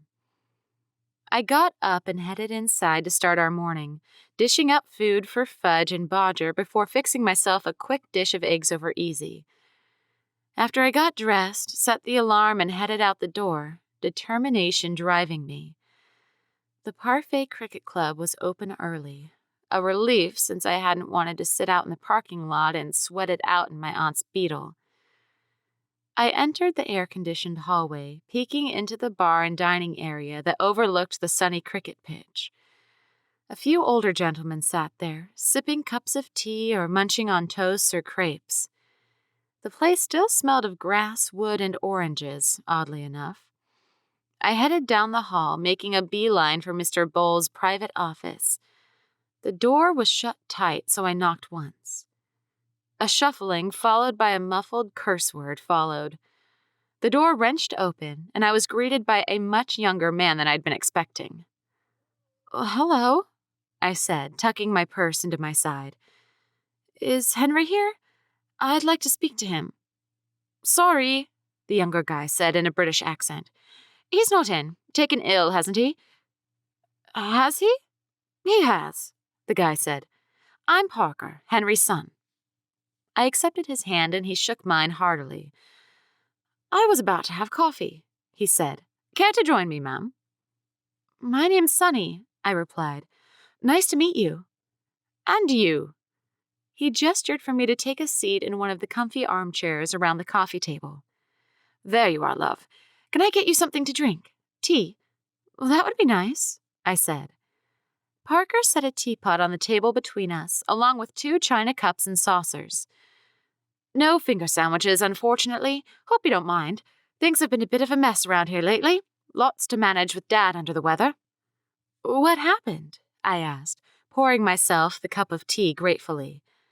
It smelled fragrant compared to the type we'd had the last time Dee Dee and I had come to see Mr. Bowles. "He ate a bad batch of biscuits, unfortunately," Parker said, his pinky finger sticking out as he took a sip of tea. "Someone sent him chocolate chip biscuits. He ate them, and he's been at home visiting the porcelain since." "The porcelain? The water closet?" Parker said, pulling a face.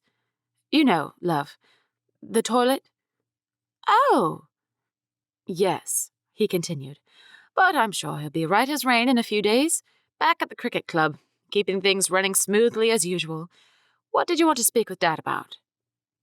"It's a bit of a strange subject," I said, "but I was hoping he might point me toward a particular cricketer." "Which one?" "I'm not sure," I replied, setting my cup and its saucer on the coffee table. The fact that Henry had fallen ill because of a bad batch of cookies had raised a hair on the back of my neck. Surely this wasn't Frances's doing. Do you know Frances Grace?" Can't say I do, love. Oh, good. So she's probably not dating Henry then. But that put paid to my plan of using Frances to figure out which cricketer might have been dating her. Look, has anyone at the club been acting strangely in the past few weeks? Taking equipment away or anything like that? Parker rubbed his forehead with 2 fingers. Not that I know of. Sorry, but I don't spend much time here. I've come home from uni for the summer holidays. I'm not really into cricket. It's not my thing. So I don't know any of the old fogies who hang around here. I could ask my dad. No, that's okay. I'd already asked Henry, and he didn't know anything about the murder. I doubt that had changed. The only hope I'd had was that Henry would know Frances or someone who was dating Frances at the club. There simply had to be a connection between the cricket club and Frances. You know, if you want to meet more of the cricketers or find the guy you're looking for, come by the club tomorrow, Parker said, his blue eyes alight. We're having a show match tomorrow. Most of the old boys will be here for it. You never know. You might find the man you're looking for.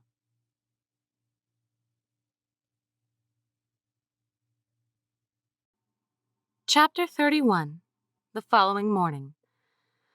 I can't believe you're making me do this, Frances whined, gripping the seatbelt in the passenger seat. I told you none of my ex-boyfriends play this wretched sport. I don't see how you can think that. Frances, I said stiffly, cutting off the Beetle's engine. Do you want to figure out who did this or not? Yes. And you surely want to clear your name of wrongdoing, right? Well, of course. I nodded. Then we're going to attend this cricket match, and you're going to be on the lookout for anyone you recognize who might have done this. I gave you the list, though, Frances groaned, fluffing her purple hairdo. I thought you would have found them by now. I haven't. Everyone either had an alibi for the night of the murder or, well, one of them is still madly in love with you and that one sending you love letters, Joe. Ugh. Frances removed her seatbelt. Joe's too much. He was too intrusive during our relationship, and I couldn't stand that. You know, always wanting me to go out on dates with him every night of the week. I had other places to be, too. Bingo, knitting club, too. I got out of the Beetle and waited for Frances to join me. We headed out onto the field, seating ourselves in the stands.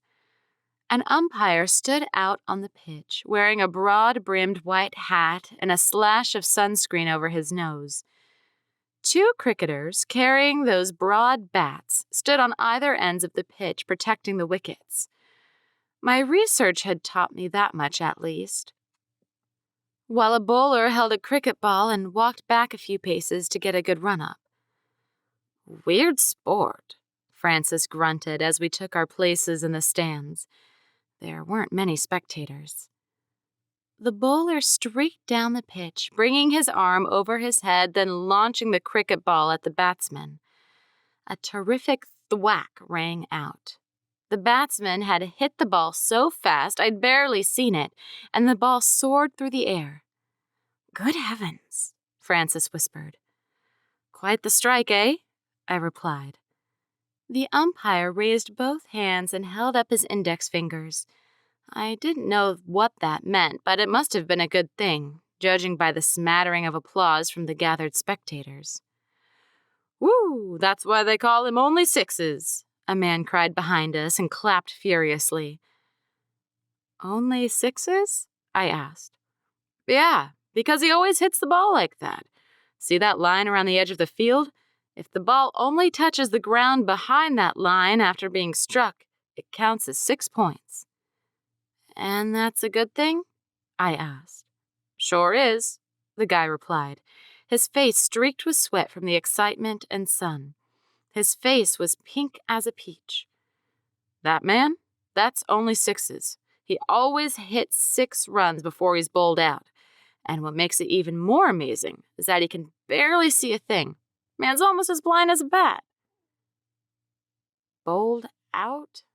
Okay, too much information. I shaded my brow in the heat, regretting that we hadn't brought a parasol with us. Good heavens, Frances repeated. Sonny, dear, you were right. I was? I turned to her. Frances was pale again, shaking like a leaf. She crouched down in her seat, trying to hide her face from view with her right hand. It's my ex, she whispered. Who?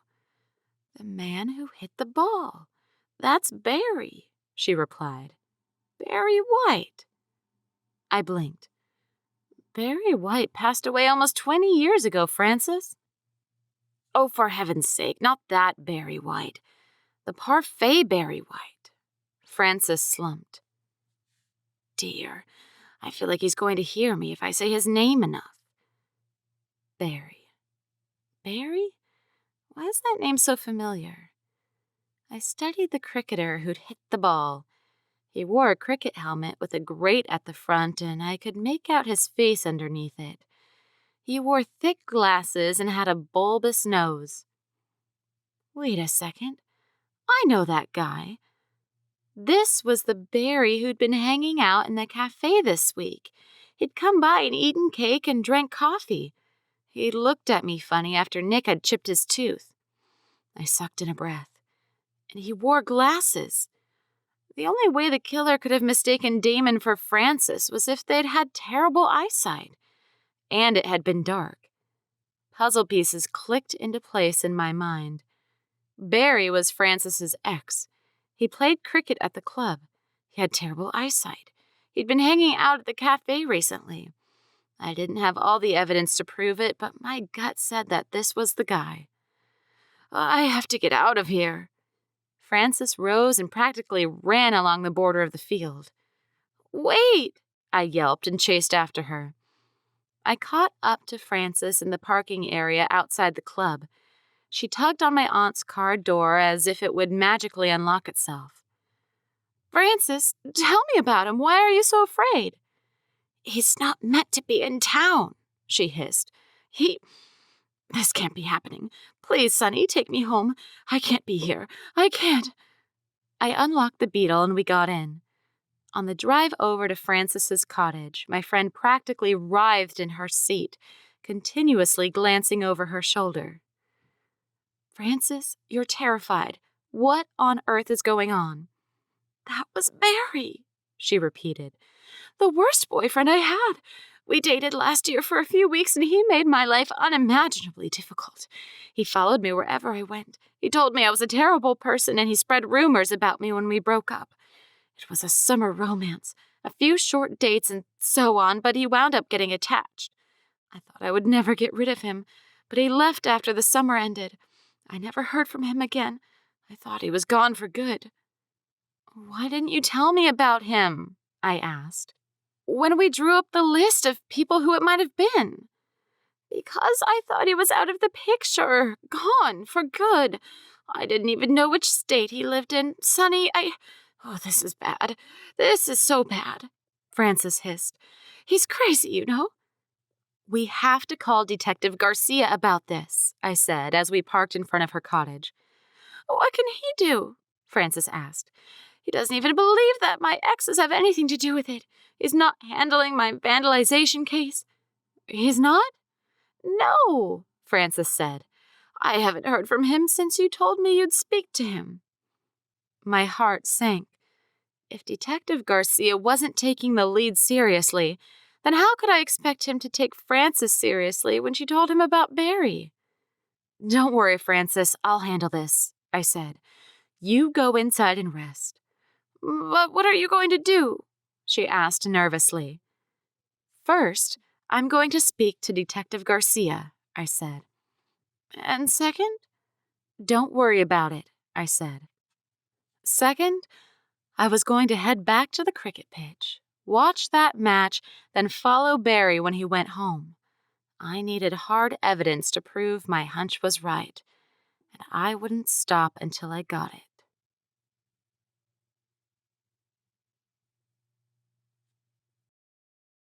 Chapter 32.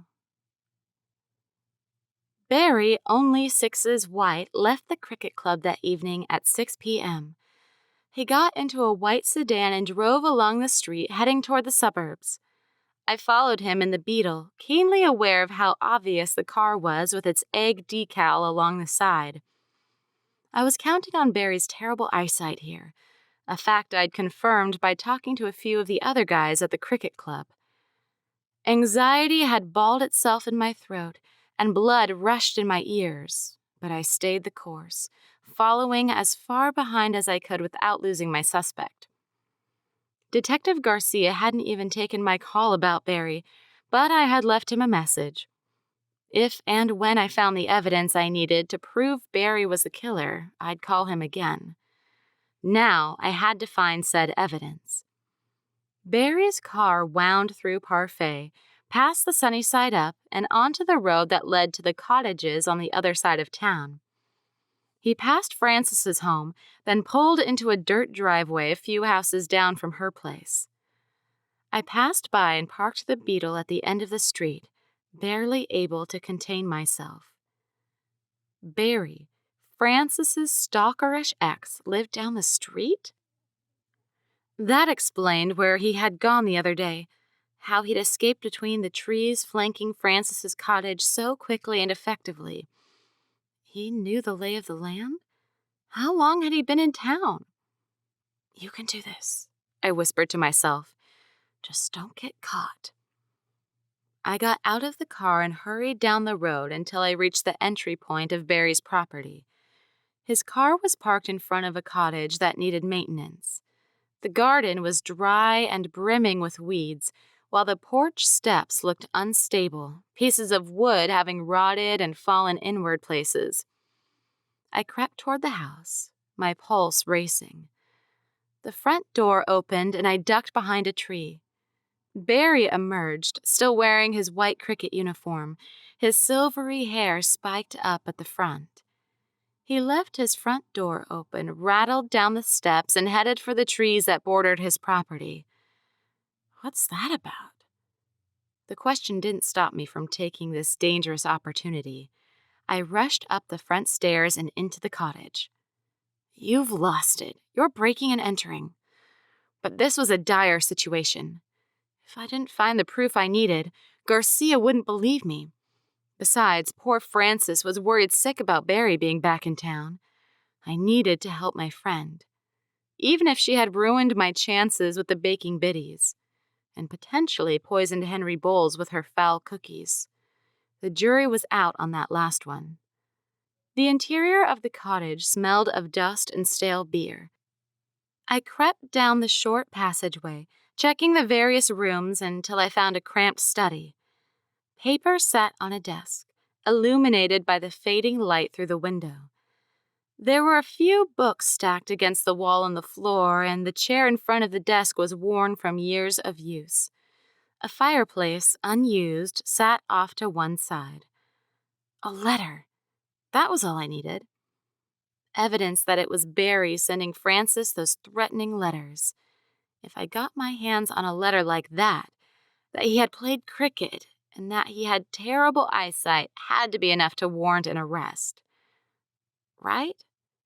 Either way, it would help Detective Garcia make an arrest, and he could cross-reference the bat with the... I didn't know. It would have to be enough. I slid the desk drawer open and rifled through the papers. I removed a notepad from within, fumbling my cell phone out and switching on the flashlight app. Quickly, before he comes back. Blue light splashed across the page, and I sucked in a breath. I didn't need to remove the threatening letter to Frances from my purse to know the handwriting matched. The words on the page were positively vitriolic. "You're going to pay tonight. I'm going to make you pay for leaving me." And that was all. This was it. It was the evidence I needed. Quickly, I snapped a photo of the letter, then texted it to Detective Garcia with a quick explanation. My phone rang seconds later, and I jumped on the spot. I hadn't called him for a reason. Barry could return at a moment's notice. He'd left his front door open for Pete's sake. "Hello?" "Do I want to know why you're whispering?" Detective Garcia asked. I might be in a sticky situation, I replied softly. But look, I sent you that picture because it proves what I've been talking about. Barry White is the murderer. I'm going to need a second to process that sentence. Not that Barry White, I hissed. He's Frances's ex-boyfriend. Look, he's the one who's been sending her threatening letters. And get this, he's into cricket. I saw him at the cricket club this afternoon. He's a strong batsman. A grumpy silence, and then, I'm listening. And he has terrible eyesight, too. He could easily have mistaken Damon for Frances in the dark. Katie mentioned she saw someone outside the... A door banged in the house and a muffled scream rang out. Be quiet. Barry's voice was raspy and high-pitched, carrying down the hall toward the open study door. Shut up, Frances. You brought this on yourself. Detective, I breathed. Come quick. He's got Frances. Where? His house. I rattled off the address hurriedly, my heart beating a mile a minute. The last time I'd encountered a murderer, it had been in similar circumstances. I was not keen to replay those events. I'm on my way, Detective Garcia said. I hung up and slipped my phone into my pocket. Help! Frances shrieked. Let go of me, you beast! Another slam and then a bang down the hall. My insides twisted into painful loops and knots. I couldn't possibly sit back and wait for the detective to get here. I couldn't. I had to do something. You're going to... Barry's threat was cut short and he let out a terrific yell. Bumps and thuds echoed through the cottage and they forced me into action. I grabbed a heavy fire poker from beside the fireplace and started down the hallway toward the commotion. The lights were on in the living room and the sound of struggling and grunting drifted from it. Frances! I yelled and sprinted to her rescue. Except she didn't need my help. Frances pinned Barry to the ground, sitting on his back with his arms pinned behind him. You horrible little man, she snapped. How dare you try to attack me? Frances? Sonny, good heavens, what are you doing here? I heard shouting, I said. Are you okay? I'm better now that I've got this idiot under control. Would you mind finding something to tie him up with? Frances asked. He keeps wriggling. Get off! Barry tried worming out from underneath Frances, but she tapped him on the back of the head. Quiet, you. I wanted to point out that Frances had conquered her fears and brought down a murderer, but it might snap her back to reality and put her in a panic. The police are on the way, I said. Oh, good. That's good. Frances paled. This idiot dragged me out of my house and over here, but he didn't bank on those self-defense classes I started taking. Once the shock wore off, I had him. No fair, Barry wailed, his glasses dropping from his face and falling to the floor.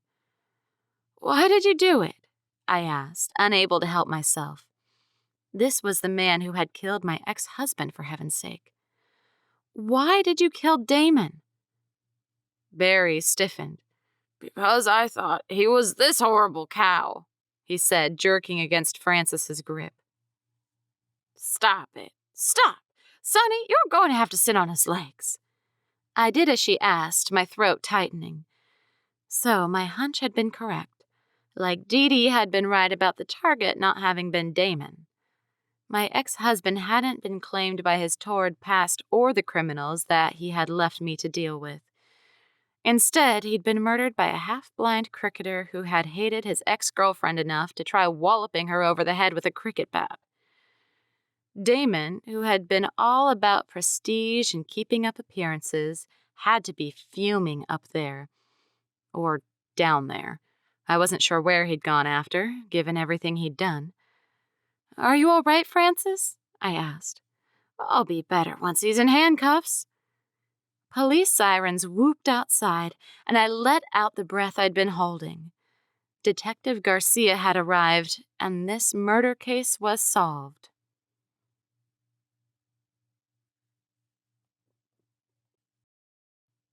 Chapter 33. A few days later. Nick, I can't thank you enough for doing this, I said, standing in my aunt's warm kitchen, my hands tucked behind my back, fingers clasped together. Was I nervous? Yes, but not because of Nick's presence in the cottage. Aunt Rita was due back within a half an hour. She didn't need me to fetch her from the airport. Apparently, one of the other women on the cruise had opted to give her a ride back to Parfait. Thank me for what? He asked, shaking his head at me, amusement coloring his features. I've been waiting ages for you to ask me to help you, Sonny. The pleasure is all mine in this case. The scent of baking cookies wafted through the cottage. Bodger and Fudge were outside playing in the front yard, which meant Nick and I had the place to ourselves. Nothing inappropriate, of course, but I had finally asked my friend to teach me how to bake. A big step for me. I considered it my last goodbye to Damon and the life I had lived with him. A farewell to the Sonny who had worn glamorous dresses, been waited on hand and foot, and had been miserable regardless. They'll be ready in time, right? I asked, nervously checking the timer on the oven, then glancing at the clock on the wall. I don't want Aunt Rita to get here before they're done. Haven't you done enough this week already, Sonny?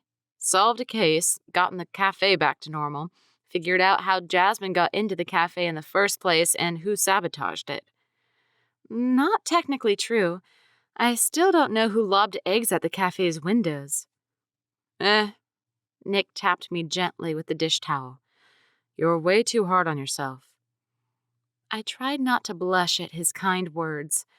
I had to get over this inappropriate crush on Nick. He was a good friend, and I didn't want to ruin anything between us. Besides, I wasn't his type. Jasmine had been spry and athletic with dark hair, and I was blonde, tall, and... Shoot, I shouldn't even be making comparisons. The timer on the oven sounded, delivering me from my embarrassment. All right, Nick said. Remember your oven mitt. I slipped on the oven mitt, then opened the oven and removed the tray of cookies carefully, placing them on the countertop afterward. They smell amazing, Sonny, Nick said. They do. I actually hopped up and down on the spot. Oh, Nick, this is amazing.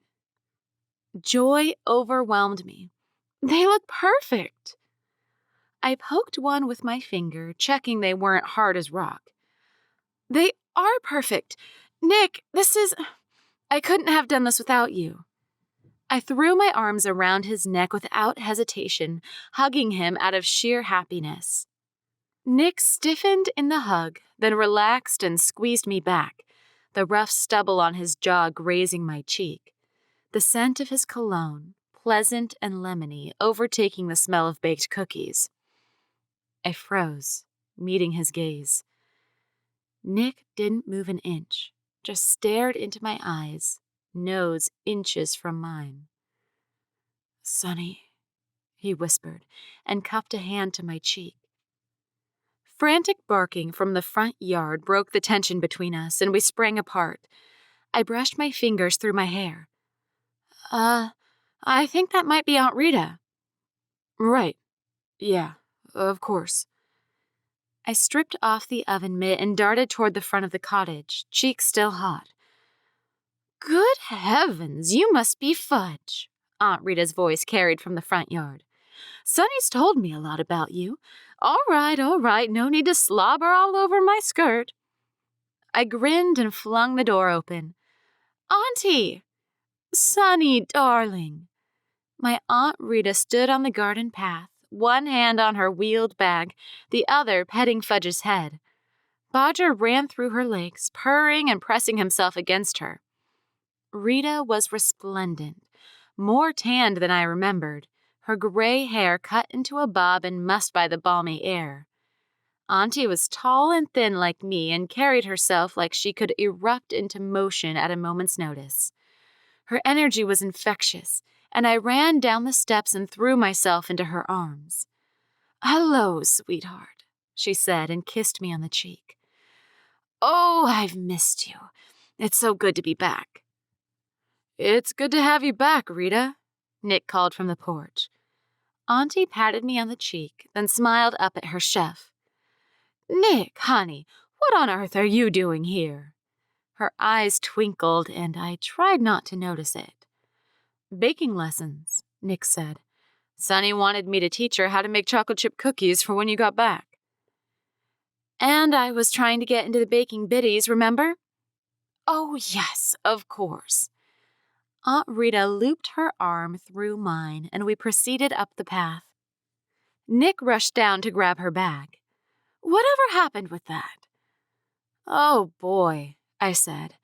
It's a long story, but in a nutshell, Gwendoline rejected me from the club and said I could never audition again. Aunt Rita pursed her lips. That woman is a plague upon this earth. I think you'd better let me deal with her. I'll set her right and get you another audition. My auntie always tried to solve problems, big or small. It was part of the reason everyone in this town loved her, I figured. She was an integral part of the community. In the kitchen, Aunt Rita stopped and inhaled. Nothing like the scent of baking cookies, she said, shutting her eyes for a second. Now, Sonny, how did it go with Detective Garcia in the case of the dead ex-husband? Last I heard, the cottage was being searched. Let's sit down with some cookies and coffee, I said. It's a long story. Tell me everything.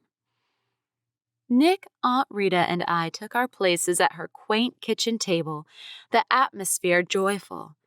Bodger leapt into Aunt Rita's lap and sat upright, peering up into her face as she spoke, paying rapt attention to her every word. Fudge rested his head on my knee, blinking soulfully and groaning as I stroked his furry head. For the first time in months, it felt as if I had finally come home.